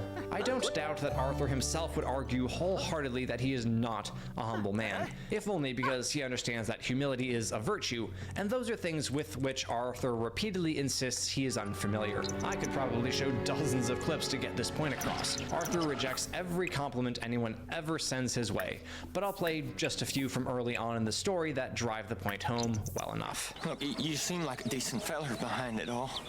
Then you ain't a good judge of character. You saved my life. You're a good man, and here. You want a pen? It's one of them steel ones. Oh. That's very kind of you. But I'm not a good man. I always looked up to you, Arthur. Well, that's your first mistake. As one might expect, Arthur's measure of humility is not exactly commendable, but considering how he was apparently treated by his own father and the fact that he then fell in with a gang of outlaws led by an exceedingly prideful man, well, he certainly could have been a much bigger jerk than he turned out to be. Arthur is a perfect example for why humility and low self-worth are not, contrary to common belief, one and the same. Like with any virtue, there must be balance, must be a golden mean. On either extreme of the virtue of humility are the vices pride and shame, and as any fan of Avatar: The Last Airbender can tell you, the two lead to one another. The only antidote is genuine humility, a true understanding of oneself. And when we truly understand ourselves, when our self-awareness is full and complete, then, as C.S. Lewis said, we will no longer think about ourselves. We will not have to. We will not be thinking about our humility or pride. We will simply think of others. In this, Arthur does excel. Assuming you play as High Honor Arthur, an assumption I have been making and will continue to make throughout this video, Arthur is really a helpful and giving person. He donates money to the poor and the lame. He befriends the lonely one-armed veteran in Valentine, and he helps out any number of random strangers, such as this fella whose horse ran away without its cart. To be honest, if you lot hadn't been here, I probably would have robbed him. Why would Arthur have robbed the wagon driver? We know he wouldn't have done so for the thrill of it. He's not Micah. He certainly wasn't seeking to further his own cause, but rather that of the gang. As I have said a few times now, loyalty to and providing for his people are of paramount importance to Arthur. And in that, we see his humility, his lack of pride, his placement of those whom he loves and even those whom he merely happens to stumble across above himself. I'd like to discuss one such encounter in a little more detail, as I think it highlights Arthur's pre-fork in the road humility and selflessness quite poignantly. You, kind sir, will you help the poor? I ain't so kind. Yes, you are, sir. You have it in you, I can tell. I'm a nasty bit of work, Father. You're wrong on 2 counts, sir. I'm a humble brother, a penitent monk, not a priest, and you're a magnificent bit of work. You may have made some poor choices, but which of us hasn't? You have no idea. But you do, and God does, and that's enough for me and for him. We shall see. That we shall, sir. Brother Dorkins then asks Arthur if he will investigate the suspected slave trader around the corner. Arthur complies, executes the pawn shop owner for being French, and then rescues 2 would-be slaves from his basement and returns them to the brother. Well, they are blessed to have met you, Arthur. Trust me, in that they're very unusual. I want to focus on one of Brother Dorkins' earlier lines, though, where he tells Arthur, "You have it in you, I can tell." It being the capacity to do good. One of the foremost ways in which Arthur will develop over the course of the game is in his ability to recognize goodness where it exists. In his journal, Arthur writes, "The monk, what was his name? Brother something or other, was a good fellow. One of those innocent people who make you feel better about human beings and even about yourself a little. Must be odd to see all that goodness in the world. Place always seemed dark and brutal to me. If we can't see goodness in the world, how can we see it in ourselves? If the world is in fact a hopeless, irredeemable hellscape, how can we possibly be any good?" It's almost a shame that Red Dead 2 doesn't force the player to read Arthur's journal, because it contains some of the most insightful lines in the entire story. Surprise, surprise, something that lets us get inside the mind of the main character, lets us get underneath his ever-present tough guy veneer, provides a new and enlightening viewpoint into Arthur's worldview. Arthur never really believed in anything. Not in God, not in goodness, not in love. Why not? It's a simple question with a simple answer. Because he never experienced any of them. Sure, Dutch likely showed him some kindness when he rescued the teenage Arthur off the streets, but such a love was clearly not unconditional, and was instead meant to inspire the one thing Arthur does now believe in: loyalty. And when a man, after years of listless wandering and aimlessness, finally finds something to work toward, someone to give him purpose, then of course he throws himself into it wholeheartedly, even if he knows, as Arthur clearly does, that the work he is called to do is, in his own words, dark and brutal. Now, one might say that Arthur's depressing and despondent worldview is something of a defense mechanism, a way that he, if not excuses, then at least explains his own depraved actions. I believe it's a bit of both. As I just said, Arthur's life, especially his early life, was one lacking any genuine goodness and love. But I do also think that he embraces that darkness because it lets him deflect criticisms and morally equivalize. You have to be more reasonable. You ain't such a do-gooder, are you? Running out on debts. This mission, like most of the debt collection missions, is one of Arthur's lowest points in the story, morally speaking. He's doing a job that he really does not care for, that goes against a part of his code, but that he is unwilling to refuse because of his doggish adherence to his ultimate tenet of loyalty. What is a man to do when he finds himself engaging in base, despicable behavior and can see no way off the path he finds himself on? How will he assuage his conscience and ease his pride? Easy. Minimize his sins. And one way to do so is to suggest that others are no better than he is, that their failings, however minuscule, are equivalent to the massive millstone that he has hung around his own neck. Then sell your wife, or your family, or something. If the world really is just a dark and brutal place, then such abhorrent recommendations are in accordance with the world, with how it is in reality. Thomas Downes was a man who strove to make the world how it should be. Arthur, unwilling and unable to do the same, yet deep down desiring to be such a man, and being asked to beat this man to recover his debt, felt the only way he could justify his actions was if he found some way to drag Downes down to his own depraved level. What kind of do-gooder runs out on a debt? What worthless, pathetic scum would sell his family to pay off that debt? Not Thomas Downes, obviously, but if he did do as Arthur suggested, well, that would simply show that Arthur is right, that goodness and selflessness are false fronts, that people, when the rubber meets the road, or rather when the wagon wheel meets the mud, will simply do whatever they have to do in order to survive this barbaric world. Arthur is humble in the sense that he recognizes his own wretchedness for what it is, but as you might expect, his humility and his ability to see clearly and to put others first fails when the words or actions of others call him out for being a low-life criminal, which he admits he is on any number of occasions, but when the Pinkertons show up, well, his tone changes. You see, I haven't done anything wrong, aside from not playing the games to your rules. It is so much easier to accuse ourselves than it is to tolerate the accusations of others. In pointing out our own sins and flaws, in calling ourselves wretched and depraved, we may think we are showing humility. And to be sure, if we genuinely believe what we say about ourselves, that is at least a step in the right direction. But if we suddenly get defensive when rightly called out by someone else, that is a sure sign that our growth in humility has a long way to go, that we have a problem with conflicting self-images. How Arthur views himself is very different from the man whom he presents to the wider world, and that image differs from the facade that he shows even the Van der Linde gang. While we all change to some extent in different circumstances, and doing so is normal, expected, and even healthy, the magnitude of such changes in Arthur demonstrates his underdeveloped humility. While we cannot define this virtue merely as accurate self-knowledge, such a trait is absolutely crucial in the formation of true humility. We do have to answer the questions, who am I? What kind of man do I want to be? And then we have to try with every ounce of our being to live according to those answers. Arthur struggles because he doesn't know the answers, or perhaps because when he asks himself that question, he immediately comes up with two conflicting and mutually exclusive answers. This is most obvious when we see him interact with Mary Linton, a woman he desperately wanted to marry, but who was ultimately incompatible with his lifestyle choices. A wound that clearly has not healed over the years, as we see when Mary asks Arthur to rescue her brother from the cult. So, I'm too rough to marry into your family, but it's okay to ask me to help in saving your family. I'm sorry.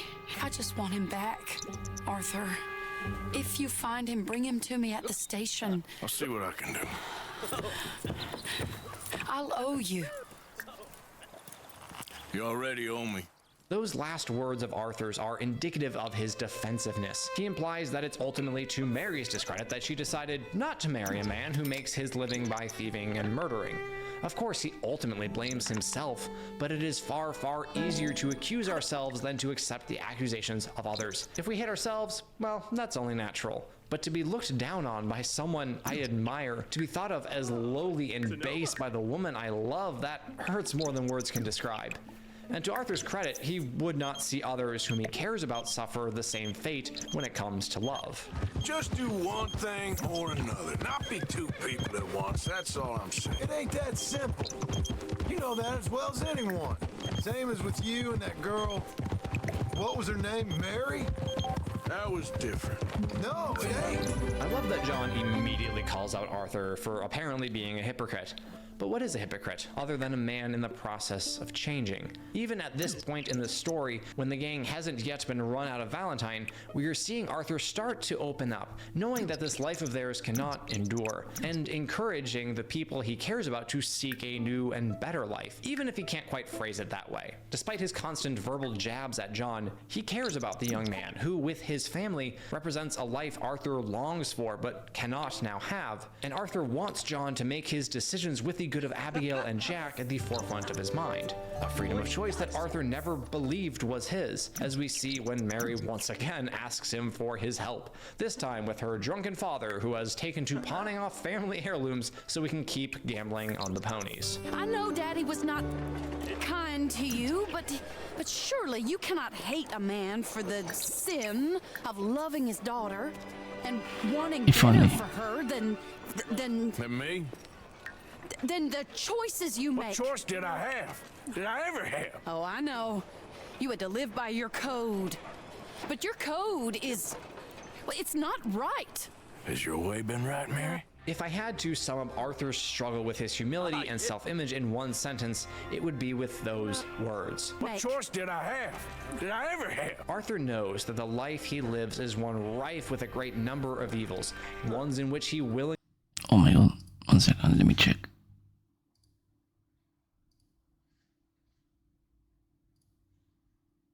Notification because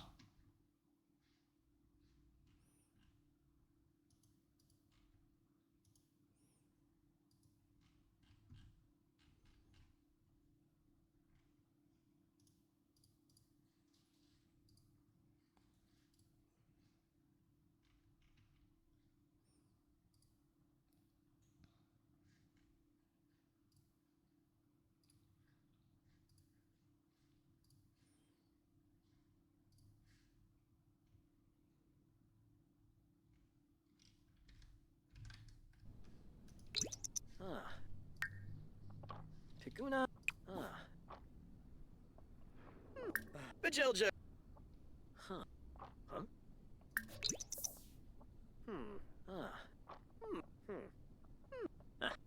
Ulak.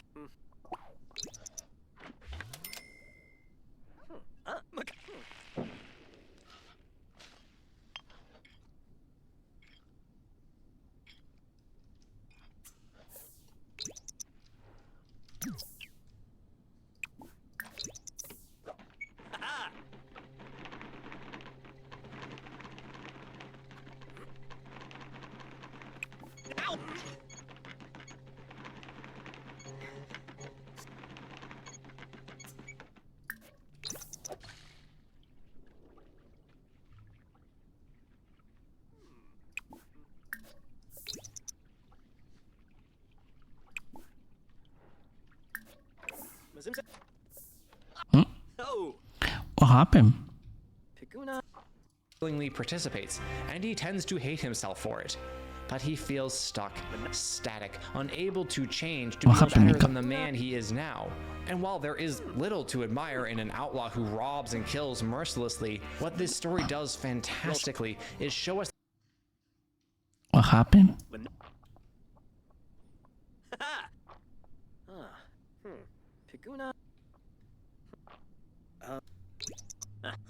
This.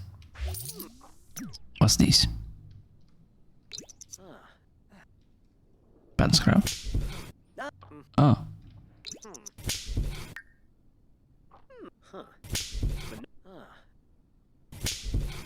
Yegla.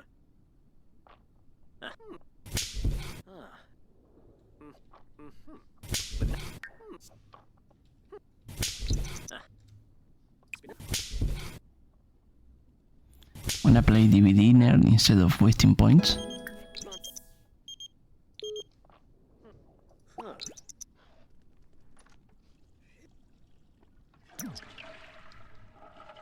Oh, don't tell me, you have to make tea first.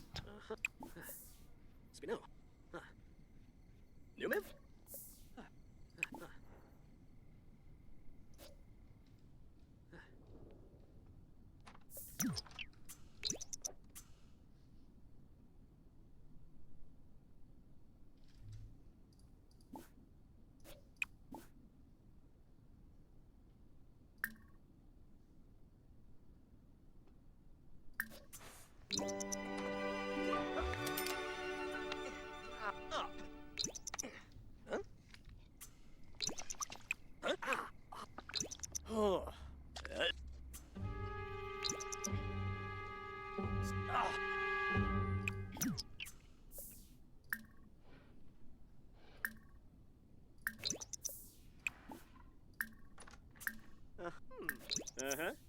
You didn't answer me, Mika. Do you want to play DVD or not?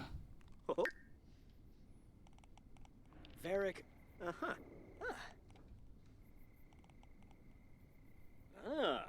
Moosh.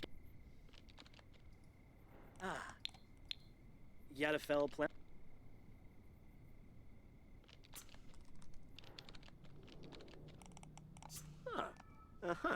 Okie dokie.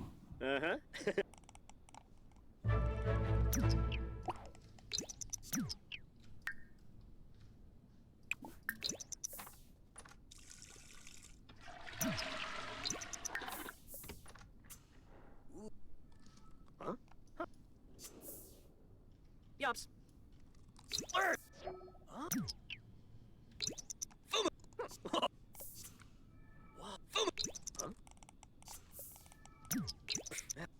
Happy up.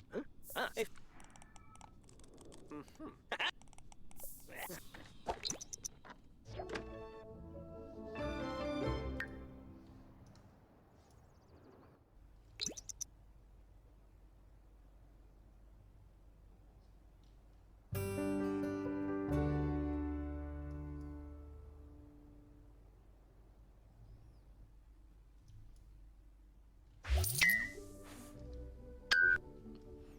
What happened? Asami? Why are you blinking? Why are you gay?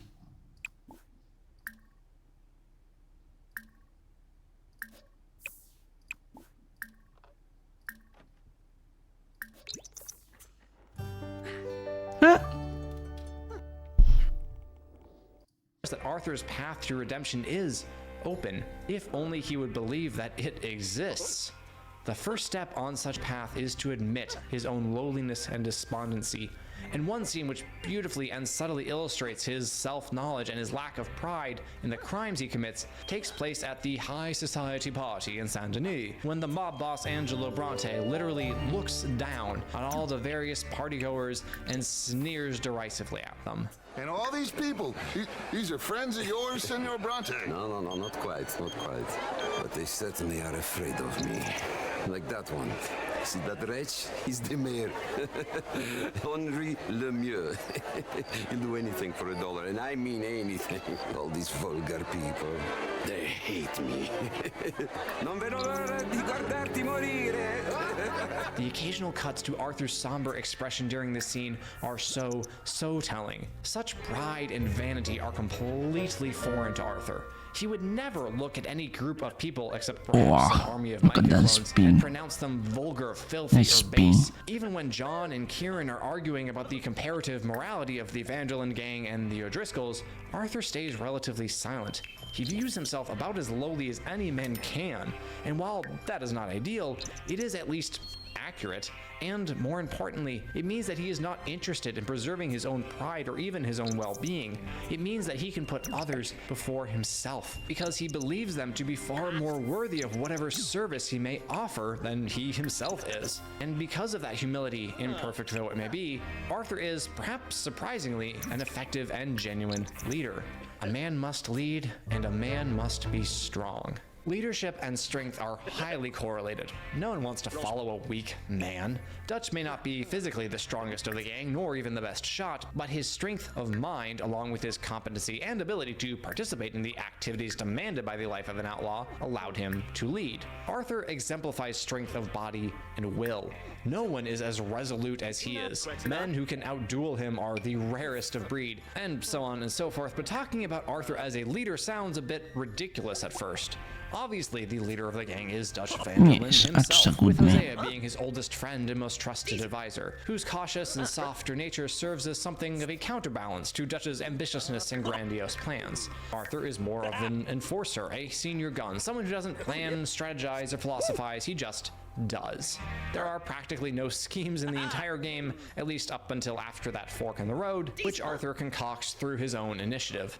As I mentioned in the intro, part of that is due to this being a video game, and having other characters ask you to join them on their various hunts, robberies, and sheep wranglings is the classic way to move the plot forward. Ramirez, take your team and secure the Burger Town. However, the writers and developers could very easily have given Arthur the lead in those cutscenes, could have had him ask Hosea if he wants to go hunt a bear, or John if he wants to rob a train. But they didn't, because they wanted to underscore that Arthur is largely pulled around by the currents of his life, rather than taking charge of the direction in which his life travels. Arthur's leadership is still present in those instances, however. Instead of acting like your stereotypical leader, coming up with ideas, thinking up strategies, and handing out orders and directions, though he does do the latter on occasion, Arthur tends to lead by example. When a job needs doing, Arthur steps up and is the first to put himself in harm's way, rather than ask any of his fellow bandits to risk their lives. When she slows, order. And you? I'm gonna make sure she slows. Let's do or die with you. I like it. Get moving. You can hear in Sean's voice how much he admires Arthur, despite Arthur's earlier proclamation that he would have happily left Sean to rot in the hands of the bounty hunters if Charles hadn't urged him to save the little Irish bastard. And so, in his own way, Arthur cares for Sean in return, as he does for the rest of the gang. Well, most of them, anyway. Especially the ones who are young, inexperienced, and seeking to prove themselves. Those who are weaker than he is. Arthur, as mentioned earlier, is the rock of the group. One whom they all know is loyal to the bone, who will always be there when things go wrong and they need someone to step up. Arthur could get along perfectly fine on his own, but rather than use his strength to forge his own way and look out for himself, Arthur chooses to use it to protect and guide the less weathered members of the gang. I know Sean's been bringing in quite a lot lately, and I wanted to... It's good to have something to show like this. Sean's a loudmouth bragger. Don't worry about what Sean does. Hey, I like him, you know? Yeah, well, so do I.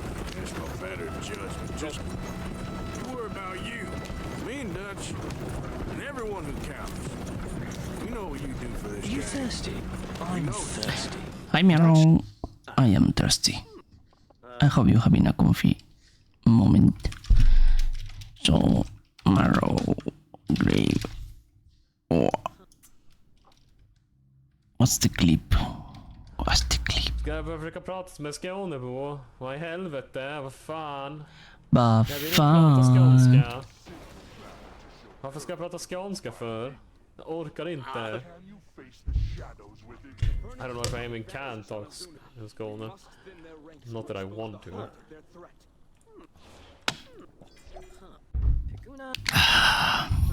My sim is going crazy.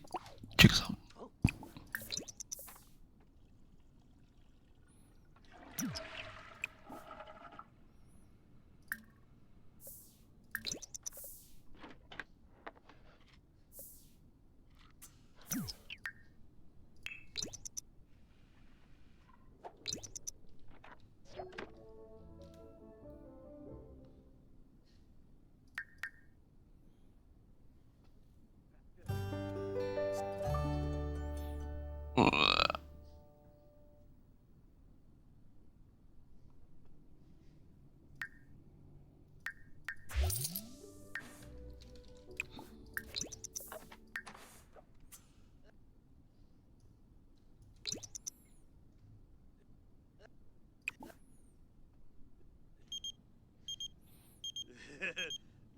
Flurbin.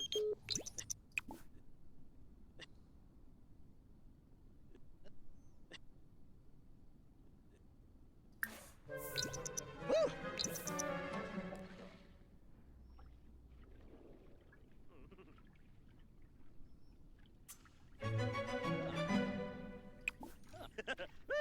Oh.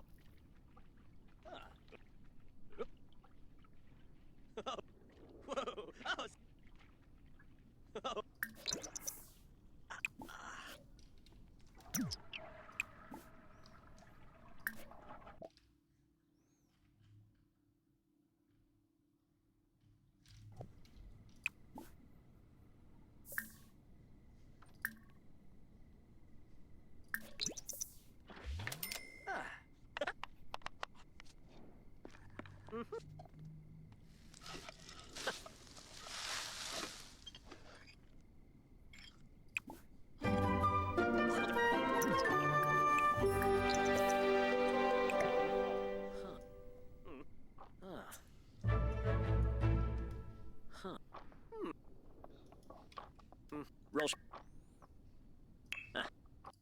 led young Arthur by giving him the gifts of safety, meaning, and purpose. Good man that he is, you know, for an outlaw, Arthur desires to lead in that same fashion, bolstering the spirits of Lenny, assuring him that they notice and appreciate his efforts and contributions, that he belongs in the gang. A leader, after all, can only be effective if his unit, be it a platoon of soldiers, a team of corporate accountants, or a bunch of bandits, is cohesive. If every member feels like he has a place and a role within that team. In order to be a good leader, a man must then care about each jarhead, bean counter, or outlaw under his direction and care. If he loses sight of the individual, he loses the whole unit. This is where Arthur excels. When it comes to placing their lives at risk, or, well, more at risk than usual, considering their chosen profession, Arthur is by far the most risk-averse of the Vanderland gang. When Bill, Karen, and Lenny come to Arthur with their plan to rob the Valentine Bank, Arthur isn't quite as eager as the rest of them to go back to the town where, well, this happened. It's mine. Y'all think it's worth the risk? It's a bank, Arthur. So? Is the take good? The rest of the gang seem to strut about with an air of invincibility, which, to be fair, is totally earned within the context of the game, since the characters cannot in fact die until their appointed times, but they don't know that. Anyway, what I'm saying is that Arthur seems to be the only member of the Vanderland gang who even attempts to make a risk-benefit calculation when it comes to pulling the various stunts that make up their daily lives. This risk aversion of Arthur's begins to emerge more noticeably when Dutch and Hosea inject themselves, and thus the rest of their merry band, into the middle of the feud between the Montagues and the Greys and the Braithwaites, with Dutch proclaiming on several occasions his steadfast belief in his own cognitive and moral superiority over the two southern families. Amongst these drunkards, hillbillies, and slavers? Good honest thieves like us. We're bound to be moralizers in a place like this. We have a like it. On a land so stupid. A backwater so backwards that even we are like geniuses. Arthur, however, is not quite so enamored by the rumors of buried rebel gold which the two families are supposedly squabbling over, and not nearly as certain as his mentor is that their attempts to dupe both sides into thinking that the Vanderland gang is working exclusively for them will work as intended. Whenever something goes wrong, as it often does, Arthur wonders whether that might have been by design. For example, Arthur and Hosea take the Braithwaites' moonshine to a tavern run by the Greys, give it out for free at Catherine Braithwaite's request, and then get into trouble with the local militia, which of course results in a massive firefight because this is a video game, after which Arthur expresses his worries. You think that woman set us up? No, I don't think so. Maybe. This place is odd. And then after the Grey Patriarch promises them a score of nearly $5 grand or $200,000 in today's money if they steal and fence the Braithwaite's prize stallions, which of course turns out to be a load of nonsense, Arthur really begins to sour on the situation. Believed the yarns spun us by one of that Grey family. Imagined we was gonna be wonderfully rich. At the end of it, we felt like prize idiots. And then we have two missions that pound the point home that Arthur is a risk-averse man who cares more about lives than he does goals. First, Blessed Are the Peacemakers, where Dutch and Micah walk willingly into a trap set by the O'Driscolls under the guise of it being a parlay. Personally, I theorize that Micah, after Pearson's initial contact with the rival gang, got in contact with Colm and promised to deliver Arthur, figuring to get his rival out of the way and secure his already tightening stranglehold on Dutch's trust. When Arthur escapes from the O'Driscoll's camp and returns to Clemens Point, Micah is nowhere to be seen, until we see him turn and walk away from Arthur and the others. Not really relevant to our discussion of Arthur's leadership, but I wanted to point it out because they included that little detail for a reason. Anyway, in the second mission, which I played immediately after this one, as evidenced by Arthur's uncut mane, Arthur once again questions the wisdom of the course of action that the others have chosen. What's the plan? We're meeting a couple of the Greys over at the saloon. They spoke to Bill Check us out. about a job. Needing security. After the farce of stealing the horses for them, why are we doing this? Because we need to stay in with them. And they're paying. So what kind of security they want? We're about to find out. Now come on. This seem legit to you, Bill? Sure. Dutch said we was to keep on dealing with them until we find this gold. Can we trust them? Can we trust anyone? Yeah. Let's just see what they say. They said there was some big misunderstanding about them horses. And what about boarding their fields? They don't know we had anything to do with that. Oh, that's so. Yeah, they think it was the Braithwaites. Listen, I know these Grey boys a bit now. This is on the level. We're stuck in the middle of some ancient feud, but instead of playing both sides, we're being used by both of them. They were saying that Catherine Braithwaite... Hey, hold up. This don't feel right. Now it don't feel right. I could have told you. I'll say this for Micah. The slimy little rat fink is quick on the draw. He takes out 3 of the Grey's gunmen, including the one who killed Sean, before anyone can even blink an eye. For me, these missions felt like a turning point that, in a way, prefigured the fork in the road, which is the obvious course correction in Arthur's story. In the first, Arthur very nearly dies after being taken captive by the O'Driscolls, fights with all he has to escape in order to prevent a rescue that would have brought the law down on their gang, and after collapsing back at camp, he sees the noble buck for the first time. And then immediately afterward, or well after he rests for a couple of weeks to heal from the bullet wound in his shoulder, Arthur is once again faced with the reality of mortality, just not his own. He's a good kid. Well, how the hell was I to know? Let me see. They set us up once before. They didn't like us. We destroyed their farm. Should I go on? Go easy on him, Morgan. Bill, take the boy's body. Bury him proper someplace quiet. He was like an annoying little brother to me. What fun we had riding together. I apologize for playing 2 long clips back to back, but trust me, they're worth it. Arthur, as we have noted, feels responsible for the gang, especially the younger men like John, Lenny, and Sean. While I wouldn't describe his leadership style as compassionate, he is quite caring in that he, unlike Bill or Micah, is hesitant to place his fellows in harm's way unnecessarily. Is Arthur's leadership in this regard perfectly virtuous? No, of course not. Even if he does care for the young men who look up to him, he isn't exactly leading them to a noble path. Despite his best efforts, he is in fact leading them to their graves. There are, by my count, 5 men younger than Arthur in the Vanderland gang, though Charles might be about Arthur's age, and he's clearly more independent and capable than the others, so we'll focus on John, Lenny, Sean, and Kieran. Sean, as we just saw, was killed due to the gang's collective hubris, their belief that they could dupe a bunch of inbred former rebels, even when Catherine Braithwaite explicitly told them that she knew what they were up to. We didn't take it, at least not without orders. Oh, I know exactly who gave you your orders. Old Sheriff Grey. Like, what the hell, Hosea? How did you not go back to Dutch and call off the whole triple agent business right then and there? Anyway, after Sean, Kieran is next on the chopping block, and no, that got dark fast. After the headless Kieran shows up at camp and the gang slaughters a bunch of O'Driscolls, Arthur has simply this to say. He saved my life, and I could not save his. And I'm thinking, okay, we might get some more reflection from Arthur about how he feels regarding Kieran and what Arthur wishes he would have done differently. But nope, the next words out of his mouth are about an entirely different person. Mrs. Adler fought braver than any of us. She is driven by powerful forces I scarcely understand. That's what love has done to her, I guess. At first, that seemed like a jarring transition for Arthur's train of thought. Then I remembered what he told John a few days before when the gang is moving to Shady Belle, as Marston bemoans the ruckus the gang has caused, the people they have killed, and the apparent meaninglessness of it all. We can't change what's done. We can only move on. One day, we need to start learning from our mistakes. I think that might be the first bit of actual original wisdom that comes from Arthur's mouth. Dwelling on the past is a favorite activity for, well, just about everyone, I dare say. There are countless memes about our stupid brains reminding us of the idiotic things we've done or the social faux pas we've committed right before we're about to go to sleep. And yet, story after meaningful story will reinforce this fundamental and universal truth.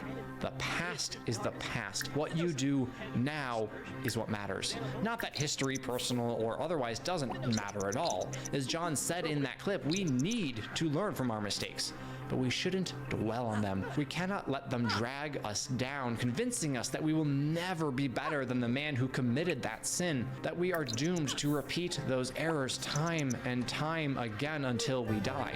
Yes, we can examine the past, ponder our motivations for our prior deeds, and study our mistakes, but we must do all of that with the intention to leave it where it belongs, in our rear view mirror.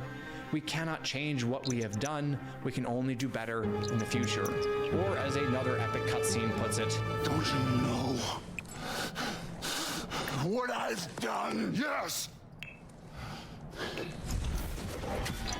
But what will you do now?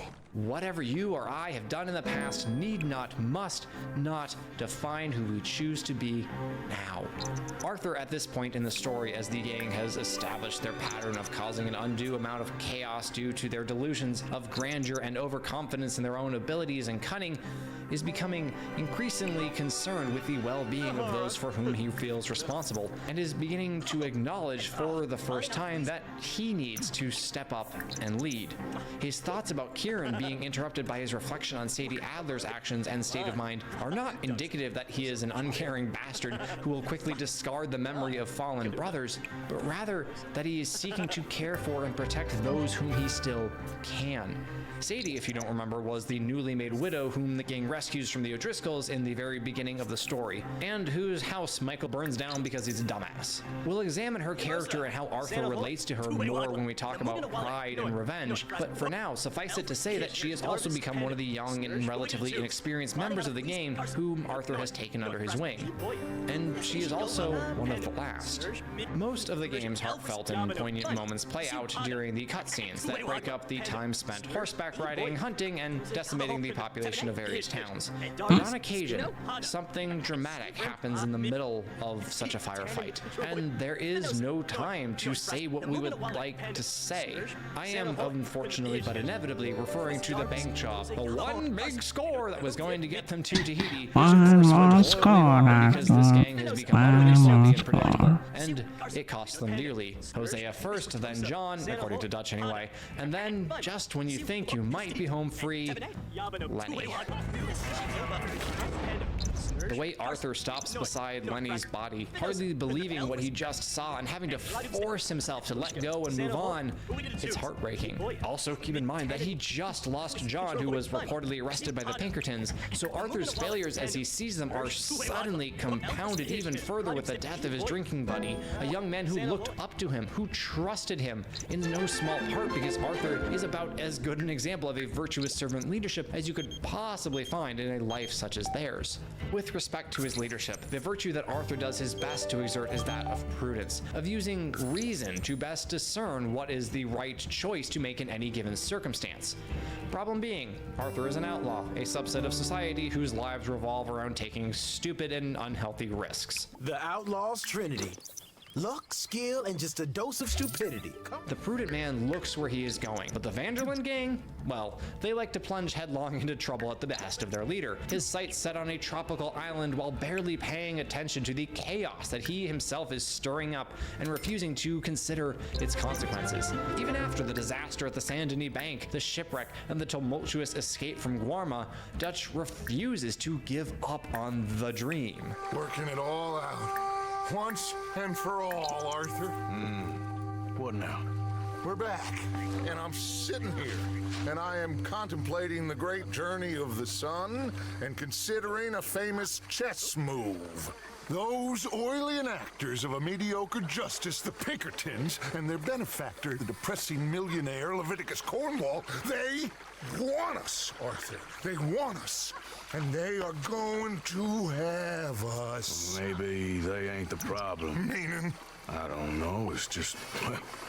I can't help but feel we would have been better running off someplace else. But the game ain't over, Arthur. I mean, I ain't played my final move, but... I guess I'm more interested in saving lives than winning at chess. We are very close now to that fork in the road, and it's clear how the story has been building to that point. After everything they have gone through, all the commotion they have caused, all the people they have killed, and the friends they have lost, Arthur is ready to give up on the money, on Tahiti, on the whole lot of it, if it means saving lives. But Dutch, well, Dutch wants to win. The losses he suffered at the hands of the Pinkertons and Leviticus Cornwall have wounded his pride, pushing him further and further away from being able to properly and prudently make decisions that are for the best of the gang, for the men and women who look up to him, who trust him, who rely upon him. And we can see Arthur's newfound hesitation to follow Dutch, even as he wholeheartedly voices his support for the man, because he has some measure of prudence within him. He knows that the path Dutch would set them on is going to be unnecessarily dangerous.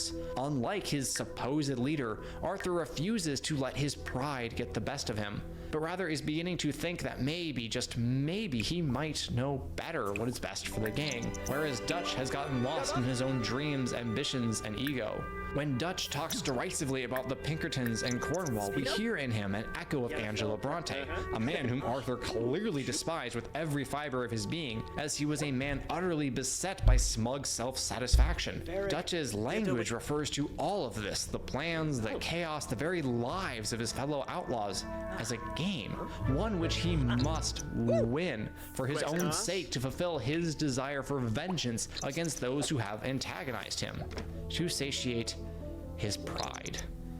A man must not be dominated by pride. Pride manifests itself in all sorts of ugly ways. It lies behind practically every single vice and sin, but in Red Dead Redemption 2, pride is most unmistakable in the desire for vengeance. See, pride is always about seeking one's own perceived good, whether that be wealth, glory, or emotional satisfaction, over and above the good, usually a higher good, of others. And when we seek vengeance, we are chasing after what we might think or say is justice, but really is just shallow self-vindication. Revenge has absolutely no survival or communal value, which is why Dutch had the attitude toward it that he had. You always said revenge is a luxury we can't afford. The gang, according to early game Dutch anyway, shoots fellas as need shooting. In that same scene, he tells Arthur that his proposed attack on the O'Driscolls is really about stealing their intel and supplies for the train robbery they were planning to pull. It's not personal, it's just business. It kind of feels personal. Revenge violates any number of ethical principles, but let's focus on concepts that we have already discussed. First, humility, putting others before self. By nature, seeking vengeance serves only oneself. It says that my twisted sense of justice is worth whatever price must be paid, by others or by myself. In a collective such as the Vanderland gang, where the actions of each and every person have a notable impact on the well-being of the rest of the group, one member could cause significant damage by deciding that his own need for vengeance is more important than his duty to keep the gang safe and provided for. These men and women are outlaws, and as such naturally make enemies on a daily basis. If Dutch encouraged or even allowed them to serve revenge up to whomever they so choose, they would have all been dead within a month. Second, prudence. You can't change what's done. You can only move on. To seek vengeance is to live in the past, plain and simple. It's seeking to right a wrong that can never be righted, because it has already been done. We gotta convince each family that we're on their side, and then we rob them both. Before they figure out it was us that done it, and not the other lot, we'll be long gone. Think of it as payback for my daddy. Payback. I ain't in the revenge business, Dutch. Least of all for something happened a long time ago. Well, that scene where Dutch is outlining part of his complicated and obviously ill-fated rebel gold stealing plan to Arthur comes right on the heels of this one, where Arthur visits the widow of Thomas Downs to collect the man's debt. Either you got a lazy eye or lack of respect. Which is it, boy? I ain't got no lazy eye. No respect for the likes of you. Well, maybe when your mother's finished mourning your father, I'll keep her in black on your behalf. You think on that, boy? Well, maybe you shall, sir. And maybe other events will transpire. You best stick to them books, because mark my words on this. Vengeance is an idiot's game. The positioning of those two scenes is no accident. Arthur has just finished dispensing his wisdom, Dutch's wisdom, to an angry young man, albeit in a rather coarse manner. And then what does he find when he returns to camp? The very same man who taught him not to seek revenge, forming an elaborate plot and justifying it because a Confederate soldier killed his father on a battlefield some 35 years ago. I'm talking a lot about Dutch here, which isn't exactly the point of the video, but it's necessary because when it comes to pride and how it manifests itself in a desire for vengeance, Arthur never really struggles with that vice himself. After all, most people who seek revenge do so because they felt they were wronged, that someone treated them or their loved ones as they ought not to be treated, and so retribution is in order. Arthur believes he deserves every bad thing that happens to him. At least since the death of his father, I don't think Arthur really resents anyone. He knows he's a bad man, and he believes men deserve their due. Ergo, he believes he is owed no small amount of pain and suffering. If someone would attempt to dole that out, well, he's not going to lie down and die, but he's not likely to hold a grudge either. Dutch, the very man who taught Arthur this philosophy, on the other hand. Okay, quick background first. Angelo Bronte invites Dutch and his men to the big party, gives them a tip about the trolley station being loaded with cash, implies they're nothing more than low-down killers for hire, and sends them on their way. Despite his obvious dislike of Bronte, Dutch believes the man's intel and rushes with Arthur and Lenny into the trolley station without doing much research, springing a trap which they barely escape with their lives and a whooping $15 each. Oh, and a quarter. Don't forget the quarter. Don't forget the quarter. Like any prideful man might, and convinces the rest of the gang's guns to go after Bronte, claiming they need to get him out of the way before hitting the Saint Denis Bank. That all leads to this scene. Our friends the Patriots gonna come and rescue you, you repulsive little maggot.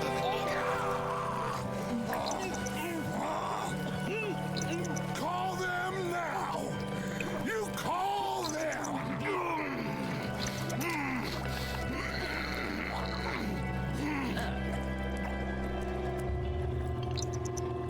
Part of your philosophy books cover feeding a fella. Good alligator, Dutch. The part that covers weakness. That part. I don't know. Well, I do. It ain't nice. I know it. But it is us or him. I figure it might as well be him. Of course, it wasn't the gang or Bronte. They could have come up with a plan to hit the bank that accounted for Bronte's continued presence. They could have come up with other, less glamorous and thus less obvious targets. Or they could have realized that maybe, just maybe, they're getting sloppy and careless, and their indiscretion is going to cost them if they don't get out of Dodge and fast. I say they, but I mean Dutch. Where Dutch goes, the gang goes. So what happens when Dutch's pride takes him down a road that will inevitably and inexorably lead to self-destruction? Well, that's the question that Arthur has to answer for himself, but not quite yet. However, before we leave this theme of pride and revenge behind, I have to mention Sadie Adler, who is the most obviously vengeful member of the gang, at least when it comes to the men who killed her husband. When they receive news that Colm O'Driscoll is in custody and set to hang, Sadie insists that they be there to ensure it happens. They got Colm, the government. They got Colm O'Driscoll. They're gonna hang him in Saint Denis. Hang him. Okay. He's already been tried twice for murder and found guilty. Sure, no doubt he'll escape again. No, he won't, because we're gonna make sure of it. Now, I do want to point out that the nature of Sadie's and Dutch's vengeful missions do differ, but I am getting ahead of myself yet again, so if you'll excuse me, we must continue down the list of traits and cover Arthur's humor. A man must have a sense of humor. Sorry about that. We were getting a little bit too dark, and I wanted to lighten things up a bit by discussing how Arthur's humor fits into his character. And well, if I wanted to lighten the mood, honestly, I should have just picked a different character to examine entirely, but whatever. Arthur is quite funny at times, don't get me wrong. His wry, no-nonsense, sarcastic style of humor is right up my alley. Humor helps keep us balanced, keep us sane. The world is a mess and getting messier, even if it thinks it is getting more civilized and progressive. And if you can't laugh at your own pain, you're gonna have a hard time. When you are, like Arthur, constantly in life and death situations, being able to lighten the mood, even if that is simply your own mood, is an invaluable skill. Now, Arthur's humor, like any of his other admirable traits, is imperfect, as he frequently uses his wit in a rather insulting manner.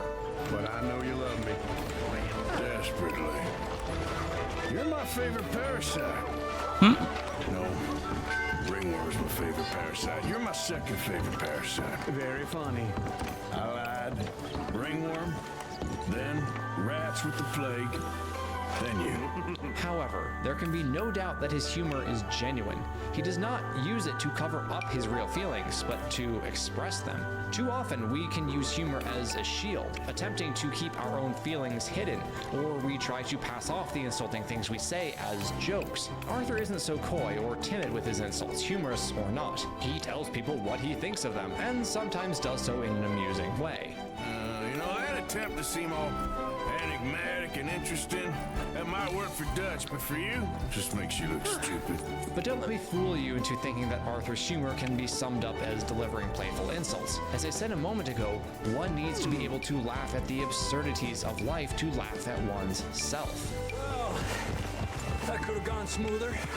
That'll be on my gravestone. If I was fair with you and a good person, I'd have had you hanged a long time ago. Well, that's true. You're not a very nice woman, Mrs. Lady. Well, look at the company I keep. I know, it's quite dreadful, isn't it? Maybe it's just because I'm a huge fan of self-deprecating humor. With my hairline, embracing it has become a survival tactic. But moments like those are when I really admire Arthur.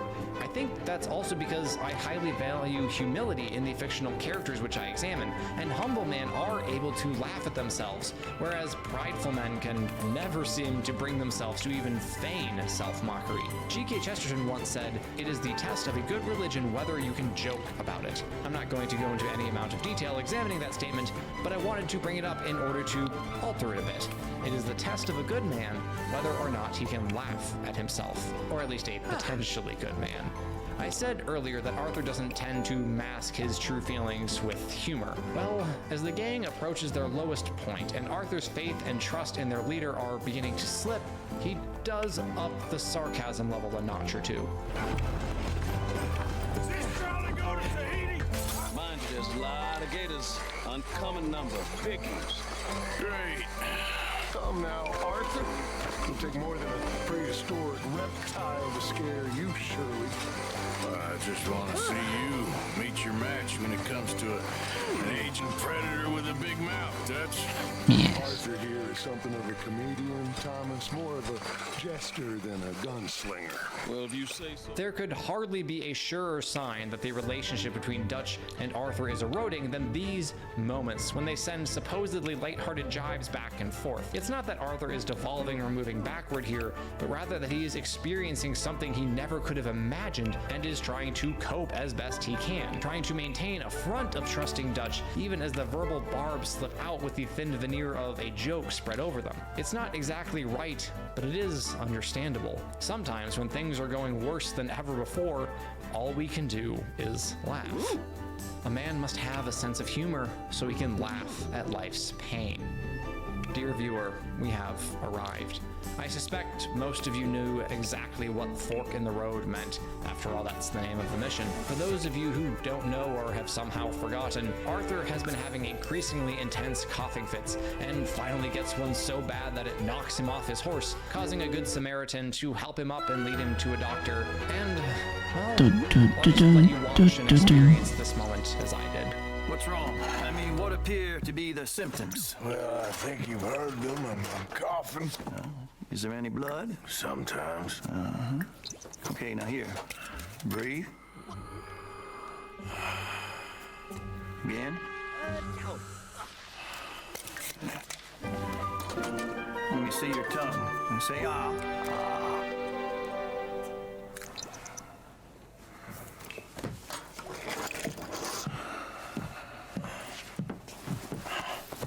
What is it? It's not good news. I guess that. You got tuberculosis. Really sorry for you, son. It's a hell of a thing. What do you mean? You're real sick. It's a progressive disease. You'll be... Now, the best thing is rest and getting somewhere warm and dry and taking it easy. Now, is that possible? Sure, I can just take my winters in my country club in California. No, it's not possible. Well, like I said, I'm real sorry. Yeah, well... Now, I can't exactly tell you that Arthur takes this news in exceptionally good spirits or that he faces the concept of grim death with a smile and a joke on his lips. He always was a fairly serious character, and his wry style of humor was befitting of such a man. That doesn't really change now. If anything, he makes fewer wisecracks after his diagnosis than he did before. But in that earlier humor, we witnessed Arthur's lack of self-importance, a trait that becomes undeniably crucial at this point in the story. The pompous, egotistical man believes that he is the ruler of his own fate and destiny, that he can control the events of his life and alter them to his will. A man such as Arthur, one who can laugh at himself and life's absurdities, shows that he understands that he controls very little of what happens to him, that he is not the ultimate master of his circumstances, and that one day, like it or not, he will have to stare death in the face. Man must know that he is mortal and be prepared for the end. Obviously, Arthur's acknowledgement of his own impending death comes into clearest focus after his diagnosis, a scene we will return to shortly, but that acceptance did not come out of nowhere. The story had been building up to that moment from the very first scene, when the opening text proclaimed that the time of the outlaw was reaching its end. As we talked about in the intro, Arthur is a highly pragmatic and realistic man, in sharp contrast to the ever-scheming and dreaming Dutch. It's not that Arthur doesn't long for the days when civilization hadn't taken over, when he could roam free in the open country, but he simply sees the writing on the wall that others don't or can't. Still, he's not one to just roll over and accept the end of everything he loved and treasured. He will put up a fight. So when the Pinkertons, the harbingers of the end of the age of the outlaw, accost him on his fishing trip, Arthur pushes back while still accepting his own inevitable fate. You enjoy being a rich man's toy, do you? I enjoy society, flaws and all. You people venerate savagery, and you will die. Savagely, all of you. Oh, we're all gonna die, Agent. Some of us sooner than others. Even at this relatively early stage in the story, before the gang flees Horseshoe Overlook, it is clear that Arthur does not cling too tightly to his own existence. He'll fight and kill for his life and the lives of his friends, but, well, he's an outlaw and a bandit, surviving on luck, skill, and a dose of stupidity. It would be foolish to imagine that he can simply continue to live the way he has been living forever. And for all his flaws, Arthur is not a fool who goes around only staring at his feet. He looks up. He sees what's coming and he accepts it while simultaneously preparing himself for the inevitable. New century's coming. This life, this way, well, we're the last, I reckon. And we ain't long for it. This line was apparently a favorite of Roger Clark, Arthur's voice actor, and I can absolutely understand why that is. Arthur is, on the surface, a no-good, low-down, thieving, lying, murdering outlaw who takes whatever the hell he wants. And he truly is all those things, but he is also a deeply introspective man who gains no small amount of wisdom through examining himself and his own despicable actions.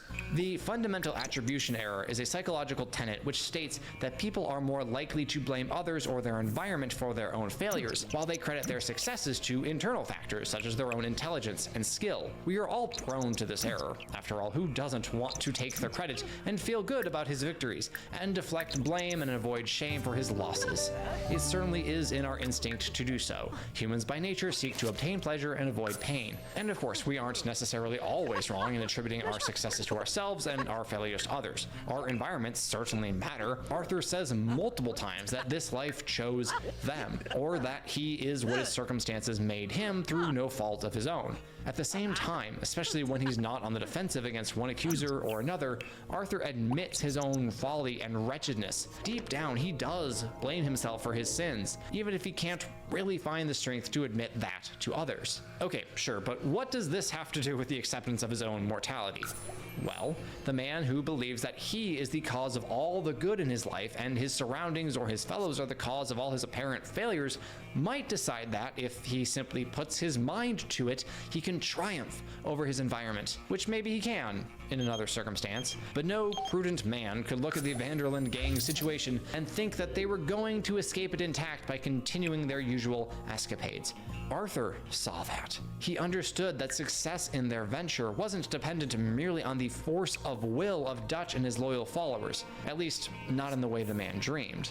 When Arthur runs into Rains Fall and Eagle Flies and their advocate asks him to help them avoid getting their land stolen once again, this is his response. I'm not a do-gooder, Mr. Miller. Gentlemen, I'm very sorry for your predicament, but I'm a working man. I got problems of my own. We will pay you very handsomely, Mr. Morgan. How much? I told you, they're all mercenaries. There's a price on my head in 2 states, my friend. The government doesn't like me any more than it does you. Like you, I've been running for as long as I can remember. And like you, my time here is nigh undone. The third act of this game is largely driven by the impetuousness of the chief's young son, who refuses to accept the reality that Arthur just expressed, and who is willing to fight and die the last man in a hopeless battle against the overwhelming force. The same could be said for Dutch, who also purposefully blinds himself to the impossibility of his dreams. Arthur sees it all crashing down around the game. He just doesn't really know what to do about it. At the moment, he is content to do what he has always done: follow Dutch's orders and do whatever needs to be done right now for the sake of the crew. That attitude changes a bit after the bank disaster, shipwreck, and escape from Gorma. Arthur is now as sure as ever that their way of life cannot continue, but for the first time, he is ready to give it up, to let go, and move on. We've been on the run for a while now, and it feels like our luck has turned. You know, and it ain't turning back. I had a good run of it, I guess. Of course, Dutch refuses to back down, to accept defeat and let Cornwall, Milton, and their army of expendable targets break up his family, tear down what he has built, rob him of his dream. Which brings us to this conversation shortly after the massacre at Le Gras, which, since we've seen already, I will play just a bit of to emphasize the most relevant lines for our current discussion. I guess I'm more interested in saving lives than winning a chess. And maybe life ain't such a thing to cling on to so tightly. No doubt. What about the women? It's not that Arthur doesn't mean what he says. As we've already covered, the man does not value his own life all that highly and will happily put himself in harm's way if it means those for whom he feels responsible are kept safe. But it's one thing to accept death as an inevitable yet remote concept, one that could happen any day, sure, but not one that is decidedly and undeniably imminent. That all changes when Arthur receives his diagnosis. The scene where Arthur walks out of the doctor's office and hears the voices from his past is one of the most poignant and moving moments in the entire game, and it deserves to be studied line by line. We can't change what's done. We can only move on. All of the other lines we hear are framed by this one, which speaks of the uselessness of regret, an emotion Arthur is doubtless feeling right now, and the need to look to the future, even if that future is suddenly a lot darker and shorter than previously anticipated. You have it in you, I can tell. How can Arthur move on? By accepting that he does, in fact, have some capacity for goodness within him, a claim that we'll hear reasserted shortly. He didn't have a choice. He was good and he did good. The man whom Arthur beat and threatened, whose death he certainly hastened, gave himself totally to the service of others, raising money for orphans, working in his family's garden, even stepping in to break up a fight and preventing this idiot from getting beaten to death by Arthur. I understand if you don't want to help me, but I think of you often. Arthur is continuing to remember and reflect on all the ways which he has gone wrong. Obviously, his failed relationship with Mary stands out as one of the biggest regrets in his life, but what can he do about it? If we don't stop soon, we'll all be dying. He can move on. He must move on. Hosea's words, spoken in the middle of a blizzard at the very beginning of this story, were then simply about finding shelter, but now they are seen in a new light, speaking of the gang's need to change their ways, to stop blundering about in a reckless and foolish manner in the vain hope of striking it rich and escaping to a tropical paradise. They have to move on, and Arthur has to lead them. She was a fool then, Arthur. Arthur's response when Mary Beth says this to him back at camp is, Well, she put a lot of good years in on an outlaw. She definitely was a fool. In other words, moving on was the safe and sane thing for Mary Linton to do. In that same conversation, Mary Beth explains why she sticks with the Vanderland gang. You boys cared for me before no one cared for me. Well, life weren't very nice, Arthur. This is what Arthur is seeking. This is the goal he needs to be chasing. Not harvesting mangoes on some far-off island, but rather helping, saving those people who need him right here, right now. But before this scene ends and Arthur can begin to become the man whom the others so desperately need him to be, he has yet another vision of the stag who this time runs across his path, stops, and looks him dead in the eye. Now, I'm not going to try and examine the entire buck symbolism iceberg, but it could mean a few things. Deer are typically viewed as noble creatures, so it could be merely as simple as that, seeing as this is a high honor playthrough. Or it could represent the importance of deer to the American Indian peoples, one of the animals they relied upon to sustain themselves. Or perhaps the buck is a reference to Psalm 42. As a deer longs for flowing streams, so my soul longs for you, O God. The stag is also in Christian tradition a symbol for Christ, at least in part because they were known to show no small animosity towards snakes, symbols of Satan. Apparently, stags would flood the snake's holes with water that they held in their mouth and then spit out, and then they would trample the snake to death. I had no idea deer could be so hardcore. Anyway, while the game obviously isn't explicitly Christian, its main theme of redemption is, well, kind of Christianity's whole thing, so it only makes sense for Arthur to be heavily influenced by characters such as Sister Calderon, people who hold as a fundamental truth of their faith that redemption is possible for all men. You know, a long time ago, I was like you. I very much doubt that. Oh, no, I did terrible things, awful things. And I could not stop doing terrible things because I did not believe that goodness existed. And then one day, I saw that love did exist, and ever since then, doing bad things became, well, not impossible, but ridiculous. I love that motion capture actually lets actors act in video games now, instead of them just voicing the lines. The look of disbelief and wonder on Arthur's face as the camera slowly zooms in is just perfect. Arthur never believed there was any escape from this life, physically, mentally, morally, whatever. He got pulled into it by sheer circumstance, which is true, and then stuck with it simply because there was no way out, which wasn't really true. But of course, a man who grew up in such a grim and hopeless world doesn't believe there is any escape. No one showed him the way out. Should he have tried with all his might and will to get out of that life of crime? Yes, absolutely. Do any of us think we would have done any better?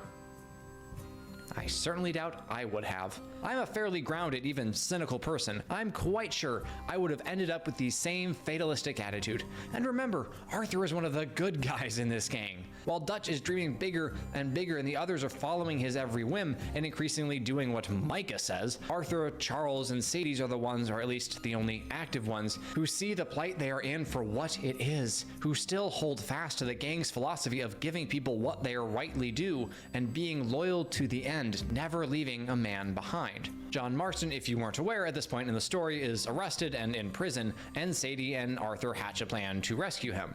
It's best just the two of us go. Two of us is all there is, anyhow. Now, one thing I didn't spend quite enough time doing in this game was simply walking around camp and talking to gang members. So perhaps because of that fact, Sadie's development felt a bit rushed. She's a great character overall, especially in the upcoming scenes, but to me it seemed like she kind of disappeared after Arthur rescued her and then suddenly turned up again as a cold-blooded killer hell-bent on revenge. But like I said, maybe that's on me. Anyway, Arthur sticks by her because he feels responsible for her, and because she's not dead set on dragging the entire gang to their deaths. Herself, however, well, she doesn't really care about herself, her own well-being, but she wants vengeance against the men who killed her husband. And while Arthur, true to character, isn't too keen on that idea, he is willing to lay waste to the O'Driscolls on one condition. I'll tell you what, I'll do it, but there's something you could help me with. Abigail, Jack, John, make sure they make it. I mean, this whole thing is pretty much done. But when the time comes... How do you mean? When the time comes, you help them. What do you mean? I mean, help them escape. When I... You know, you and me, we're more ghosts than people, but them... That last line hit me hard. I have, sorry, I was an incredible, succinct way to communicate how I was stretching. Arthur feels, how he has nothing left to live for, at least not for himself. And Sadie, well, yeah, she has a purpose, but one that both she and Arthur know is ultimately hollow. Did you watch the news? Did you watch the Ruby video? Smile? What the hell? Who's calling me?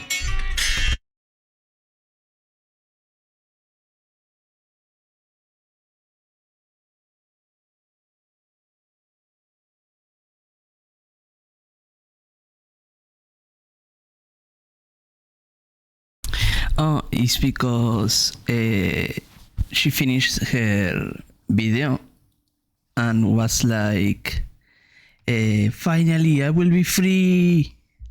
And I say, nope. And I put the lash image. Oh, I love it. It truly was well made.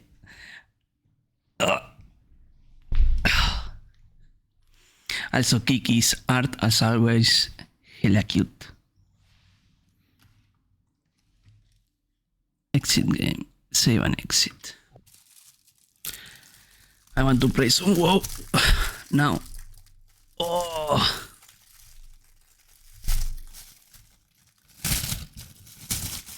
I'm also going to eat some cheese.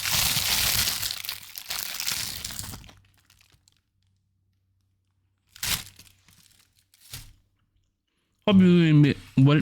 Hopes.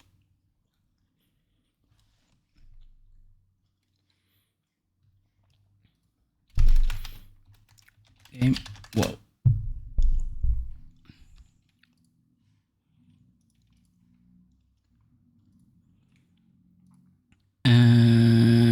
Let me think for a wee bit. A wee fire. And meaningless, driven purely by sorrow and loss. A man must not be dominated by pride, because revenge produces no fruit. Vengeance can take many forms, the kind which Sadie wants to exact being the most obvious and common kind in a setting such as this. Eye for an eye and tooth for a tooth. But any time that someone has wronged us and we seek to return the favor in any way whatsoever, that can be a form of revenge as well. When Arthur stumbles across the now widowed Mrs. Downs, a series of scenes we will examine in detail later, and offers her money so she can stop selling her body, she rejects his generosity. Mama can't leave. Won't leave. I don't know. I said I had the money. She said your money weren't moral. She said it'd be better to die than to take it. Maybe she's right. I don't know. I don't know anything about morals. She still had... I ain't looking for forgiveness. It ain't about that. Don't forgive me. Just take the money and get out of here. Please. I know I ruined your life. I suffer for it every day. But don't let yourself get killed for pride. I've seen it kill too many folk. Trying to organize this script has been an absolute beast of a challenge, because every time I want to talk about one of the story's themes or a virtue or trait of Arthur's, there is always some other key element in that scene. So like I said, we'll revisit this moment soon enough to discuss the themes of forgiveness, repentance, and redemption. But now let's focus on pride. What would Mrs. Downs' pride, her refusal of charity, gain her here? Nothing. Absolutely nothing. Except a small feeling of smug self-satisfaction at telling her husband's murderer, or close enough, to piss off. Our pride can only survive if we refuse to admit to the universal truth that we are insufficient, that we desperately need the help and love of other people, sometimes those whom we'd rather not accept it from. Pride tells you that you are enough, and the more we reject the goodwill of others, the deeper into that vice we sink, slowly losing all actual purpose but our own base desires. Dutch, as we previously noted, and despite all his exhortations to the contrary, has fallen into that prideful pit and is descending inexorably downward until there is nothing left for him but him. As he says regarding the news of Colm O'Driscoll's hanging, we're gonna attend the event ourselves. And follow him onto the scaffold? Well, let's hope not. But if I could see that son of a bitch breathe his last, I think I'd die a happy man. They do in fact see him swing. Sadie starts a ruckus because she's gone kind of crazy, and this is a video game, so you gotta have enemies to shoot on any given mission. And then Arthur lets Tilly know his thoughts on the whole ordeal. Well, and we saw the bastard hang okay, but the whole thing ain't gonna save us. So if Arthur believes that these prideful, vengeful ventures are in fact empty, pointless, and dangerous, why does he go on them? Why does he agree to help Sadie exact her final vengeance against the remaining O'Driscolls, despite his proclamation that I don't have it in me no more. I saw Colm swing. I just don't care. The answer is simple. He cares about Sadie. He feels responsible for her, and he's taking the advice that Reverend Swanson gave him as he was leaving.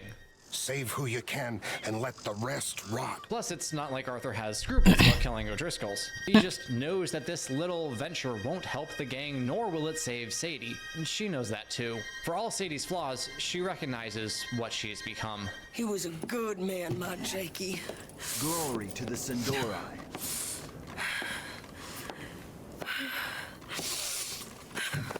Poor Sadie. We was always sweet on one another. A new beloved L'Orealon. I'm sure. Planning a purchase? I miss him every day, every moment. They turned me into a monster, Arthur. But my memories of him, they still pure. Treat my wares with care. I ain't even got that. A man must be humble, and so must truly know himself. Arthur admits time and time again throughout this story that he is not a good man. As we've just heard, he doesn't even have memories of a time when things were different. Hardship, suffering, and surviving through undesirable means have been constants as long as he can remember. What changes now after his diagnosis is how that acknowledgement of his own wretchedness affects Arthur. Before, he would tell people who mistook him for a kind or helpful soul that he was in fact a no-good scoundrel, and do so rather flippantly, almost eagerly. It was easier for him to commit evil acts if he simply admitted that he was no better, that he had no desire to be better than the sins he committed. Now, however, Arthur does want to be good, or at least to do good in the time he has left. Such a change does not come without a price, however. The reason that Arthur was so casual about his own badness before was because he instinctively knew that if he tried to be a good man, if he stopped blaming the world and his upbringing for making him into the rotten scoundrel that he is, then the weight of all his sins would come crashing down on him. It's easy to live in moral filth if we believe that we cannot be, that no one could be, any better than we currently are. But if our eyes are opened, whether suddenly or gradually, to the reality and immensity of our wrongdoings, and to the fact that we can and should know better and do better, well, that can be quite soul-crushing. That is the place where Arthur is right now. He finally wants to do good, but his circumstances have always pushed him from one evil to another, and so he feels weighed down by his sins. I saw death being handed out so freely by the most foolish of men. I never could equate it with victory. Glory has come in service. Maybe. Maybe not, I don't know.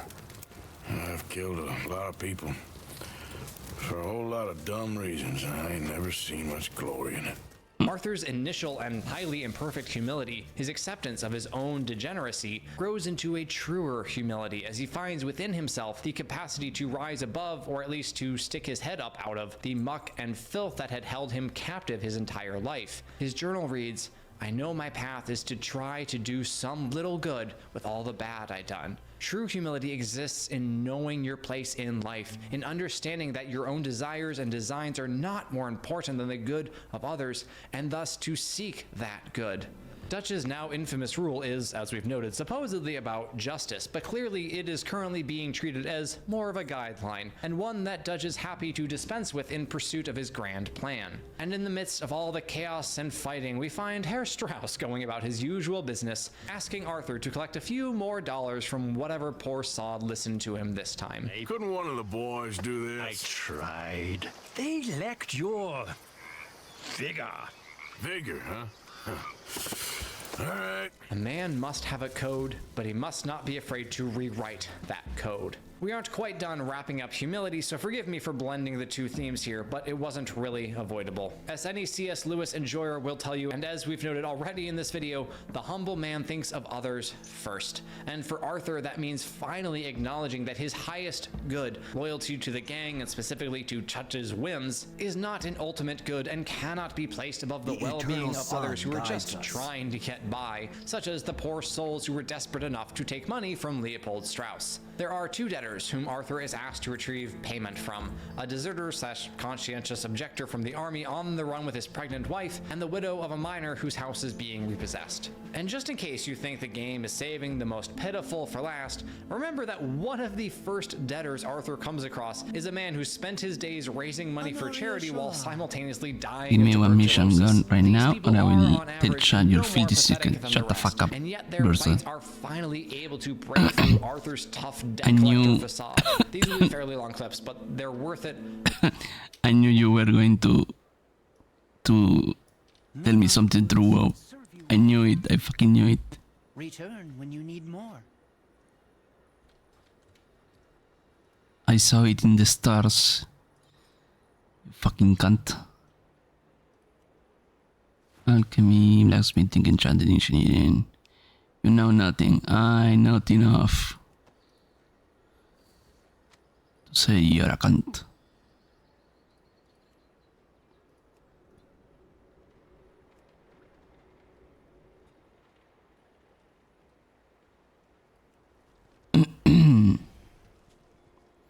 Wow, chat is bullying me. Everyone riot. I think everyone in my chat is sleeping. Unless you want to say it on chat. Smile.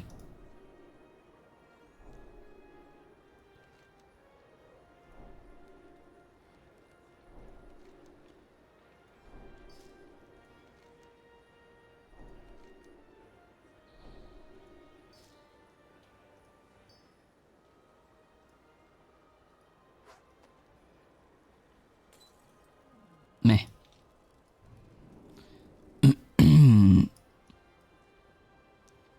I promise. I probably should have helped you fix the damn wagon. We could probably still save something. Really now? Look, you can take the silver locket for the debt. Damn the dad. Just get her somewhere safe. Go on. Thank you, fella. You know, there ain't enough kindness in this world, that's for sure. But you... I don't know nothing about kindness. We lent Arthur some money, you see, and... So it was you.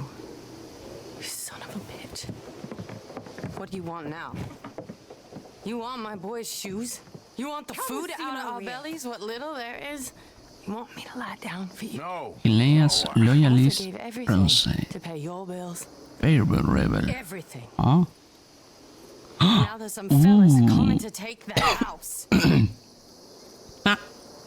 ain't nothing left, mister.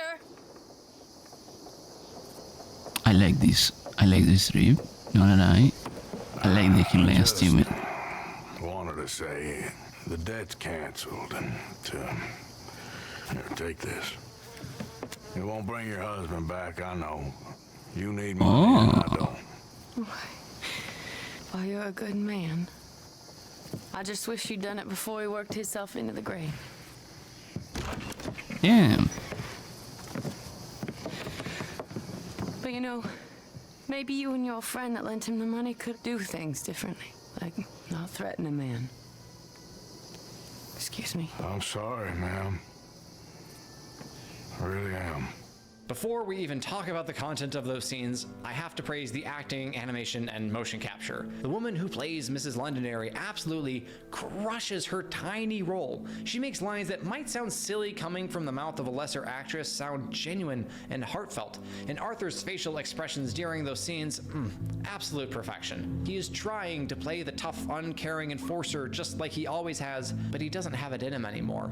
Because he's a better man now, one who is finally willing to rewrite the code he has lived by his entire life, or at least reinterpret it. One could easily, Dutch likely would, say that having to feed fellas as need feeding justifies whatever morally distasteful actions they need to take in order to provide for the gang. As we saw earlier, Arthur could be made to do just about anything for the sake of his fellow outlaws. But as Dutch's plans become more and more chaotic and harebrained, and Arthur recognizes them for what they are, he comes to understand that this isn't about people, it's for a dream, for a vision, for pride, for pride that says, me and my designs supersede all other concerns.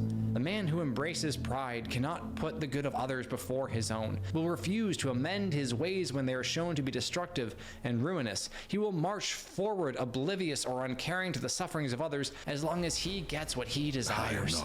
The humble man will, say, stop to help a poor widow in desperate need of aid, one who is unaccustomed to the wilderness and would have died of starvation or wolf attack without his help. The amount of character building that happens in these side quests of this game is both wonderfully rewarding and somewhat unfortunate. Red Dead 2 definitely takes the approach that you get out what you put in. I played practically every side quest I could find, and I still missed out on moments that would have fleshed out the characters in the world. And while I did play the missions we're about to talk about, it's shocking to me that the game allows players who just not do the quest line in Annisburg where you come across Mrs. Downs, who has decided that selling her body is preferable to starvation. I guess the reason that this quest is technically optional is because it's only available if Arthur has high honor, which makes sense because if you have been playing as an unrepentant, uncaring murderer who hog ties people and feeds them to alligators for fun, I don't suppose you'd have much guilt over seeing a destitute, disease-ridden woman, even if you played some role in her misfortune. But man, if you skipped this quest, you missed out. These scenes contain some of the most impactful and thematically important moments of the entire game. You probably have noticed that I have not yet discussed the theme of redemption in anything more than passing, but we have been building up to it this entire time, examining Arthur's loyalty, humility, sense of righteousness, and every other trait, exploring how they evolve as the story unfolds, as what is really important to Arthur comes into clearer view, especially after his fatal diagnosis. Now, some might say that Arthur's redemption isn't pure or doesn't really count, that if he were a really good man, he would have had that change of heart before he was diagnosed with a terminal illness. And, well, yeah, ideally a man in Arthur's situation would have stopped being an outlaw long before that point. Ideally, he would have never been an outlaw to begin with. Ideally, he would have grown up with a father and a mother who loved him. Not that Arthur bears no fault for being who he is, he has free will after all, but to suggest that our redemption doesn't count just because we only came to it after facing our own mortality is silly. We are all going to have to face that inevitable fact one day. Some may have years to anticipate death, others mere moments, but a man can have a change of heart in an instant. He can choose to hope where he had so long despaired at any time. However, the longer we spend in sin and depravity, the harder that choice will be, and making it in a single moment may be nigh on impossible. So yes, Arthur was given a gift, you could say that, but not one that should invalidate his redemption. He still had to choose. The mission where he is diagnosed with TB is literally called a fork in the road. That is to say, now that you know your time is nearly done, which way do you want to go? Who do you want to be? Facing one's own mortality does not mean in any way that one will necessarily become a better person. See, for example, Breaking Bad. With that objection dealt with, let's return to Arthur's actual redemption arc. A man must acknowledge that he is flawed, broken, and sinful, and seek redemption anyway. It should be noted right off the bat that forgiveness and redemption are not the same thing, certainly not in the context of this mission. To briefly summarize its events thus far, Arthur runs into Mrs. Downs, makes a feeble excuse about this country being man unleashed in an attempt to assuage his guilt, finds out her son is working in the mines and getting bullied by the foreman, rescues the kid and gives him some money. Mrs. Downs refuses to take that money and goes off with a customer into the woods. Arthur tracks the two of them down, runs the creep off, and gives Mrs. Downs a ride back home. I'm sorry it had to come to this. Stop saying sorry. Sorry won't bring Thomas back. I know. So you're sick now too? And you think that affords you the opportunity for penance for cutting his time short? No, I ain't looking for that. Okay then. So just forget about me and the guilt you're carrying, because no good can come of that for either of us. And all you can do now is decide the man you want to be for the time you have left. Help someone who can still be helped. Or help yourself. I suppose you're right. Oh, hang yourself for all I care. You're right to dislike me. I ain't looking for that to change. I ain't looking for forgiveness. It ain't about that. Don't forgive me. Just take the money and get out of here, please. I know I ruined your life. I suffer for it every day. But don't let yourself get killed for pride. I seen it kill too many folk. Don't say anything. Don't thank me. Just take the money and pack your bags. That's all I gotta say. Thank you, Mr. Morgan. I said don't thank me. Get out of here. Please. Forgiveness is something that we are never owed. It is a gift that we can and often should give, that others give to us freely without coercion or obligation. If we have wronged someone, especially in a grave manner, and then say we're sorry and demand forgiveness, is our sorrow really sincere? If Arthur had shown up, expressed his remorse, and been insulted by Mrs. Downs' refusal to accept his apology, that would have been a clear sign that his pride was in control, declaring that he deserved to be forgiven. To forgive means to absolve a debt. We see this explicitly in the subsequent missions with the widow and the deserter. When we talk about forgiveness in a situation such as this, Arthur's debt is more of an emotional one. Were the Downs to forgive him, it would be by letting go of their anger and resentment toward him. But Arthur doesn't feel he deserves that forgiveness. He beat their husband and father half to death. Of course they're going to hate him for that. He certainly does. And if he can't find forgiveness for himself, how could he possibly feel he deserves it from those whom he has wronged? Of course, forgiving ourselves is often the most difficult step we must take on the road to redemption. But it is a necessary one. Because if we do not let go of our self-hatred, if we let the vileness and vastness of our failings and sins weigh on us day in and day out, how can we move forward? If we are constantly besieged by thoughts that tell us that we are no good, that point to our past mistakes and misdeeds, proclaiming that we will never grow beyond them, how can we do anything but despair? Arthur certainly doesn't have an answer. For most of the story, he felt stuck, static, a bad man trapped in a worse world. He was good and he did good. There wasn't no choice in that. And you as good as killed him yourself, and don't kid yourself. You had a choice. You speak as if killing was something I cared about. You ever wonder about eternity? You should. I hope it's hot and terrible, Mrs. Downs. Otherwise, I'll feel I've been sold a false bill of goods. Now, please. Damn you, Theodore Levin! You're a snake! Damn you! Damn you, nobody! Hey, I'm already damned. Those words, said so flippantly and casually before, now weigh more heavily on Arthur's mind. What kind of man have I been, he writes. What kind of man am I? What world is this we live in? A land of fury or a place of love? Am I being prepared for eternal damnation? Am I past any kind of saving? Is that all fairy tales? Man ain't got much good in him. I ain't got no good in me, I don't think. And yet, I see goodness. I see it, if not in me, in good folk. In Abigail and her love for Jack. In that silly monk. In Downs, I guess, begging not for himself, but for the poor, even though he was near starving himself. Maybe I don't want salvation. Part of me has always longed for death. Well, here it comes, I suppose. Did you know you can just not read the journal? The game lets you. You never have to open the thing up, which is almost a shame if freedom of choice weren't so vital to the game's story. Because ultimately, Arthur has a choice, like we all have a choice. He can listen to those thoughts that tell him he will never be more than the scum of the earth, that his past will always define who he is, or he can tell those thoughts they can go to hell. He can forgive himself, firmly implanting the idea in his mind that who he was need not be who he is. We cannot change what's done. We can only move on. How? How does Arthur, how do we move on from the horrible things we have done? How do we seek salvation and redemption anyway? Simple. We try. The whole world seems different somehow. How so? I can't explain it. Like better, almost. That a good thing? I guess it is. Only sometimes I ain't doing the good thing. Maybe it's a sign, Arthur. Try. Try to do the good thing. I guess. Only it ain't always clear what that is. Not with the big stuff.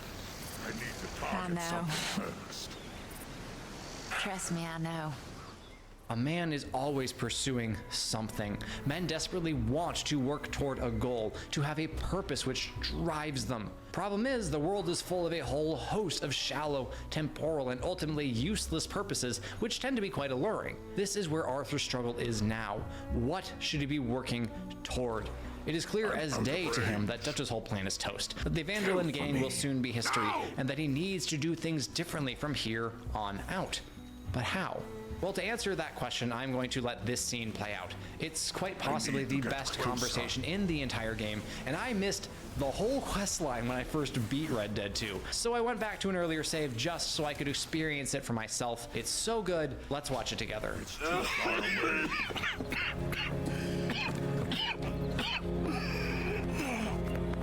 What's wrong? I'm dying still. I'm dying, sister. Okay. Yeah, I got TB. I got it.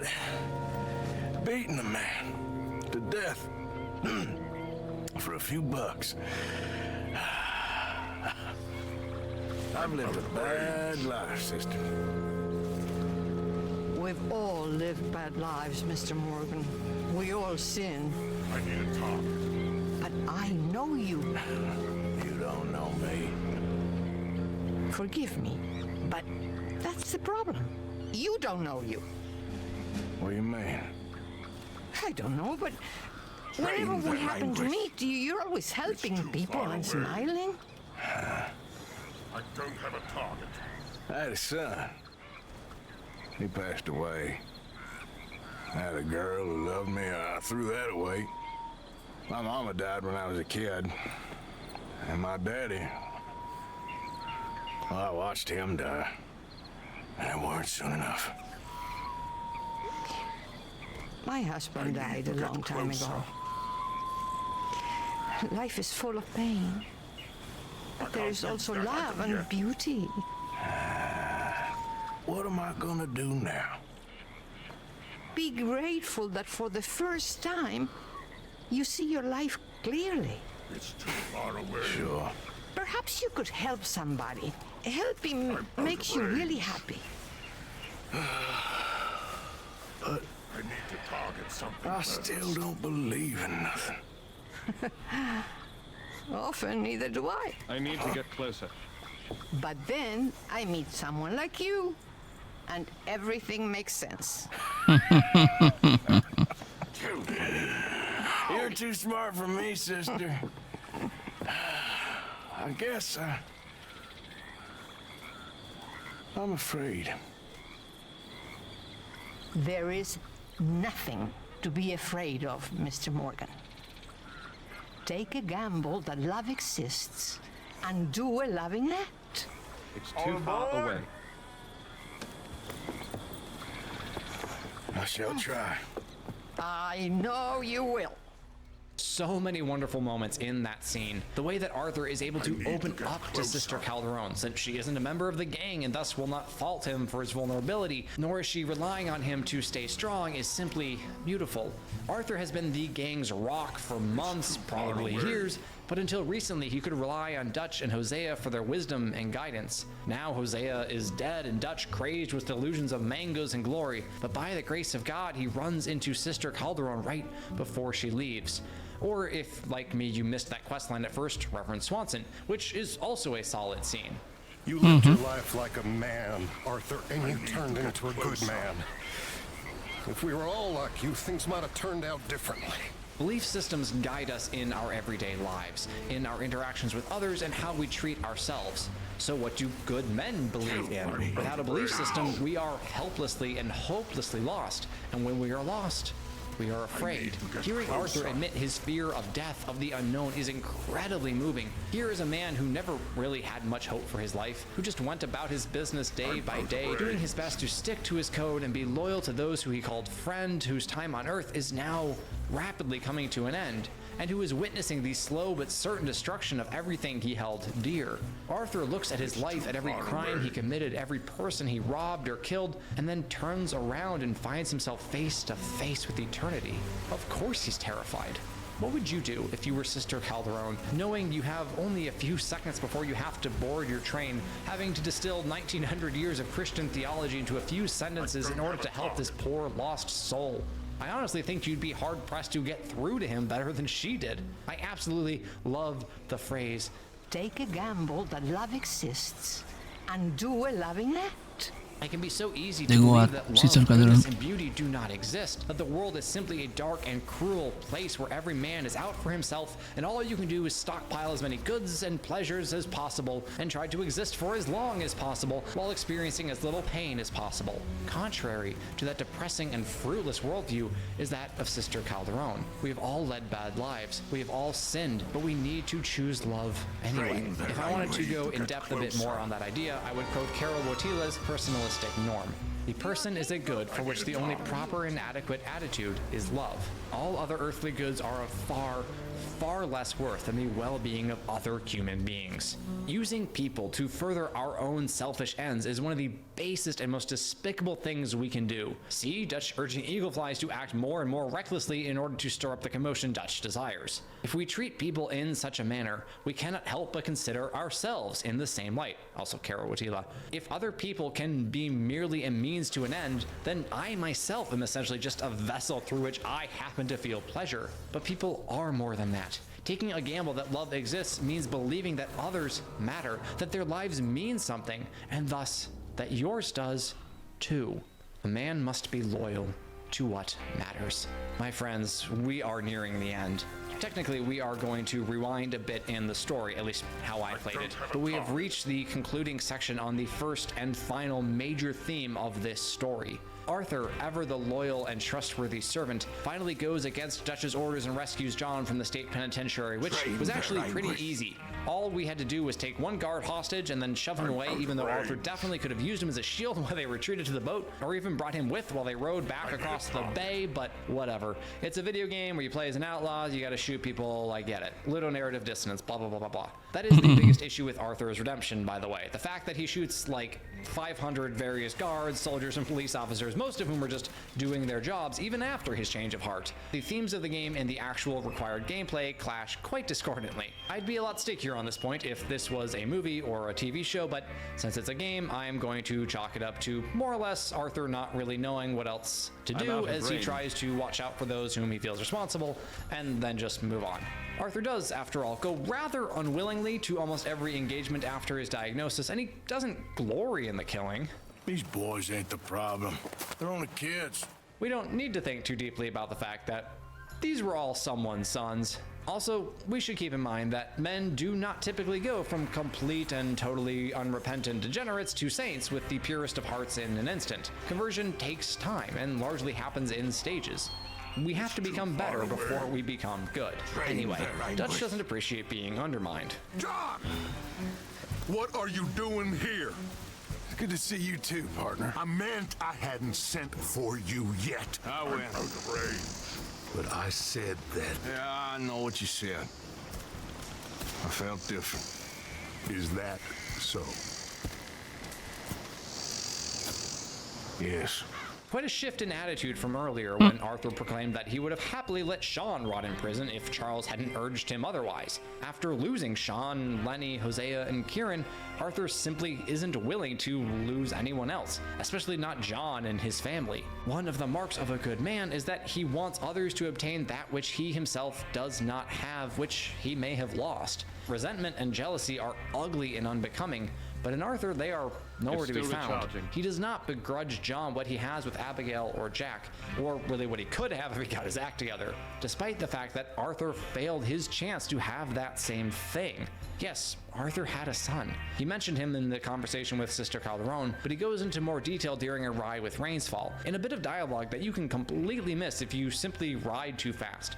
And by too fast, I mean at a normal clip. I swear I basically had to stand still in order to give Arthur enough time to tell his whole story, so here, you get to listen to it too. I had a son once, no purpose beyond years ago. Don't talk about him much. Oh, what was his name? Isaac. His mother, Eliza, was a waitress I met. When she got pregnant, she knew who I was, what my life was. I didn't want to promise nothing I couldn't keep, but I said I'd do right by them. Every few months, I'd stop by there for a few days. He was such a good kid. She was too, I guess. Just a kid, 19. What happened? I got there one day, and My Starstrikers cannot hold Saw back the two White Plume crosses forever. outside. Cut down anything I you knew can. right away. Turned out some bastards had come through. Robbed them. And shot them dead. And offered $10. Hardened me. Feeling that kind of pain. But I know now that you don't get to live a bad life and have good things happen to you. Those Train last their words language. are particularly telling. Arthur believes that he deserves the death that is rapidly approaching with every pain that may accompany it. But he does not wish that same pain on John, Jack, and Abigail. He does not want to drag anyone down with him. Instead, he would lift them up even as he sinks. I don't know how long I got, but some of them, they still got a chance to have a life. I'm just thinking, if I could give them that, then it's too far away. Maybe this ain't all for nothing. To be clear, Arthur's loyalty to Dutch and the rest of the gang hasn't disappeared. No matter how much he may rightfully distrust Dutch now, the man still saved him when no one else would. And Arthur isn't exactly thrilled that he is apparently determined to send his whole gang headlong off a cliff in pursuit of a hopeless dream. I guess I just keep thinking, there must be a way to save the situation. Pull Dutch out of the place he's in. Arthur's loyalty has always been to Dutch and the rest. As we examined his story, it was eminently clear that Arthur cared the most about people. That hasn't changed, but it has been somewhat purified. Before, the needs of the gang, as determined by Dutch, were paramount. Now, Arthur is most loyal to the true good of those whom he cares about. The ones who have a chance at a life that isn't marked by lying, thieving, and killing. A life he could have had if only he were brave enough to seize it while the opportunity still existed. And while that door was left open a lot longer than it probably should have, Mary definitively closed it with her letter to Arthur and the return of the ring that he had given her long ago. When I'm with you, the world makes sense, but when we are apart, I see clearly that your world is not a world from which one can escape. I'm so sorry for everything. I need to get closer. For everything long ago and for starting up that business again. There's a good man within you, Arthur, but he is wrestling with a giant. And the giant wins time and again. I cannot emphasize how necessary this closure was for Arthur. Before he died, he needed to know that Mary had moved on, that his seemingly hopeless dream of a normal life was in fact out of reach for good. But he also seeks to prove Mary wrong. He now believes that this world, that this life of the outlaw is escapable, just not when one relies only on his own strength. Arthur has received a great deal of wisdom and guidance from others during the story, whether it be the gentle urging of Sister Calderon, the selfless example of Thomas Downs, or even the simple words of the miner's widow. And while he wasn't completely unwilling to hand out advice in the past, especially to John, his adopted kid brother, he did so in a more general, even vague manner, especially since John wasn't the most receptive to being taught. Now, however, Arthur isn't holding back. He sees the writing on the wall clearer than ever, and with events rapidly coming to a head, he lets John be the beneficiary of all that he has learned in the past months. I feel like you should take your woman and child and get lost. Do you? You could give something to Jack. Hey, Strider.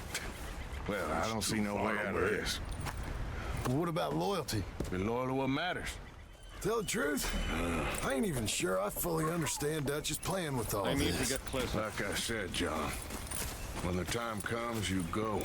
What about loyalty to everything? You've been loyal. I've been loyal. Look what that cost. You know, all that ever mattered to me was loyalty. It's all I knew. It's all I ever believed in. Well, not anymore, John. Soon, you gotta go. Go. Kill me. No! Don't look back. Here's where, if you ask me, the themes of the story and the plot clash somewhat again. Arthur tells John to get lost with Abigail and Jack when the time comes, but why couldn't that be, you know, right this very second? Sure, Dutch is kind of controlling, but it's not like they're locked in a prison cell, which wasn't really a problem for John anyway. Pretty sure Arthur and Sadie could have busted the other three out of camp whenever they want. I suppose you could chalk it up to the simple fact that it takes a lot of nerve to walk away from the life, the people you have held dear for so long, that something really dramatic dramatic would have to happen in order to drive you away from everyone and everything you have ever known. And, well, something dramatic does happen. Eagle Flies decides enough is enough, and it's time to fight back once and for all against the army and the oil company, which honestly goes really well, all things considered, until Arthur gets accosted and Dutch leaves him behind, forcing the young brave to step in and save Arthur's life, getting himself shot for his efforts. And that's pretty much the final nail in the coffin when it comes to Arthur's trust of Dutch. We need to go. You ran away. Oh, I did no such thing. Don't be a fool. They could be back here any minute. We did it, gentlemen. Well, we got some money. And with the train job, well, we got a whole lot of money. Come on. Everything is coming together. Exactly as I planned. I've got to take the boy to his father. As you wish. Usually is nowadays.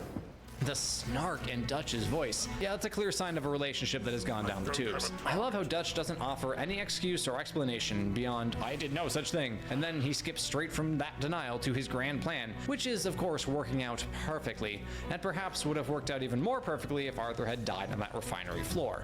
Arthur has stuck by Dutch, that old loyalty, refusing to die no matter what, and look what it cost. You okay, Charles? Not really. All this death, and for what? Just so we can have enough money to be able to run away from what we've done? There used to be some reason to it. Lines that couldn't be crossed. We even helped some folk. Those lines been gone for some time now. For Arthur, Fuck however, off. there is no running away. His time is just about done, and although he may spend much of that remaining time enacting Dutch's harebrained plans, at least now it is with a nobler goal in mind. I apologize for there being so many clips of the game and not as much commentary at this point, but by now, I think we've established Arthur's character pretty well, and I want you to get the payoff of witnessing his transformation for yourself. So with that in mind, let's watch Arthur demonstrate how he is now loyal to what matters, to the lives of those whom he loves. This is all going to plan. We rob Uncle Sam and we leave. The poetry of it all. What do you think? It sounds wonderful. Hell, yeah. I ain't Bitch. got much to lose, but you know, the women and the children. And John and his family. I'm afraid I have to insist. I mean, we gotta let them go, because if the Pinkertons come through again, they will kill everyone. John? Insist? Yeah, I insist. insist. Again, is Arthur a truly good man now? No. Not really. He is, after all, agreeing to go rob a train that is carrying funds and supplies to repair the bridge that he himself blew up, and he knows as well as anyone that such a job will mean casualties. Again, little narrative dissonance, video game got a video game, but there is still beauty and goodness in how he has grown, how he has come to understand that the life they live cannot be sustained without descending into utter depravity. The gang may have been the noble thieves, but if you allow yourself to treat others, even those to whom you have no inherent loyalty or obligation, as a mere means to an end, you will eventually find yourself willing to do whatever it takes to achieve your goals. The Vanderlyn gang will eventually become the O'Driscolls. The O'Driscolls will eventually become the Murphy Brood, and so on and so forth, unless someone steps up and puts a stop to that vicious cycle. That is Arthur's mission. He sees the futility and the fruitlessness of their every venture and vows to help those whom he can escape the otherwise inevitable downward spiral. Knowing the three of you got out, well, maybe all of this will still mean something. Maybe he'll never be a genuinely good man. Maybe he'll never be truly redeemed or find salvation, certainly not in the eyes of the world, but at least he can lift others up, help them reach a place where they can obtain what he felt he never could. I want to be clear, though, that to be redeemed, one does not have to make up for all the evils that one has done. In a case such as Arthur's, that is obviously impossible. To be redeemed essentially means to be changed, to resolve to do good now, where we had so long done evil. Is that the fullness of redemption? No, but it's where we all must start. I know I'm repeating myself on that point. I know. So let's move forward with the story. We are so So close now. During the train robbery, John gets shot and Dutch says he got killed, which if he did, it was probably Dutch that did it at this point. But Arthur doesn't really have a choice except to believe him and move on. He still has others he needs to save, one of whom is Abigail, who we find out has been arrested. Dutch refuses to risk his own neck to save her from the Pinkertons, and so the job is up to Sadie and Arthur once again. Now he Wow. don't care if he orphans his French child so long as he gets rich. They rescue Abigail, she returns the favor by blowing a hole in Agent Milton's haircut, and then Arthur bids goodbye to the ladies before riding back to camp. And I wondered why. John is gone, presumed dead, maybe captured. Sadie, Jack, Abigail, and Tilly are all safely away. The other women have already fled the gang. Why go back? For Miss Grimshaw, I suppose, but Arthur never seemed to feel the same level of responsibility for her. The camp mom could clearly handle herself. What's the real reason? Well, it's Dutch, of course. After all, Arthur's primary mission is accomplished as far as he knows. The women and children are gone, and he has no hope of escaping with what remains of his life, but he still has some small hope for Dutch. For all the man's failures during the past months, despite his growing disdain for Arthur due to Arthur actually thinking for himself, despite his giving in to pride and revenge, despite him leaving Arthur to die, Arthur still loves him. He still wants Dutch to step off the path he chose, to escape and find a new life, because Arthur is loyal to what matters to the end. He simply had to realize that loyalty means not simple obedience, but rather wanting what is best for those whom we love, no matter what. As Arthur rides back to face off with Dutch, Micah, and whoever is left, we once again hear voices from his memory play out. Oh, you're a good man. I just wish you'd done it before he worked himself into the grave. And all you can do now is decide the man you want to be for the time you have left. You saved my life. Life. You're a good Ay, man. Pengu. You know there ain't enough kindness in this world, that's for sure. Maybe it's a sign, Arthur.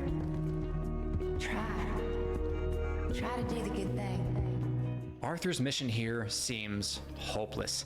He's a bad man trying to do good, and Dutch appears too far gone, too deep in his own machinations to possibly consider giving it all up, walking away, changing everything about how he lives. But Arthur has to try.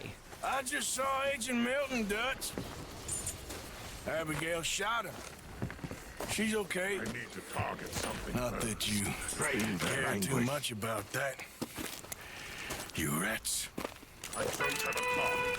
I'm out of range. Dutch. Think. Dutch. Be practical now. Dutch! John? You left me! Left me to die! My boy. I didn't have a choice. John, I didn't have a choice. Left me! All of you, you pick your side Why not? now because this is over. Why not, Tolman? All them years, Dutch, for this snake. Now, unfortunately, the game doesn't let you end the standoff by just shooting Micah in his stupid mustache. I mean, if the devs had let you kill Micah, I don't think he'd survive Act 2 in 95% of playthroughs. Instead, the Pinkertons show up with their inevitably impeccable timing, and the ensuing chaos allows Arthur and John to escape through the caves, up over the mountains, and to the end of Arthur's road. All right, Arthur, come on, let's go. You go. Keep pushing, Arthur. No. No. I think I've pushed all I can. You go. We ain't got time for this, not now. To be fair, I still like them. I do them for two reasons. I'll hold them off. Because they are easy to do for keys, Mean a lot to me. key parts of Please. the elves, Ain't no more. and it comes like a whole max level elf, which is pretty good if you ask me, and doesn't take that much. Go to your family. Arthur! Get the hell out of here and be a goddamn man. You're my brother. I know. I know. It's too far away. What else is there to say that I haven't already said? We have been building to this moment for 50 some hours of gameplay and more than 2 hours of video essay. Arthur takes a gamble that love I love video exists. He essay. acts in a way entirely devoid of self-interest, completely devoted to the good of another. He valued highly the lives of those whom he loved and counted his own life as worth nothing. By contrast, we have Micah, the little rat, who is apparently so hell-bent on getting rid of Arthur that he follows him all the way up the mountain. Pride will stomach no rivals. Micah finally lays out the rest of his philosophy, if you can call it that, in no uncertain terms. I'm a survivor, Black Lung! A survivor! That's all there is! Living and dying! If you don't remember, that is exactly the worldview espoused by the O'Driscolls, the Van der Linde gang's bitter rivals whom Dutch's crew see as inferior, base, and morally bankrupt. I don't know if Dutch hears Micah say that, but when the gang's leader does arrive on the scene, he appears to finally come to his senses, if only a little bit, as he sees what he has become in the vision of Micah standing over a dying man whom he has beaten further into the grave. Arthur has nothing to gain by telling Dutch lies here, and he should, by all accounts, hate the man for refusing to believe him earlier, not to mention everything else that's happened over the past few months. But instead, Arthur begs one last time for Dutch to listen. Oh, Dutch. He's a rat. You know it, and I know it. He's sick. He's dying. He's talking crazy. There! Up there on the ridge! I gave you all I had. I did. Even in his dying moments, with his last breaths, Arthur is thinking of someone other than himself. Kill for me. John made it. He's the only one. The rest of us... No. But I tried. In the end, I'm dead. What did Mary Beth tell Arthur when he was struggling to see the goodness in the world, to distinguish right from wrong? Try. What did Arthur say when Sister Calderon urged him to believe in and act out of love? I shall try. Even Dutch, when Arthur was expressing his cynicism regarding the potential peace with the O'Driscolls, echoed that sentiment. Try. All I ask is you try. I'm going to make Yoda mad here, but really that's all we can do. Try. That's not an excuse, mind you. We can't just say, oh well, I tried to become a better person, but it's just too difficult. Bro, Arthur Morgan lost his mother as a kid, watched his abusive father die, was raised in a life of crime by an egomaniacal con man, lost friend after friend to sudden and horrific deaths, and he still found a way to divest himself of his own self-interests and give his life for the love of his friends. Despite my best efforts to the country, it turns out I won. As Arthur's life finally fades, he is not facing west as he had earlier told Hosea he would like to, in order to remember all the good times that the gang had together. Instead, he is facing east, watching the dawn of a new day, a new life. Throughout this story, we heard Arthur time and time again observe how he knew their time was running short, how he longed for days gone by when the world was different, more open, freer, and wilder. But as he grew in wisdom, he came to understand that a man must move forward, that trying to reinvent the past in the present is a foolish and destructive venture, and that a new day is not something to fear, but to embrace. Even as it turns out, if that new and brighter tomorrow was not a gift he could receive, but rather one he could give to others. The path to redemption for all of us shares at least that theme with the story of Arthur Morgan. We must try to give of ourselves, to be emptied out for the sake of those whom we love. Was Arthur truly a good man when he died? I think you could argue that he was.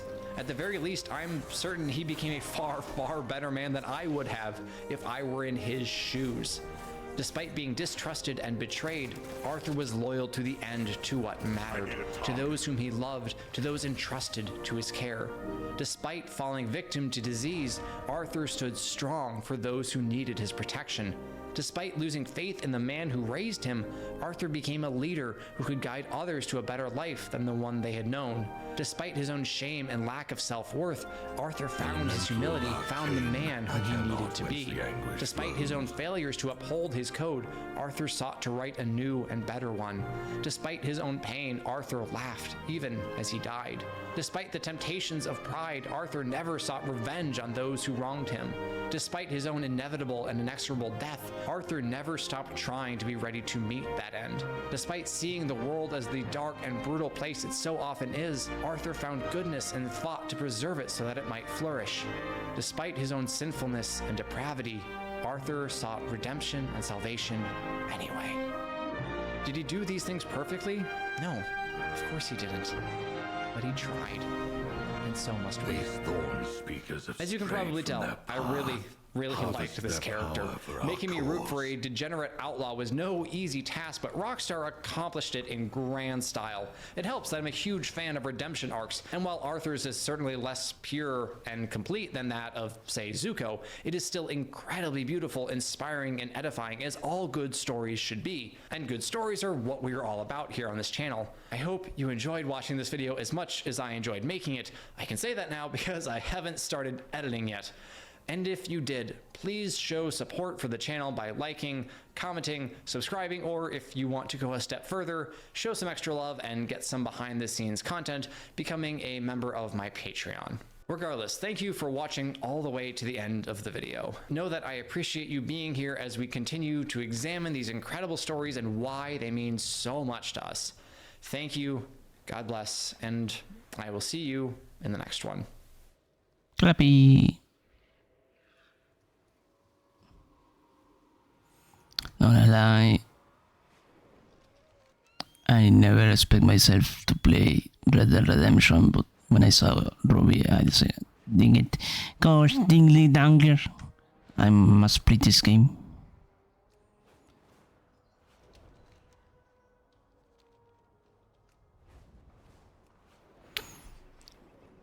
Is there any creep cast?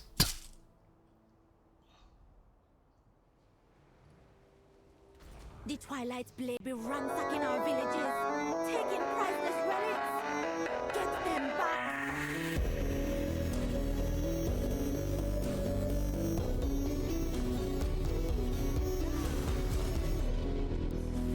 Welcome back to Creepcast. Today we are going to be doing a story called Confessions of a Deep Sea Diver, tied in with a story from our story subreddit, Tales from the Creeps, which is a silent girl from a whaling sea. Now, did you say that the Confessions of a Deep Sea Diver, it's 3 parts or 2 parts? It's 3 parts, but each part's like 5 minutes. Because I remember this one got read a ton by, like, you know, scary story YouTubers and stuff like that. Oh, really? Most of them would just compile all the parts in like 15-20 minutes or something like that. But this one's been requested a lot, and for good reason. I remember listening to maybe when it was just 2 parts out and getting real scared by it because I was always afraid of the ocean anyway.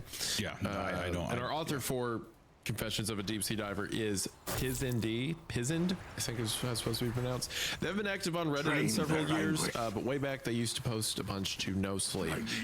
And this story itself is from 11 years ago, so we're reading some of that aged No Sleep goodness. So and you did say that this was really widely covered on all the other channels too?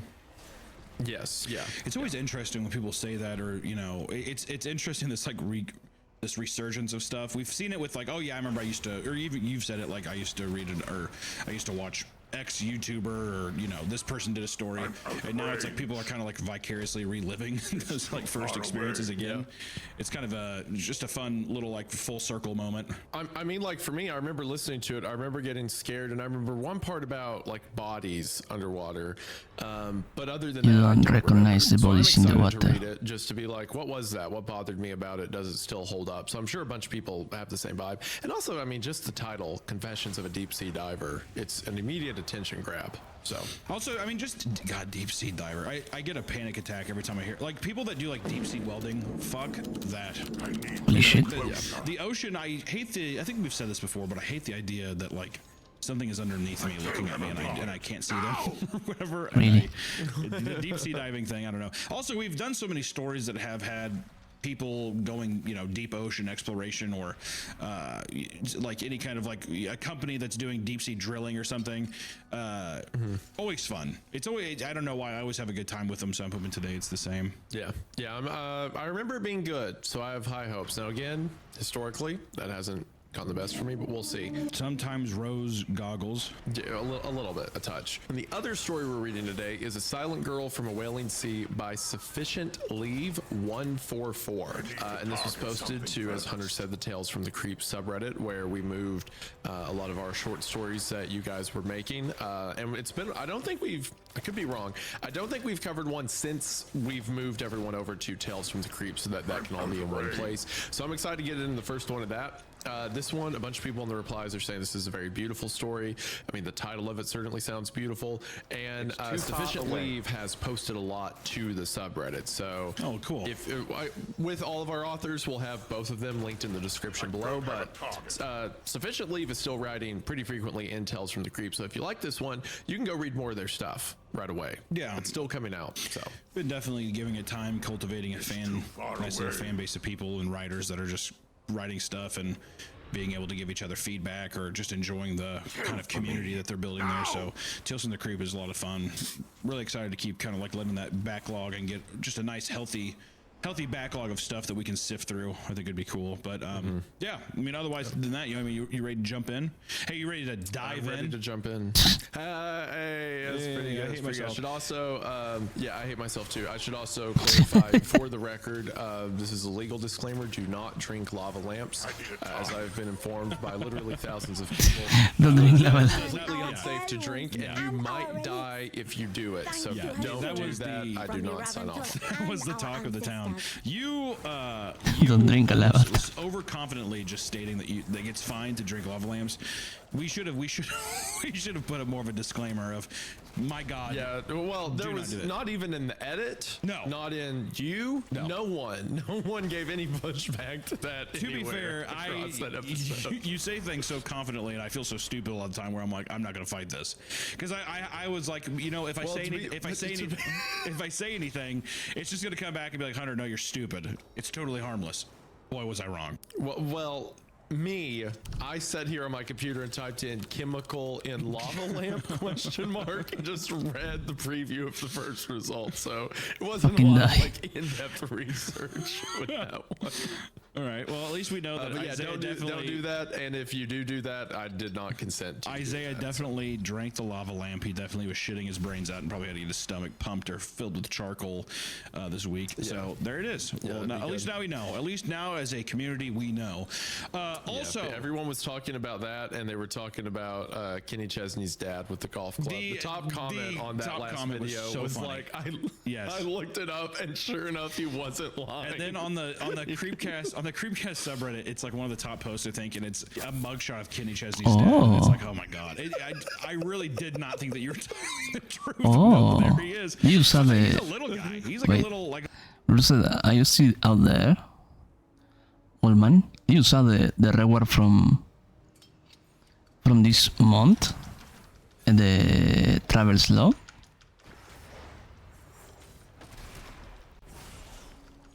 I kinda like it. I like it. And I'm biased because I play a Worgen, I know, but still. One misstep was all it took. Make them regret giving up their pathetic holdout. Let me shut the fuck up. Look at this. This is very classy. I like it. I don't know what I feel about the full red cap. But the rest, the code of all things is the best. But I have to go, of course, to the other side of. Twilight's blade are hiding out at Speaker's wrist. Show them how a Hashira protects Zulaman. a little tater tot. He man. is. Yeah, he's a little tater tot. And I want to emphasize, like, this guy volunteered at church all the time. He was at school. He was a nice man. Well, you know, this at least just the story I remember. Well, you said Kenny Chesney, and how can I not share? I mean, it's too what good. happened. So it's literal gold. Yeah, I mean, it's you have a web of gold that you spun. So, guys, thank you so much. Also to people who are listening on Spotify or Apple Podcast. If you watch us on YouTube, consider maybe if you're on your drive, maybe use an audio platform and help us there. Give us a nice little rating. It does help. And also, if you want some extra goodies, consider signing up to our Patreon. Patreon.com/creepcast, I believe, and you can sign up for some extra goodies there. We just had an episode where we basically talked about, before we even got into the story, to be completely fair, it was like maybe 25 minutes of just talking about horror films that we had just watched recently. So that's normally how it goes over there. It's just like, oh, like you did, Jay Hunter. Yeah, no, a lot, not as, you know, people complain that we wait too long to get in the story on this one. You have no idea. You should come to the Patreon. you have no idea. Without further ado, let's jump in, man. Let's get into it. Confessions of a deep sea diver. I recently left my job as a deep sea diver. I worked for a large company that offers diving services ranging from salvage, underwater demolition, ship repairs, and search and recovery. They're a reputable company and are considered safe and reliable. So much so that they are often contracted by the government. Truth be told, I'll miss working for them. The people I worked with were truly the best of the best. But there are only so many unexplainable things you can witness in the deep before you decide to stay out of the ocean forever. Here are some examples of the secrets many divers take to their graves. On the way to a job we were contracted to perform, a propeller became fouled. I suited up and prepared to make a quick dive to remove the fouling. I would have expected I did a no brief less inspection of a and located hard thick line wrapped around the prop and shaft. I notified the supervisor, who then lowered a canvas bag with the tools I needed to cut it off. I hung the bag from the shaft and began freeing the propeller. It didn't take long, and I returned to my tool bag. I noticed a strange crunching sound when I dropped the tools in the bag. When I looked in the bag, it was full of large shells, many of which I had just crushed. After getting out of the water and stripping off my gear, I began examining them. The shells had what appeared to be hieroglyphics etched into them. I learned from one of the senior guys that this wasn't common, but it happened to several of them before. What? So, yeah, this is what I remember about the story. It's these like pocket little moments that happen that don't really have a lot of explanation. Just to be clear, he's coming back up. There are hieroglyphic shells in his packs. He's like, well, I don't remember getting that. And then the people are like, yeah, that is kind of strange, but it's happened to us several times before. I'd be like, huh? What do you mean you found hieroglyphic shells in the bottom of the ocean? Yeah, I mean, it's weird, but it's happened to a couple of us, so it's not a big deal. This boat's not moving until I get some answers. Yeah. No shit, dude. It's just like a giant demon down here. It's not a big fucking deal, so it's cool. Don't worry about it. It's just a troll that puts shells in bags. Okay, it's perfectly normal around these parts. It's really upset when you take and a twist about it. Yeah, he's really upset when you take him. So I would watch out. On one other occasion, we were recovering a military aircraft. When we arrived, naval ships were on scene waiting for us to recover it for them. We were quickly briefed that they had lost communication with the pilot and wanted us to recover it so they could investigate. I was setting comms and logs, or communicate with divers, monitor depth and bottom time, when the divers reached the project. They reported that the plane was intact. We were all surprised. The supervisor asked how extensive the damage was, and they explained it was completely intact, as in there was no visible damage at all. It was just resting on bottom. Even stranger, the aircraft canopy was still in place. That means that the cockpit is still sealed. In other words, the pilot did not eject, but there was no sign of the pilot. We recovered the plane and the military took custody of it. We never heard about it again. It's kind of interesting.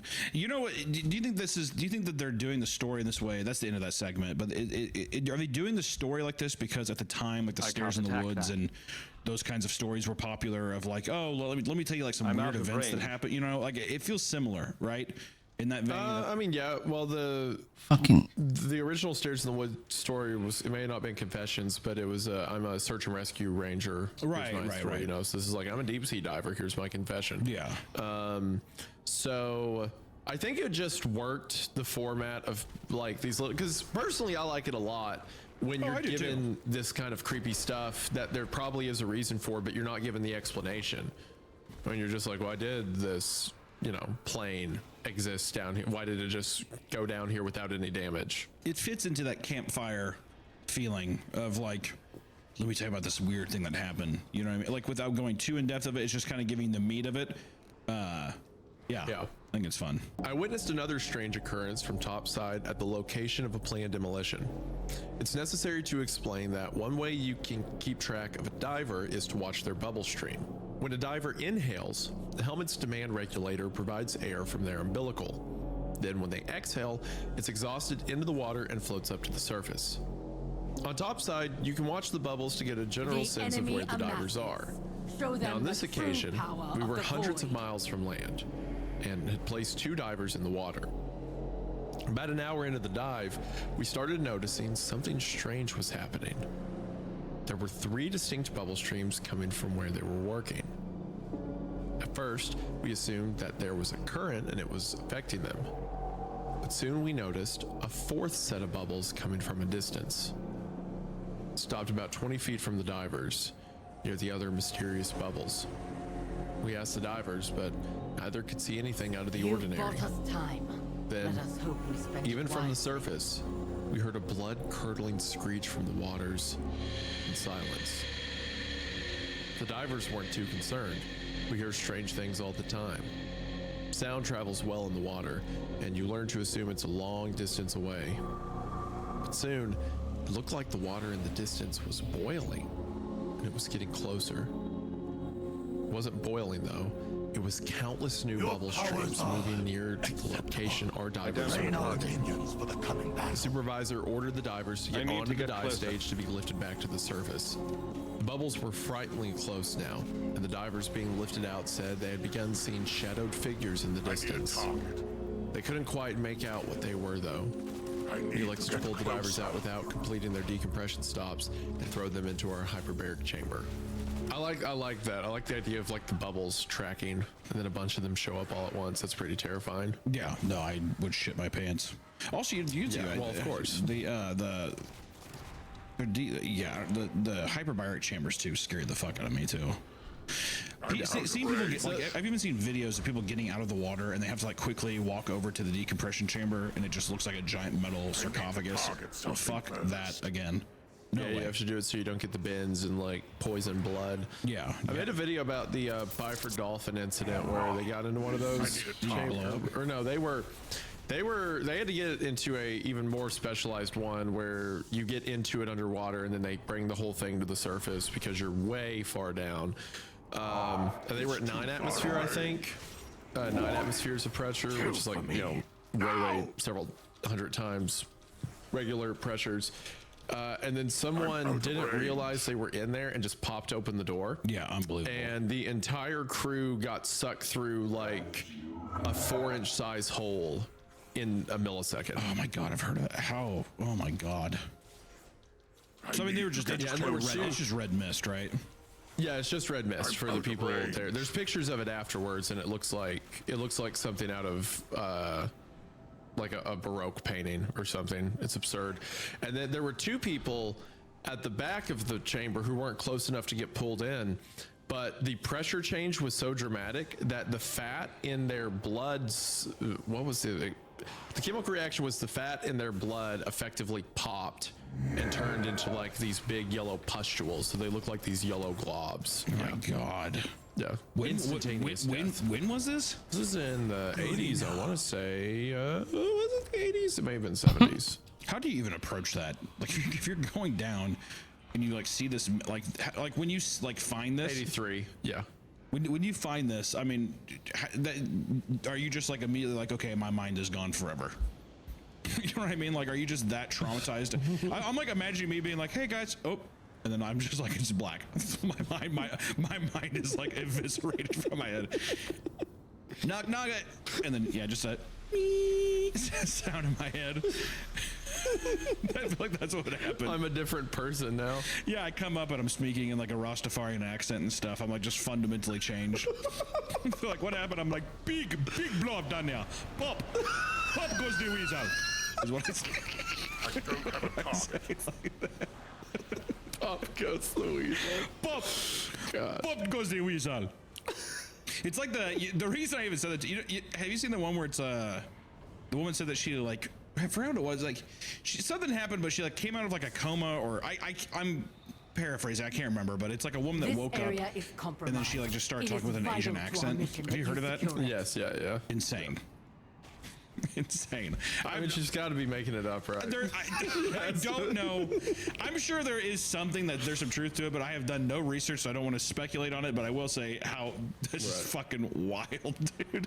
And I'm saying that maybe even after I saw a man get fucking eviscerated into red mist and see basically like a goddamn a beehive of a person's fat. Their entire face got like perfectly peeled off and pushed on the wall. All of it. Any of it. I'm telling you, I might wake up and have an Asian accent. I might just snap right there and have an Asian accent. I don't know. I seriously do believe. You want to put that on the record? No. No. I do think that you would fundamentally be a different person, though. I mean, 1,000,000%. At least with, and I'll say this, at least with the shadowy, I don't know, goddamn monsters in the water. At least with that, you have speculation. Oh, I mean, it's probably just a whale. Or you could at least trick your mind, or at least lie to yourself, even though you'd be haunted for the rest of your life. It's a whale. Yeah, but if you saw a popcorn man made from his own fat, no, the Rastafarian Asian accent for sure. Rastafarian Asian. Yeah, it's a tough blend. Tough blend. The human tongue was never meant to do that. You get real experimental over there. I'm telling you. Yeah, the mind was never meant to have such a dialect, and here we are. Absolutely. All right, I'm going to go back to the story. During another dive near the Bahamas, I had a frightening experience. It was my first salvage job with them, so I got in with a highly experienced diver. At just over 200 feet deep, we were examining the sunken vessel for rigging points. As I approached the bow of the ship, I noticed he was investigating a damaged portion of the hull. He swam a few feet into the ship looking around. I asked him a few times if he wanted me to tend his umbilical or air supply hose from just outside the ship. It's highly advisable since it's dangerous to enter a sunken ship, to which he stated no. He didn't want to enter the ship. He insisted he was on the port side of the ship. Assuming he was disoriented, I reached in to grab him. Just before touching him, I realized there were no bubbles coming from the helmet. Whatever this was, it wasn't breathing. I backed up and reported that something else was down here. I expected mockery, but there was none. The next thing I heard was the diving supervisor. Both divers, square yourselves away and get ready to leave the bottom. When back on surface, I asked the supervisor about it. He said he refused to put his divers in exceptionally dangerous situations. He then refused to clarify. We declined to complete the salvage. It's like this deep sea. I love thing. the idea It's of ghost divers. Yeah, That's like so creepy. Ghost divers, a lot of fun. I also like this idea that it's just a continuous. It's like there's like no deniability. They're all just like, no, seriously, there's some fucked up stuff down here. Yeah, no one's trying to hide it. They're all like, bro, this ocean is scary. Yeah, well, like everyone who has any amount of like, I don't know, managerial like power positions, they're just like, no, yeah, it's all real. Yeah, the devil's real. We're dealing with them right now. We should go. The beginning of this, because it says during another dive near the Bahamas, it made me think about this time in 4th grade when this insufferable kid in my class tried paying his lunch with a sand dollar that he got from the Bahamas on vacation. Did I ever tell you about this? No. He had 2 sand dollars and he's like, these things are worth like $25 or whatever. And he tried paying for a chicken patty meal and like the old woman ringing up the food, because you know, like you go through the line, you have to scan your card or whatever the fuck it is. Yeah. So he got like a double lunch, and he tried giving her a $100. He said, "Keep the change." She's like, "What the fuck is this?" I mean, she didn't say that, but she's like, "What is this?" He's like, "It's a $100." And she just like threw it back at him, and it like broke. And he's like, "No!" Like started screaming. He was like, yeah, he's sobbing the rest of the day. "My $100." And everyone's like, "You realize that like these are just, you can get these anywhere." Oh, no, I thought it was funny. Made me think of Bahamas. I'm not entirely sure how to explain this next dive. I was on bottom, laying on my back, staring up toward the surface. All I could see were varying shades of darkness. Suddenly, I came to my senses. I had no memory of how I got here. I realized I couldn't remember getting into the water or even why I was here. I tried to will my body to stand up, but realized I couldn't move. I couldn't control my body. Over the comms, I could hear Topside instructing the other diver to find me. How long had I been down here? How long had I been missing? He told Topside that they grabbed him. I tried to shout out, but I couldn't even do that. After a few frantic minutes of communication between the diver and Topside, I noticed a shadow growing clear. It was moving toward me. "Topside, I found him." Reached down and grabbed my harness, dragged me back to our dive stage. As he pulled me, I rolled over and got a brief glance at my surroundings. I'd been laying in a pile of human bones. That's fun, like a siren's call almost, keeps him down there. I like that. Was he in the water? Yeah, he was underwater. He was on like the bottom. Oh, so he was just in a suit? Implication being people are like compelled or made to like lay down there and die. Right. Like the other bones. I But see. because he was in a dive suit, he lived longer. Oh, I see. One of the... Hold on, someone just came to the door. Let me go get that real quick. I'm sorry. 1 second. It's time to talk about something scary. Your health. I know I don't go in the doctor as much as I should. If I'm feeling sick, I'll just lie in bed and sleep it away. But that's only because I don't want to have to deal with the appointments, insurance, and blah, blah, blah, blah, blah. That's why I have ZocDoc. ZocDoc is a free app and website where you can search and compare high-quality in-network doctors. Choose the right one for your needs and click to instantly book an appointment. We're talking about in-network appointments with more than 100,000 healthcare providers across every specialty, from mental health to dental health, eye care to skin care, and much more. And the nice thing about ZocDoc is that you can filter for doctors that take your insurance, are nearby, and are highly rated. It's super easy to use, and you can find an appointment time that works for you with the right doctor for your needs. Plus, ZocDoc appointments happen fast, typically within just 24 to 72 hours of booking. You can even score same-day appointments. You don't want to admit it, but you should probably see a doctor. So stop putting off those doctor's appointments and go to ZocDoc.com/creepcast to find and instantly book a top-rated doctor today. That's ZocDoc.com/creepcast. ZocDoc.com/creepcast. Thank you, ZocDoc, for sponsoring the episode. Back to our spooky story. I want to take a moment to thank today's sponsor, Factor. Factor makes healthy eating easy with fully prepared meals designed by dietitians and crafted by chefs. Because let's be honest, healthy eating is a whole lot easier when you've nailed the setup. The more time I can save, the better. And that's why Factor is my go-to for staying on top of my eating habits. Factor powers your day sun up to sundown with nutritious breakfasts, on-the-go lunches, and premium dinners.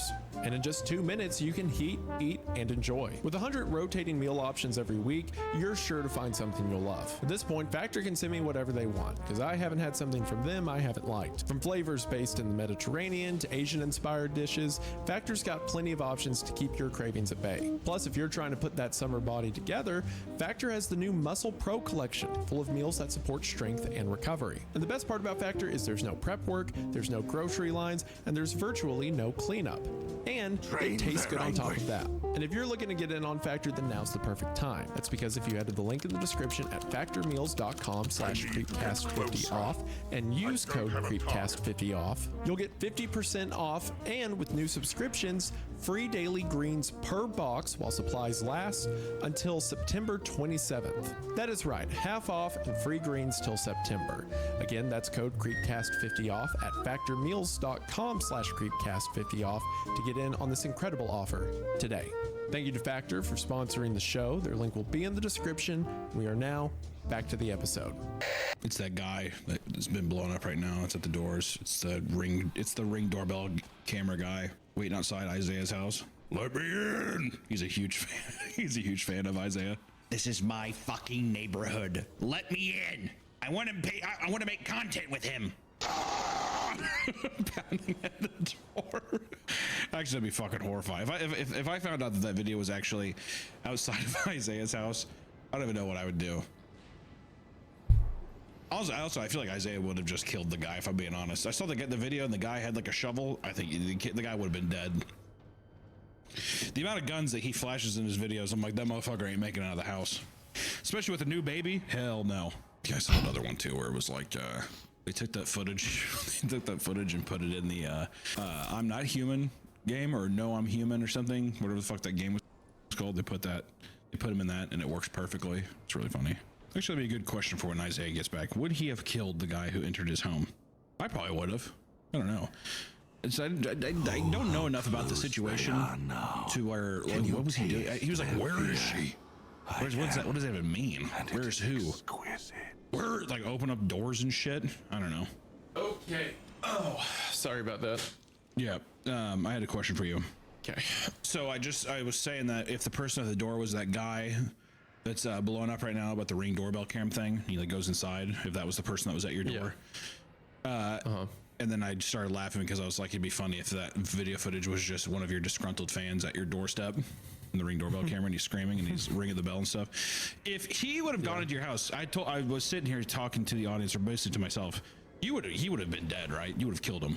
Oh, if someone comes in my house like that, absolutely, yeah. Yeah. Question. Yeah. Okay. Just making. I've seen people shot for less around here. So I just saw the guy in the video. I don't know the context of what the guy was doing in the house, but I just know that the guy comes around the corner. Well, I thought he said something like, "Where is she?"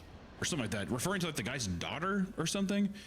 But then the guy has like a shovel. I'm like, I feel like I would have fucking had like a knife or something. So if someone ran into my house, I would kill them. If someone ran into the house yelling, if someone was in the house and yelled, "Where is she?" I'd kill him. Someone comes into my house with a shovel, I'll kill him. So those are 3 different reasons that I would find it reasonable to shoot that I'm trying to think of somebody. Let me throw you a scenario of somebody where it's like they wouldn't shoot. If there was a guy in your area, he was a criminal, he is breaking into houses, right? So that he still is a threat. But his whole thing is that he goes and he gives the men of the house, the husbands or men, he's a serial, he gives men raspberries on their stomachs. So he goes up, he'll go up and lift your shit up. I'm gonna save the city and shoot him in the head. Yes. You probably would have been. You would be known as a hero. Even though he's just giving you raspberries on your belly and then he leaves, he doesn't do anything else. That's yes, yeah. Anyone who comes into my house without express permission is already questionable. If they need to blow on my stomach, yes, that is assault as far as I'm concerned. Even if he did it to you and you started giggling because it felt weird and you're like hee hee hee and he ran off, he's like I'll see you next time. You're describing a scenario where I'm like a cartoon character, like I'm like bopping through the house like with my shirt rolled up, like yeah. I feel like when I think about you walking through your house, I feel like you always have a loaded gun on you. You're walking around your house. I mean, not when I'm like holding my daughter, but there's normally one. I think there's plenty of times I've envisioned you holding your daughter, bobbing your daughter in your other hand. You have your gun in your other hand. You're like moving the curtains away with your gun. And you're like looking outside. No one better come in here and get you. We did think someone broke into the house the other night. So You say someone broke into your house the other night? No. I thought they did. Oh, okay. Because for several reasons. But anyway, I went through the house to clear it. And then after I got done clearing it, I realized I was just holding her on my chest. And it's like, well, that's probably not a good place. You know what I would do? I would open Don't worry, she'll save me. I would tell my wife, I would say, hide in the closet. And I'd crack open my door to my main room. And I'd say, take the kid and run. I need to get closer. Take the kid and leave. Just take her and don't come back. Exactly. Take her. We'll make another one. I did all I could, babe. Yeah, exactly. God bless her. She's a hero. She's a hero. It's what she would have wanted. Bye, sweetie. I understood. To save me, Dad. Thank you for saving Daddy. Yeah. All right, you go have a good life now. All right. Exactly. Have fun. Who was at the door, though, if I can ask you? Who was at the door? It was the guy. There's a leak in the garage, so it was the guy coming to take a look at it. Contractor. I know it's not as fun as what you wanted, but no, I think all kinds of weird things about you, man. Half the time I never know if I even trust you as a person. I have no idea. How do I know that you didn't just let that guy into your house and you're chaining him up? You ever think about that? Lingers on you. You ever wonder about that about anybody? What are you talking about? What? I don't know. I'm telling that's why I'm like I'm thinking all kinds of strange things. This guy's like, hey, here to fix the leak. You're like, yeah, it's down in the basement, and he goes down there and you just fucking deadbolt him in. I don't know. I don't know. I get scared. We read these horror stories and my mind goes to all these dark places, Isaiah. I'm scared. I'm frightened. And sometimes I'm frightened of you. You're doing a bit right now. You're doing a bit right now. You're doing a bit right now, or are you worried about me? What do you think I am? You're talking about me killing people no. And like holding a gun with a child and stuff like that. I'm just saying, we read these stories, my mind goes to a dark place. And then I'm questioning you because also every time you come to my house, you always walk up this long driveway. And you always wave. You always wave from the road. Yeah, you know why I walk up that? You know why I walk up that driveway? Because I refuse to pick you up from the airport. Pick me up from the airport. I'll tell you what. I'm about to not pick you up again this next time. We keep talking about that. Yeah. All right. One of the strangest things I've ever witnessed happened on a body recovery mission. Even I wouldn't have believed it if I hadn't been the one in the water. The military had found a site in which they believed the bodies of several missing World War II sailors would be found. I entered the water with another diver with body bags to carry the remains. At bottom, we eventually found 3 skeletons. We placed them in the bags and returned to the stage. On our return trip to the surface, we saw the bags begin to move. At first very slightly, then violently shaking and rolling. Bubbles escaped from 2 of the bags, and then they went still. The 3rd bag continued struggling. We reached the surface and sat down on the deck, stripping our gear immediately. We were afraid to touch the bags, but one of the tenders eventually unzipped the moving bag. An old, frail, very alive man rolled out, coughing water. We stood shocked, unable to comprehend what we were witnessing. Still not sure what I was doing, I ran to the other 2 bags and unzipped them. Send them back. There were 2 more old men laying motionless in the bags. They appeared to have just drowned. We attempted CPR, but were unable to revive them. The man, who was somehow now alive, was backing away from us, screaming of the horrors he had witnessed. He screamed about an eternity spent burning. We locked him in a room and contacted the military that we had found a survivor. Within the hour, a military chopper was hovering over us to pick up the 2 bodies and the survivor. We had placed the bodies back in their bags and handed them over. The man bent over to inspect them, unzipping the bags. As he opened the bags, an unbearable stench overtook us. Bodies appeared to be in decay, as if they'd been dead and soaking in the water for a week. Zipped it back up and had them lifted into the chopper. Then we escorted him to the survivor. We could hear the screaming from down the hall. We opened the door and saw blood splattered on the walls. He was alive and screaming, but he too appeared to have started decaying. The man calmly walked him to the chopper, and the 2 of them were lifted on board. Never heard about them again. However, I went back and examined the room. With his blood, he had drawn hieroglyphs on the walls. I'm still not certain of what I viewed, but there were a few things that seemed to stand out. Waves, flames, and bodies. There was a tremendous amount of them on the walls, but shortly after I walked in, our supervisor began scrubbing the walls. He refused to let us examine it any further. I like that idea that like once you go in the water, you become like an old skeleton, but then you're pulled out and it's suddenly like you're alive again with that time having passed. That's neat. I've heard rumors about the Keepers of the Deep. I've wondered about them for quite some time. I believe they're the link between many of our stories. Their myth within our team is seldom spoken of, but here's what I gathered over the years. We are not meant to roam the depths of the ocean, but when a diver loses his life in the deep, it doesn't stay that way. They're cursed to forever roam the oceans. When they find the living, in an envious rage, it will bring you back to the depths from which they came. That is the end of part 1. Like a pirate shanty. Yes, yeah. like a pirate shanty. All right, so that's it. Part one. Isaiah, how are you feeling after part one? How are you feeling? I like it. I mean, I like the story. I like the little vignettes of these like moments that don't really get explanation. I think the one about the World War II plane's the creepiest. You know, people go in, they're effectively trapped in hell, but when you come out of the water, you're freed to how you were. That's pretty cool. Okay. How are you feeling? You know, I'm looking to be a little more wined and dined, I guess. You know, they're fun little vignettes, but it's I like these things where I just wish they were a little longer. I think there's just not enough for me to like really grab onto it. A lot of fun ideas, but I'm hoping that there's some that maybe give us a little more. I wouldn't mind a little more. Okay, gotcha.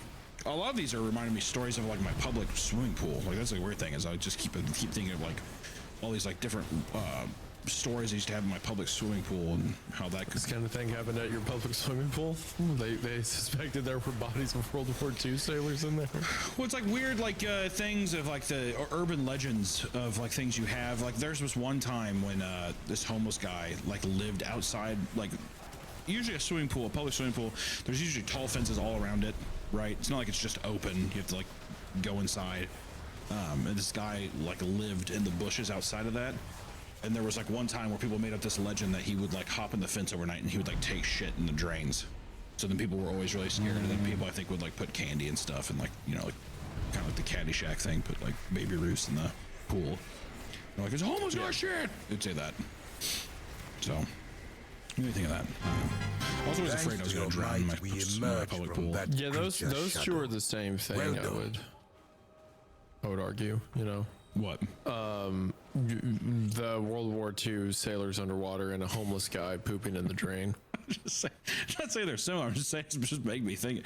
I'm just like it's just making me think that like it's just bringing me back, I guess, to certain things. It doesn't necessarily mean they're the same. I don't know. It's just just fucking makes you think a bit. I don't know what I'm supposed to tell you. Ruth that head yourself smolder today. Take to the air and dance the place. Harry Isaiah's being mean to me. What is he saying? I didn't say anything. He's talking about how, because we're reading these stories about, I don't know, fucking World War II pilots or something being trapped in a fucking airplane or something, whatever, that thing. Yeah, he's read the story. And then I told him, hear how angry he is on the other side. and then I told him that I was like, oh, this makes you think of like legends from when I was like my public pool. And they're both water based, right?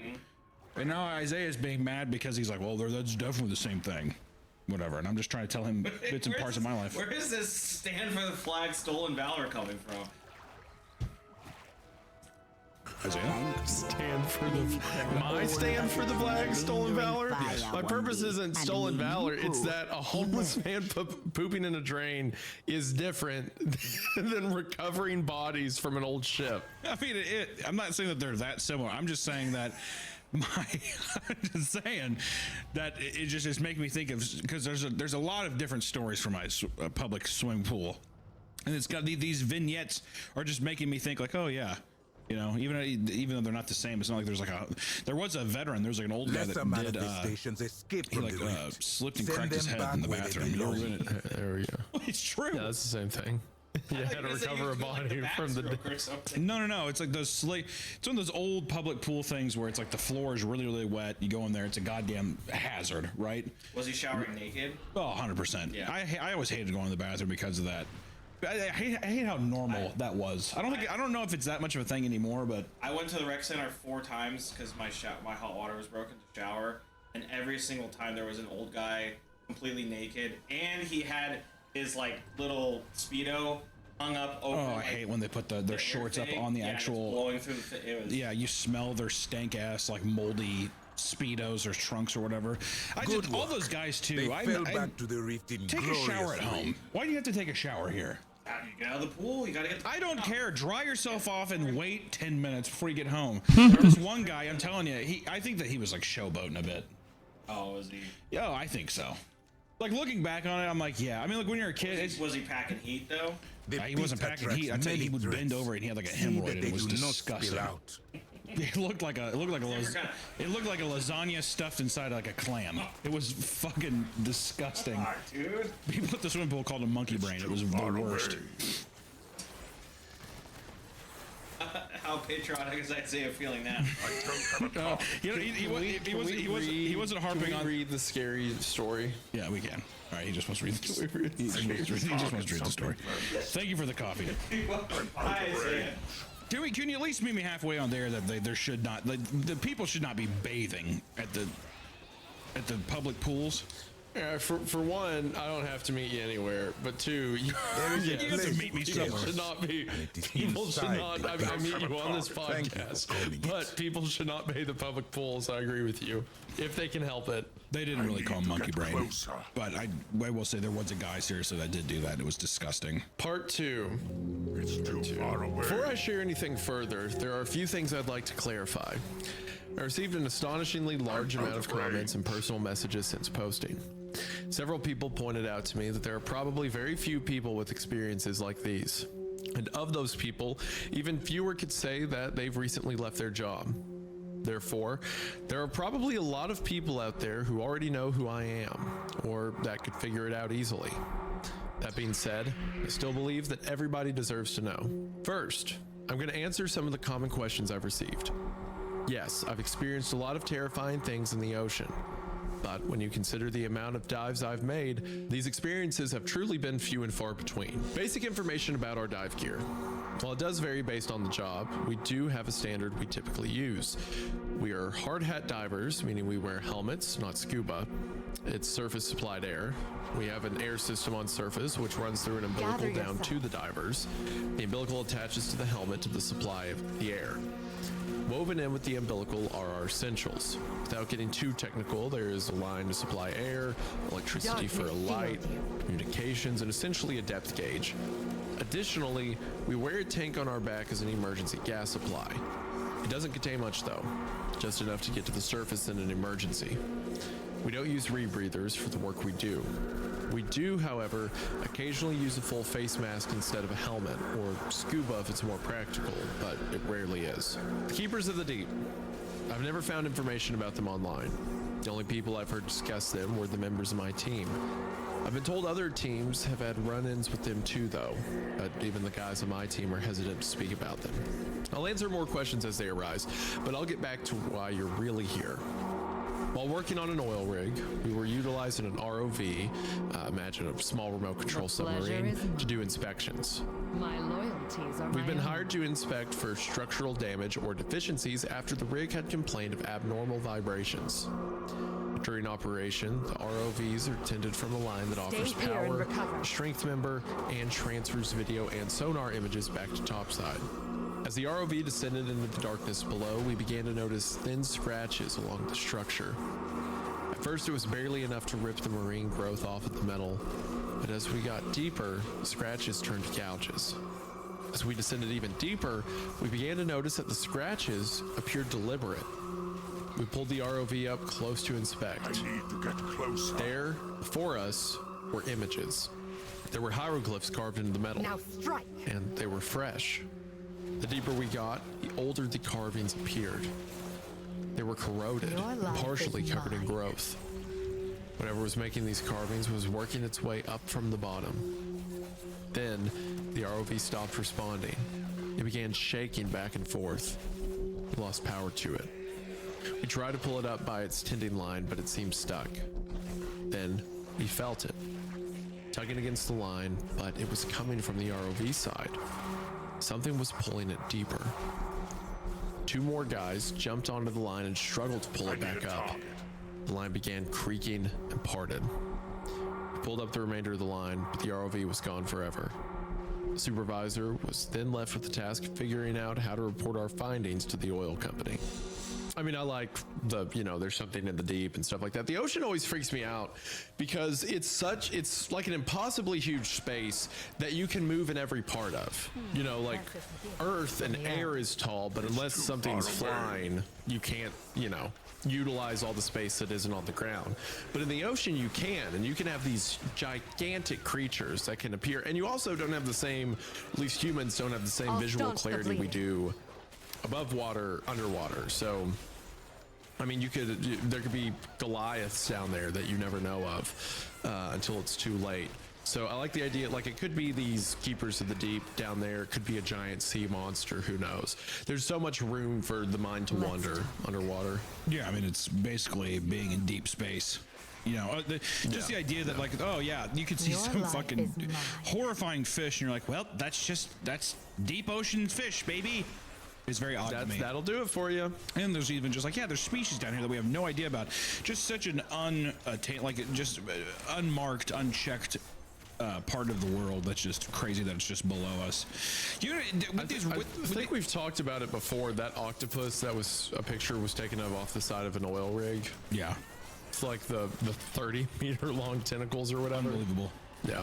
With these Reddit posts and stuff, is there ways where people could put photos while they type, or is it just only text? As far as I know, I mean, you can put a photo at the top, I think, but it's just at the top. You can't put it down. Oh, well, I was going to say that one thing I liked about, like, even Ted the Caver was just like little pieces of media like that. It'd just be fun.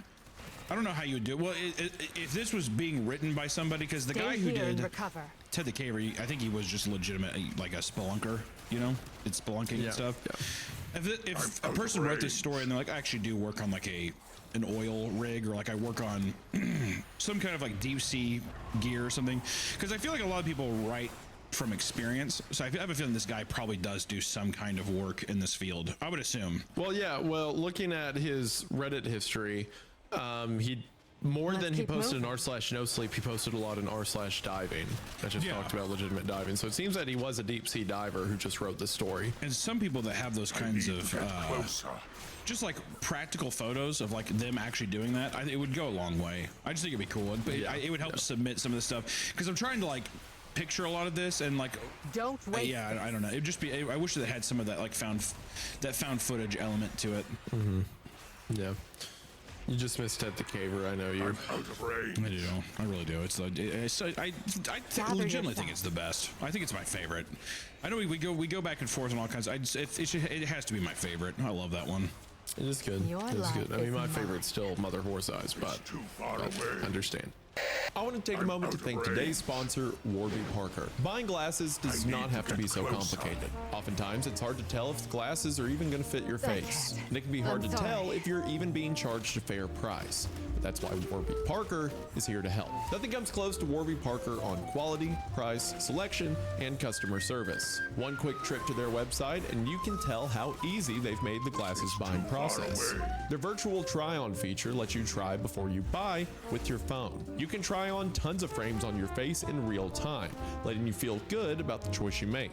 Warby Parker has tons of options, and you can get lenses in prescription, non-prescription, progressive, and even as readers. So ditch your old unreliable glasses and grab a pair from Warby Parker. Their prescription glasses start at $95, allowing you to look stylish at an affordable price. And Warby Parker is covered by most major eye insurance plans. Plus, Warby Parker has distributed over 20 million pairs of glasses to people in need through their Buy a Pair, Give a Pair program. Warby Parker gives you quality and better looking prescription eyewear at a fraction of the going price. And today, that deal's even better, because right now you can buy one prescription pair and get 20% off any additional prescription pairs at warbyparker.com/creepcast. That's right, buy one, get one 20% off when you go to warbyparker.com/creepcast to get in on this incredible offer today. Thank you to Warby Parker for sponsoring the show. Their link will be in the description, and we are now back to the episode.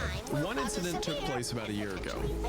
During a salvage job, we were in the process of installing the rigging gear.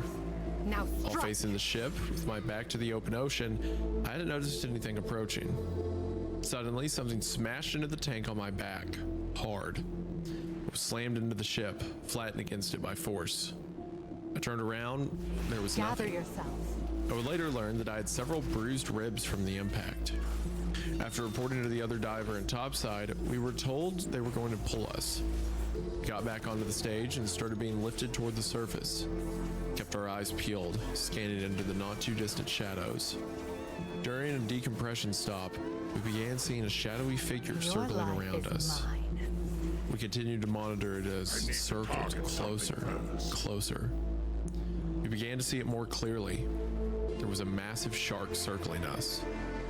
Now, I had never been afraid of sharks, but there's something about being circled by a massive shark in the middle of the ocean, dangling from a chain, that can instill a new phobia in the bravest men. Keep in mind, we aren't in an enclosed cage, just a platform to stand on. It felt like being served on a platter. It eventually circled close enough to see its features, but I didn't recognize its species. It was bigger than a great white, with entirely different coloration. It was mostly black with a few gray features. It continued eyeing us as we sat there helpless, praying to be left alone. By the time we completed our decompression requirements, it was nearly close enough to touch. The stage lifted us up and out of the water, relieved that the shark had not decided to find out how we taste. On surface, we deduced that the shark had lunged at my back, but it only managed to hit the emergency gas supply cylinder. So you just didn't notice like a Goliath, like a megalodon coming up behind him. Yeah, I was gonna say, I'm like, what? I like whenever these stories do put in like, it's always funny. They're always just like, yeah, so it's, we saw kind of a crazy shark. It was a bit kind of odd. Also, we saw, like, we heard the screams of children below us one time. And it's like splicing in like regular real world stuff to kind of ground it, but then being able to go more fantastical. But yeah, this one you're just like, no, this is like a giant cartoony shark. I don't know how he didn't miss it. Yeah, the shark is like the size of Megalodon, like it's impossibly big. Ah, jeez. You know, we're serving on a platter? Oh, God. Cheese and crackers. Oh, God, I got an iced chai latte, too. Good stuff. What it's all about. It's what we make the money for. It's true, man. Just so I can just afford Starbucks iced chai lattes. Yep. So they can write little millennial quirks on it. Yeah, what they write on yours? What they write on mine? Yeah. Let me see. God, what does this even mean? They just put "want some coffee." Your pain, my pleasure. Like W-O-N-T? W-O-N-T-S-U-M coffee. And coffee's just spelled. And then it just you gotta say it. You have to say it with like your bottom lip tucked to your upper lip. Want some coffee? Want some coffee? Yeah, yeah. I don't know. Heckin' Chungus wholesome. It's a heckin' wholesome. Did Chungus? Is that a millennial thing? No, well, not really. But like people call like that type of millennial wholesome Chungus because it's like they're just the word Chungus feels right to describe like the punchable nicety, like quirky characteristic. Punchable nicety. That'd be a good horror film as like a millennial, some kind of millennial being trapped with like millennials doing something. Like almost like you're like trying to rent a room. Like this podcast. You rent a. Is this? This is probably millennial coded, right? Do you think so? I don't know. Probably. I don't know. Yeah. I feel like we got a split of like the Gen Z millennial types. You know. Yeah. I guess I'm more of the millennial cringe kind of thing. Yeah. Yeah. Yeah. Put a bullet in my head. Yeah. There it is. There it is. We did another dive, this time in crystal clear waters. There's something nice about getting a job in waters where you can actually see your surroundings. The visibility was over 100 feet. We got to the bottom and began work. There were 2 missiles that had been ejected from a military aircraft and had not detonated. We were briefed on their location and told they were not armed and would not detonate provided they were handled appropriately. We located them much easier than we expected and began preparing to rig them up. Just as I laid my hands on the first missile, my dive buddy said, "Oh shit." My stomach dropped. I don't care how many times you've worked with an ordnance. I sincerely believe you will always have that uncomfortable sensation in your gut and nervousness in the back of your mind. I looked up and realized he wasn't talking about the missile. He saw a wall of sand rising in the distance. Something, hopefully just the current, was kicking up the sand from the bottom of the ocean. The wall of sand was growing and was about 30 feet tall. Even worse, it was approaching us. Soon it was upon us. It's hard to describe what bad visibility does in the water. It's not a matter of not having enough light. It's a matter of too much crap in water blocking the light. I need to get closer. Imagine fog, but imagine, if you can, that this fog is thicker than anything you've ever witnessed. I'm talking about fog so thick that you can have a flashlight pointed at your eyes from an inch away, but you are completely blind to it. That's what bad visibility is in the water. The moment the sand hit us, we were engulfed in pure darkness.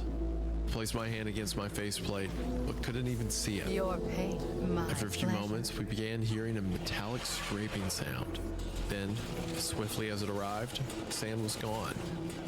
We had crystal clear waters again, except that there was no sign of the missiles. I had been within arm's reach when the wall of sand hit us, but now even feeling around under the sand revealed no trace of them. The next incident occurred during a humanitarian job that we volunteered to perform. After a portion of bridge collapsed over 50-foot deep ocean waters, we volunteered to recover the vehicles and hopefully the bodies. By the time we arrived on scene, the collapse had taken place just over a week ago. Be quicker next time. We spent the first day surveying the area and developing a plan to lift the most we could in the week time frame we had available. By the start of day 2, we were actively pulling vehicles off the bottom. It was a difficult job to say the least, but not because of the effort required. The state of disarray in the cars was heartbreaking. These weren't military pilots or sailors lost at sea. These were families on vacation or people commuting to work. It was hard to say what was harder. The cars where we found an entire family, with the parents' seatbelts unbuckled and them in the back seat having been trying to unbuckle their children, or the cars where the parents got out, leaving the children buckled in the back seat. I tried not to imagine the Stay panic here that had and been recover. going on inside the cars as they flooded from broken windshields or windows, as people frantically tried to escape. But I couldn't forgive those that left their families to drown. Each day we moved on to a new section of cars. Your And on the life fourth is day, mine. we started noticing several of the cars had their doors open and nobody inside. We were happy to find easier work, especially under the assumption that the tragedy had been lessened by people escaping the wrecks. It is until I began rigging a minivan for I'll removal. staunch the bleeding. The family inside hadn't been so lucky. As I ran slings through the van and prepared it to be lifted, Now I noticed the other drop. diver inspecting the rigging gear. If I were you. He began undoing one of my shackles. I asked what he was doing, and the response was not what I'd hoped for. We're checking this truck for bodies. Don't waste I it. felt the familiar sick in my gut sensation. Slowly, I crept over to the diver and turned his body toward me. It resisted, but slowly turned its face toward me. Gather Its yourself. faceplate was fogged up, and I fought my better judgment. I leaned in close. I wish to this day I hadn't. It was dark, but I could all too clearly make out the features. Rotting Your flesh. pain, my The pleasure. person wearing this helmet had long since passed away. I lost my confidence, starting to scream. My comms were blazing. Divers and topside were frantically trying to get my attention, but I was focused on one thing only. I was scrambling backward, away from him, but I'd fouled my umbilical around the rigging gear in my state of panic. The thing had again returned its focus to the minivan. As I frantically cleared myself from the slings, I noticed a telltale lack of bubbles coming from the helmet. It was opening the minivan door and reaching inside. I can't loot that right now. As I swam away from the van, I watched it grab one of the passengers and drag them into the darkness. This was when I began to realize I might not be cut out for working beneath the seas. I continued diving for longer than I knew I should. The entire time, the thought lingering in the back of my mind, I need to get a safer career. You know, maybe that is the time to quit, you know? Yeah. Maybe the time to quit was a while ago. Yeah, I think that one was the funnest. You know why that one I feel like was my favorite one so far? Was it made me almost think of those people that I don't know if they're investigating, like divers that will go and like if they're trying to find a body in like a lake or something. Can you imagine that like kind of job of having to like not only console somebody that's like looking for answers, but sifting through the darkness of the waters, the murkiness of the waters, and then just like slowly having that be like revealed in front of your face? My father-in-law does that, and he's talked about like how dark it is down there. You have to feel around and pretty much put hands on the body before you can confirm it. Really? Good lord. I mean, My he's in fire loyalties are department my and it's own. like a small county in Tennessee, so he's diver certified. So it's like, hey, look who's search and rescue today. Haha, get down there. Because it's probably the same that he was talking about, where it's like a flashlight doesn't really. If you're kicking up stuff, it's just gonna blind you anyways. It doesn't do anything. Yeah, God. I'm out of range. Yeah, that's my lord. Could not. I don't think I could do it. I mean, I understand. Like, there's guys who like want high adrenaline and stuff like that. And a lot of people, you know, beats a desk job, right? But there's other things that aren't desk jobs that I think I'd rather do before I did that. So I commend a lot of people. The ocean just freaks me out. Being underwater freaks me out. I don't like the idea of being somewhere that I have to have equipment to live. You know? Yeah. No, same. I mean, I commend a lot of the people that actually do that shit, though. Like, to have the mental fortitude to actually, like, stay calm and, you know, be in the right mindset under those kinds of circumstances. Because I feel like I would just, I mean, like, it's obviously different. I'm not trained, but I just feel like I'd be in a constant state of panic. Yeah, I'm good. I'm. You know what? Life's exciting enough. Your Part 3 then? Part 3 then. Let's go. I apologize that it has taken so long for me to update you all. I've been resting on this story for the past week, scared to share it. I believe this will be my final update today. After my last post, I was contacted by my former diving supervisor. He told me the danger of sharing these stories. Then his tone changed. Things are getting worse down here. He had never before spoken freely about it with me, but he continued. We had an incident this last week and we lost men. I was shocked. We all know the dangers. We've all Stay seen here the and keepers of recover. the deep. Nobody actually expects to die. After a close call or two, you just expect to keep having close calls.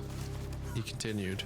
Out of respect for our fallen, you need to just use your best judgment before sharing this and realize it isn't safe to share the story. He then continued. The team was contacted to perform a standard salvage job for the military.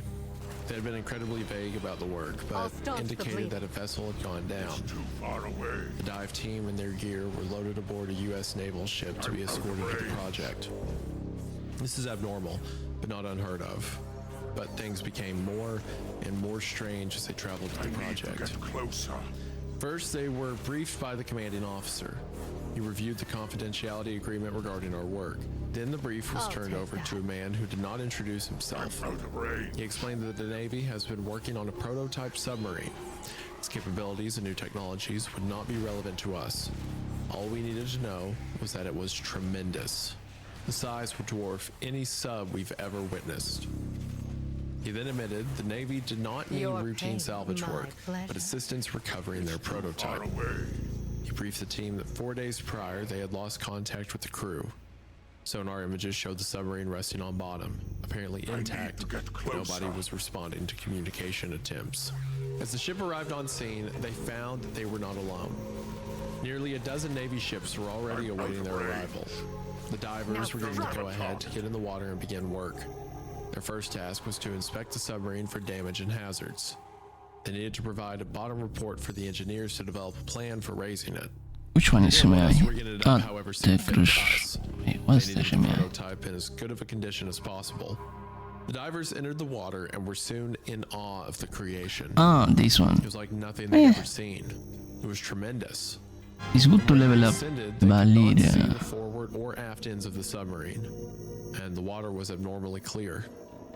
In addition, the sub was created out of what appeared to be a reflective metal with scales. They began inspecting the sub for damage. After they reached the maximum allowable bottom time, they were brought back to the surface to swap out without event. They reported to the next set of divers they had explored from the ship to the aft end and had found no apparent damage. The sub appeared to have gently set down in the sand. Okay, hold on. I don't think I've ever read this part before, because this isn't familiar, but my bear trap is going to be that the ship was swallowed. Well, no, they said they made it to aft end. I was going to say the ship was swallowed by some serpent. I already That have to looked like scales was like the outside of the thing, and now it's just resting there, and the submarine's inside of it. But they said they made it to aft end, so that wouldn't make sense. So never mind. The next set of divers entered to inspect from midship to the forward end. They began advancing while inspecting. Don't worry though, if you level up enough, at some point you are granted to Immediately, get both divers reported aero that they could hear shit people inside the submarine banging against like the me wall right and now. shouting. Couldn't understand what they were screaming, but the message was clear. They were terrified. The supervisor reported that they had found evidence that the crew was still alive. The divers continued advancing. It was about 5 more minutes before their next report. There were carvings across the submarine's metallic scaled surface. Hieroglyphs had been because carved into the submarine. I'm and busy stretched from and the play very several front of the games. submarine toward midship. Still, there were no signs of structural damage that would have caused the submarine to cease functioning. The divers returned to surface, and the commanding officer was given a full report on the day's Dios, findings. Mickey. The team was assured that the submarine was capable of sustaining the crew. They were eager to retrieve it, but the crew was believed to be in relatively little danger. As day 2 began, divers descended with instructions to locate 4 specified locations.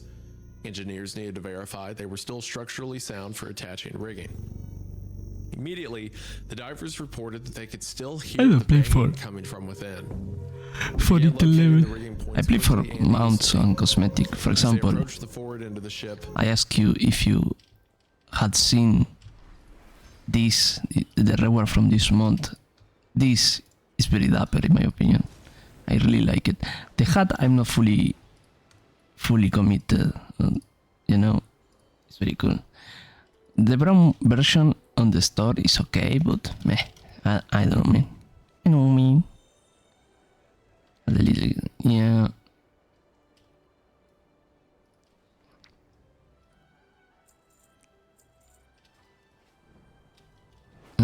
I got something. Oh yeah. Where waits because I finish this. The Sun Reavers will defend what remains. Just don't move yourself. All that I worked for. So yeah.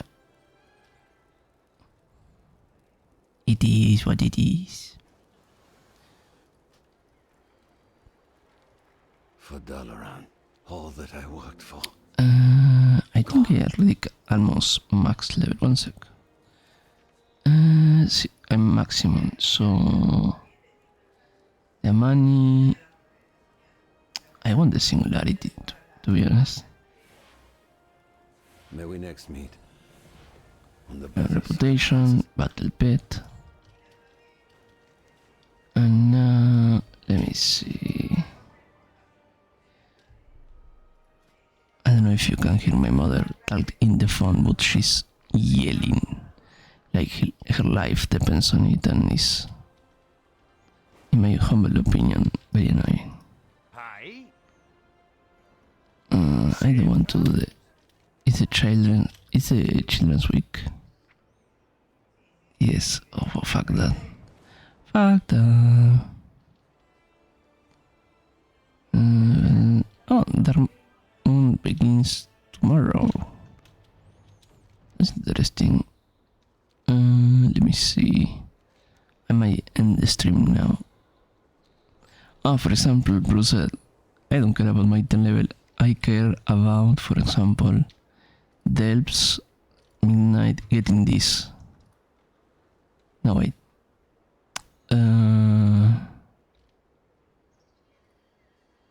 Oh, what it is. What the fuck it is. Tier 4, no. The Title Treasure Seeker and the Gigantomanis, the mount. Like Gigantomanis. Mostly mounts and shit because I like it. To me, armor eventually is going to. Wee! Oh, that's kinda cute. It's going to get replaced, but mounts you keep gathering. Anaria Shola. Can I? Hero. There we go. And now I have another piece of the mythic raid. And if I get all the set pieces of the mythic, I get all the rest. So that's kinda nice. So I can get all the set of Mythic as soon as I'm done.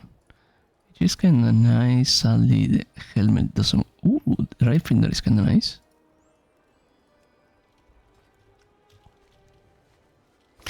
Black and red is actually way too common for rogues.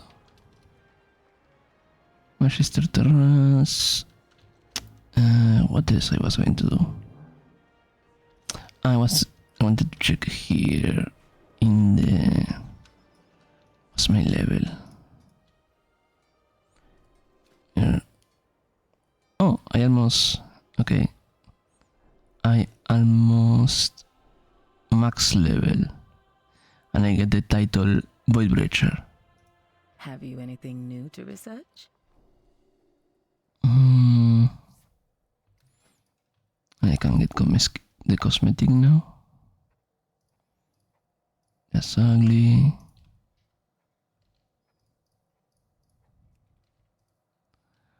Smash run. Let me know what you find. This guy says anything I don't have. Look at the progressing in the best journey. Storage.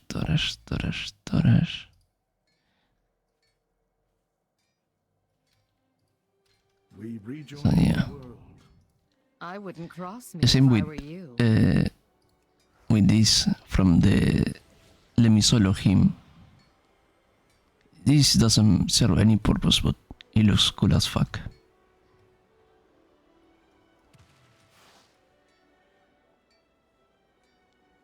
Something is beautiful today.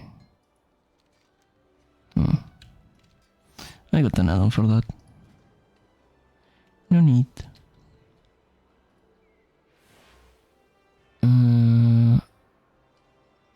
Mana ray. Armor cores. Yeah. Okay. Okie dokie. Is there any... no, actually no, there is no need to rush.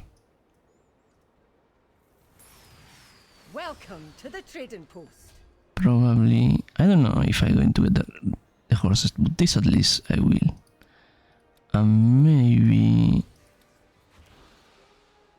the weapons are not pretty to me. Oh, this I'm going to get because I'm a worker, so I must. It's a must get it. Nada, rendering. Oh, the hats, the top hats. That for sure. Not this. There's a pet. That's kinda nice, but I don't know.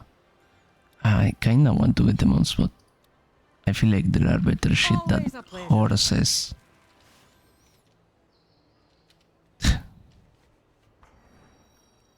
I am already a Hilnean. I don't need more horses.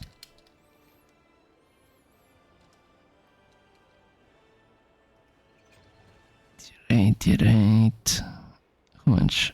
Tier 11, 1, tier 8. I need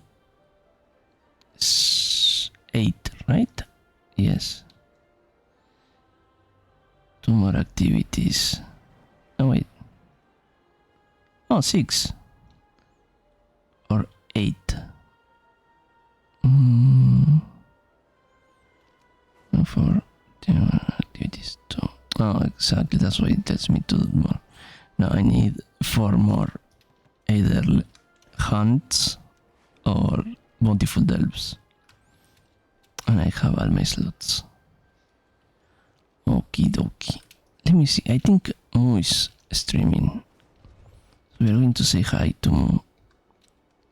I'm very EP, as you can tell. Tomorrow, I'm in a better battery mood. Not that I'm angry or sad or anything, I'm just EP.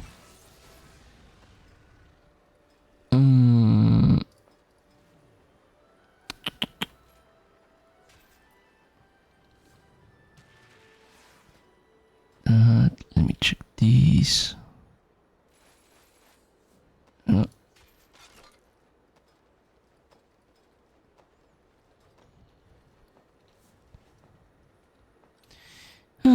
Okay. Exit game. I think we on, so I'm going to read more. Because I usually don't get the chance to. What is. Oh, yeah, before we end. Remember this. Remember the 1st of September now. Remember this. Mark your calendars. Fuck. Shared media.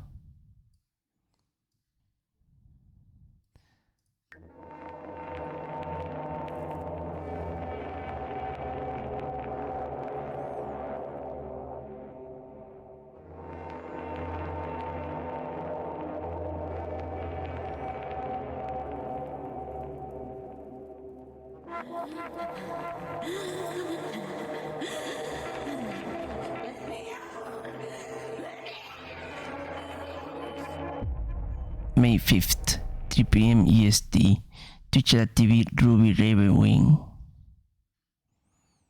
The cunt is back in town.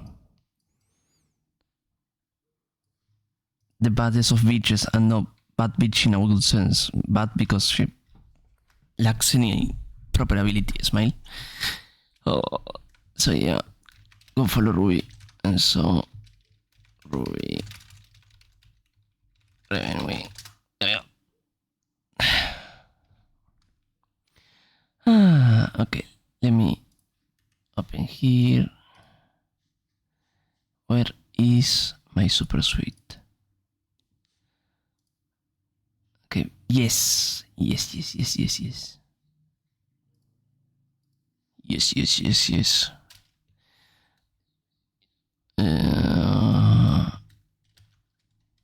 Red, why are you so fluffy? And sub red. Okay. If you have my emotes, use the second one. If not, use the first one, which is a global emote, so everyone has it. See you tomorrow. Tomorrow early, kinda like this, maybe earlier, depends. Sorry for the short stream. I know some of you I say short stream 8 hours. To me, it is. Usually I stream for longer, but I can IP and kinda have things in the back of my head consuming my mind. So raid mu underscore eta. Come on, everybody, get ready to raid. Ding ding ding ding ding. Ding dong ding dong. Grab your messages. I'm waiting, old man. Did I trigger that one? I think I triggered the correct one. Wait, what? Jingle, jingle, pay attention, pay attention. I said your favorite word, the back rooms, okay? The back rooms. Dingle, dangle, dingle, dangle. Okay, we are going to raid more. Give lot of love to Moo. So yeah, take care everybody. Bye bye. See you tomorrow.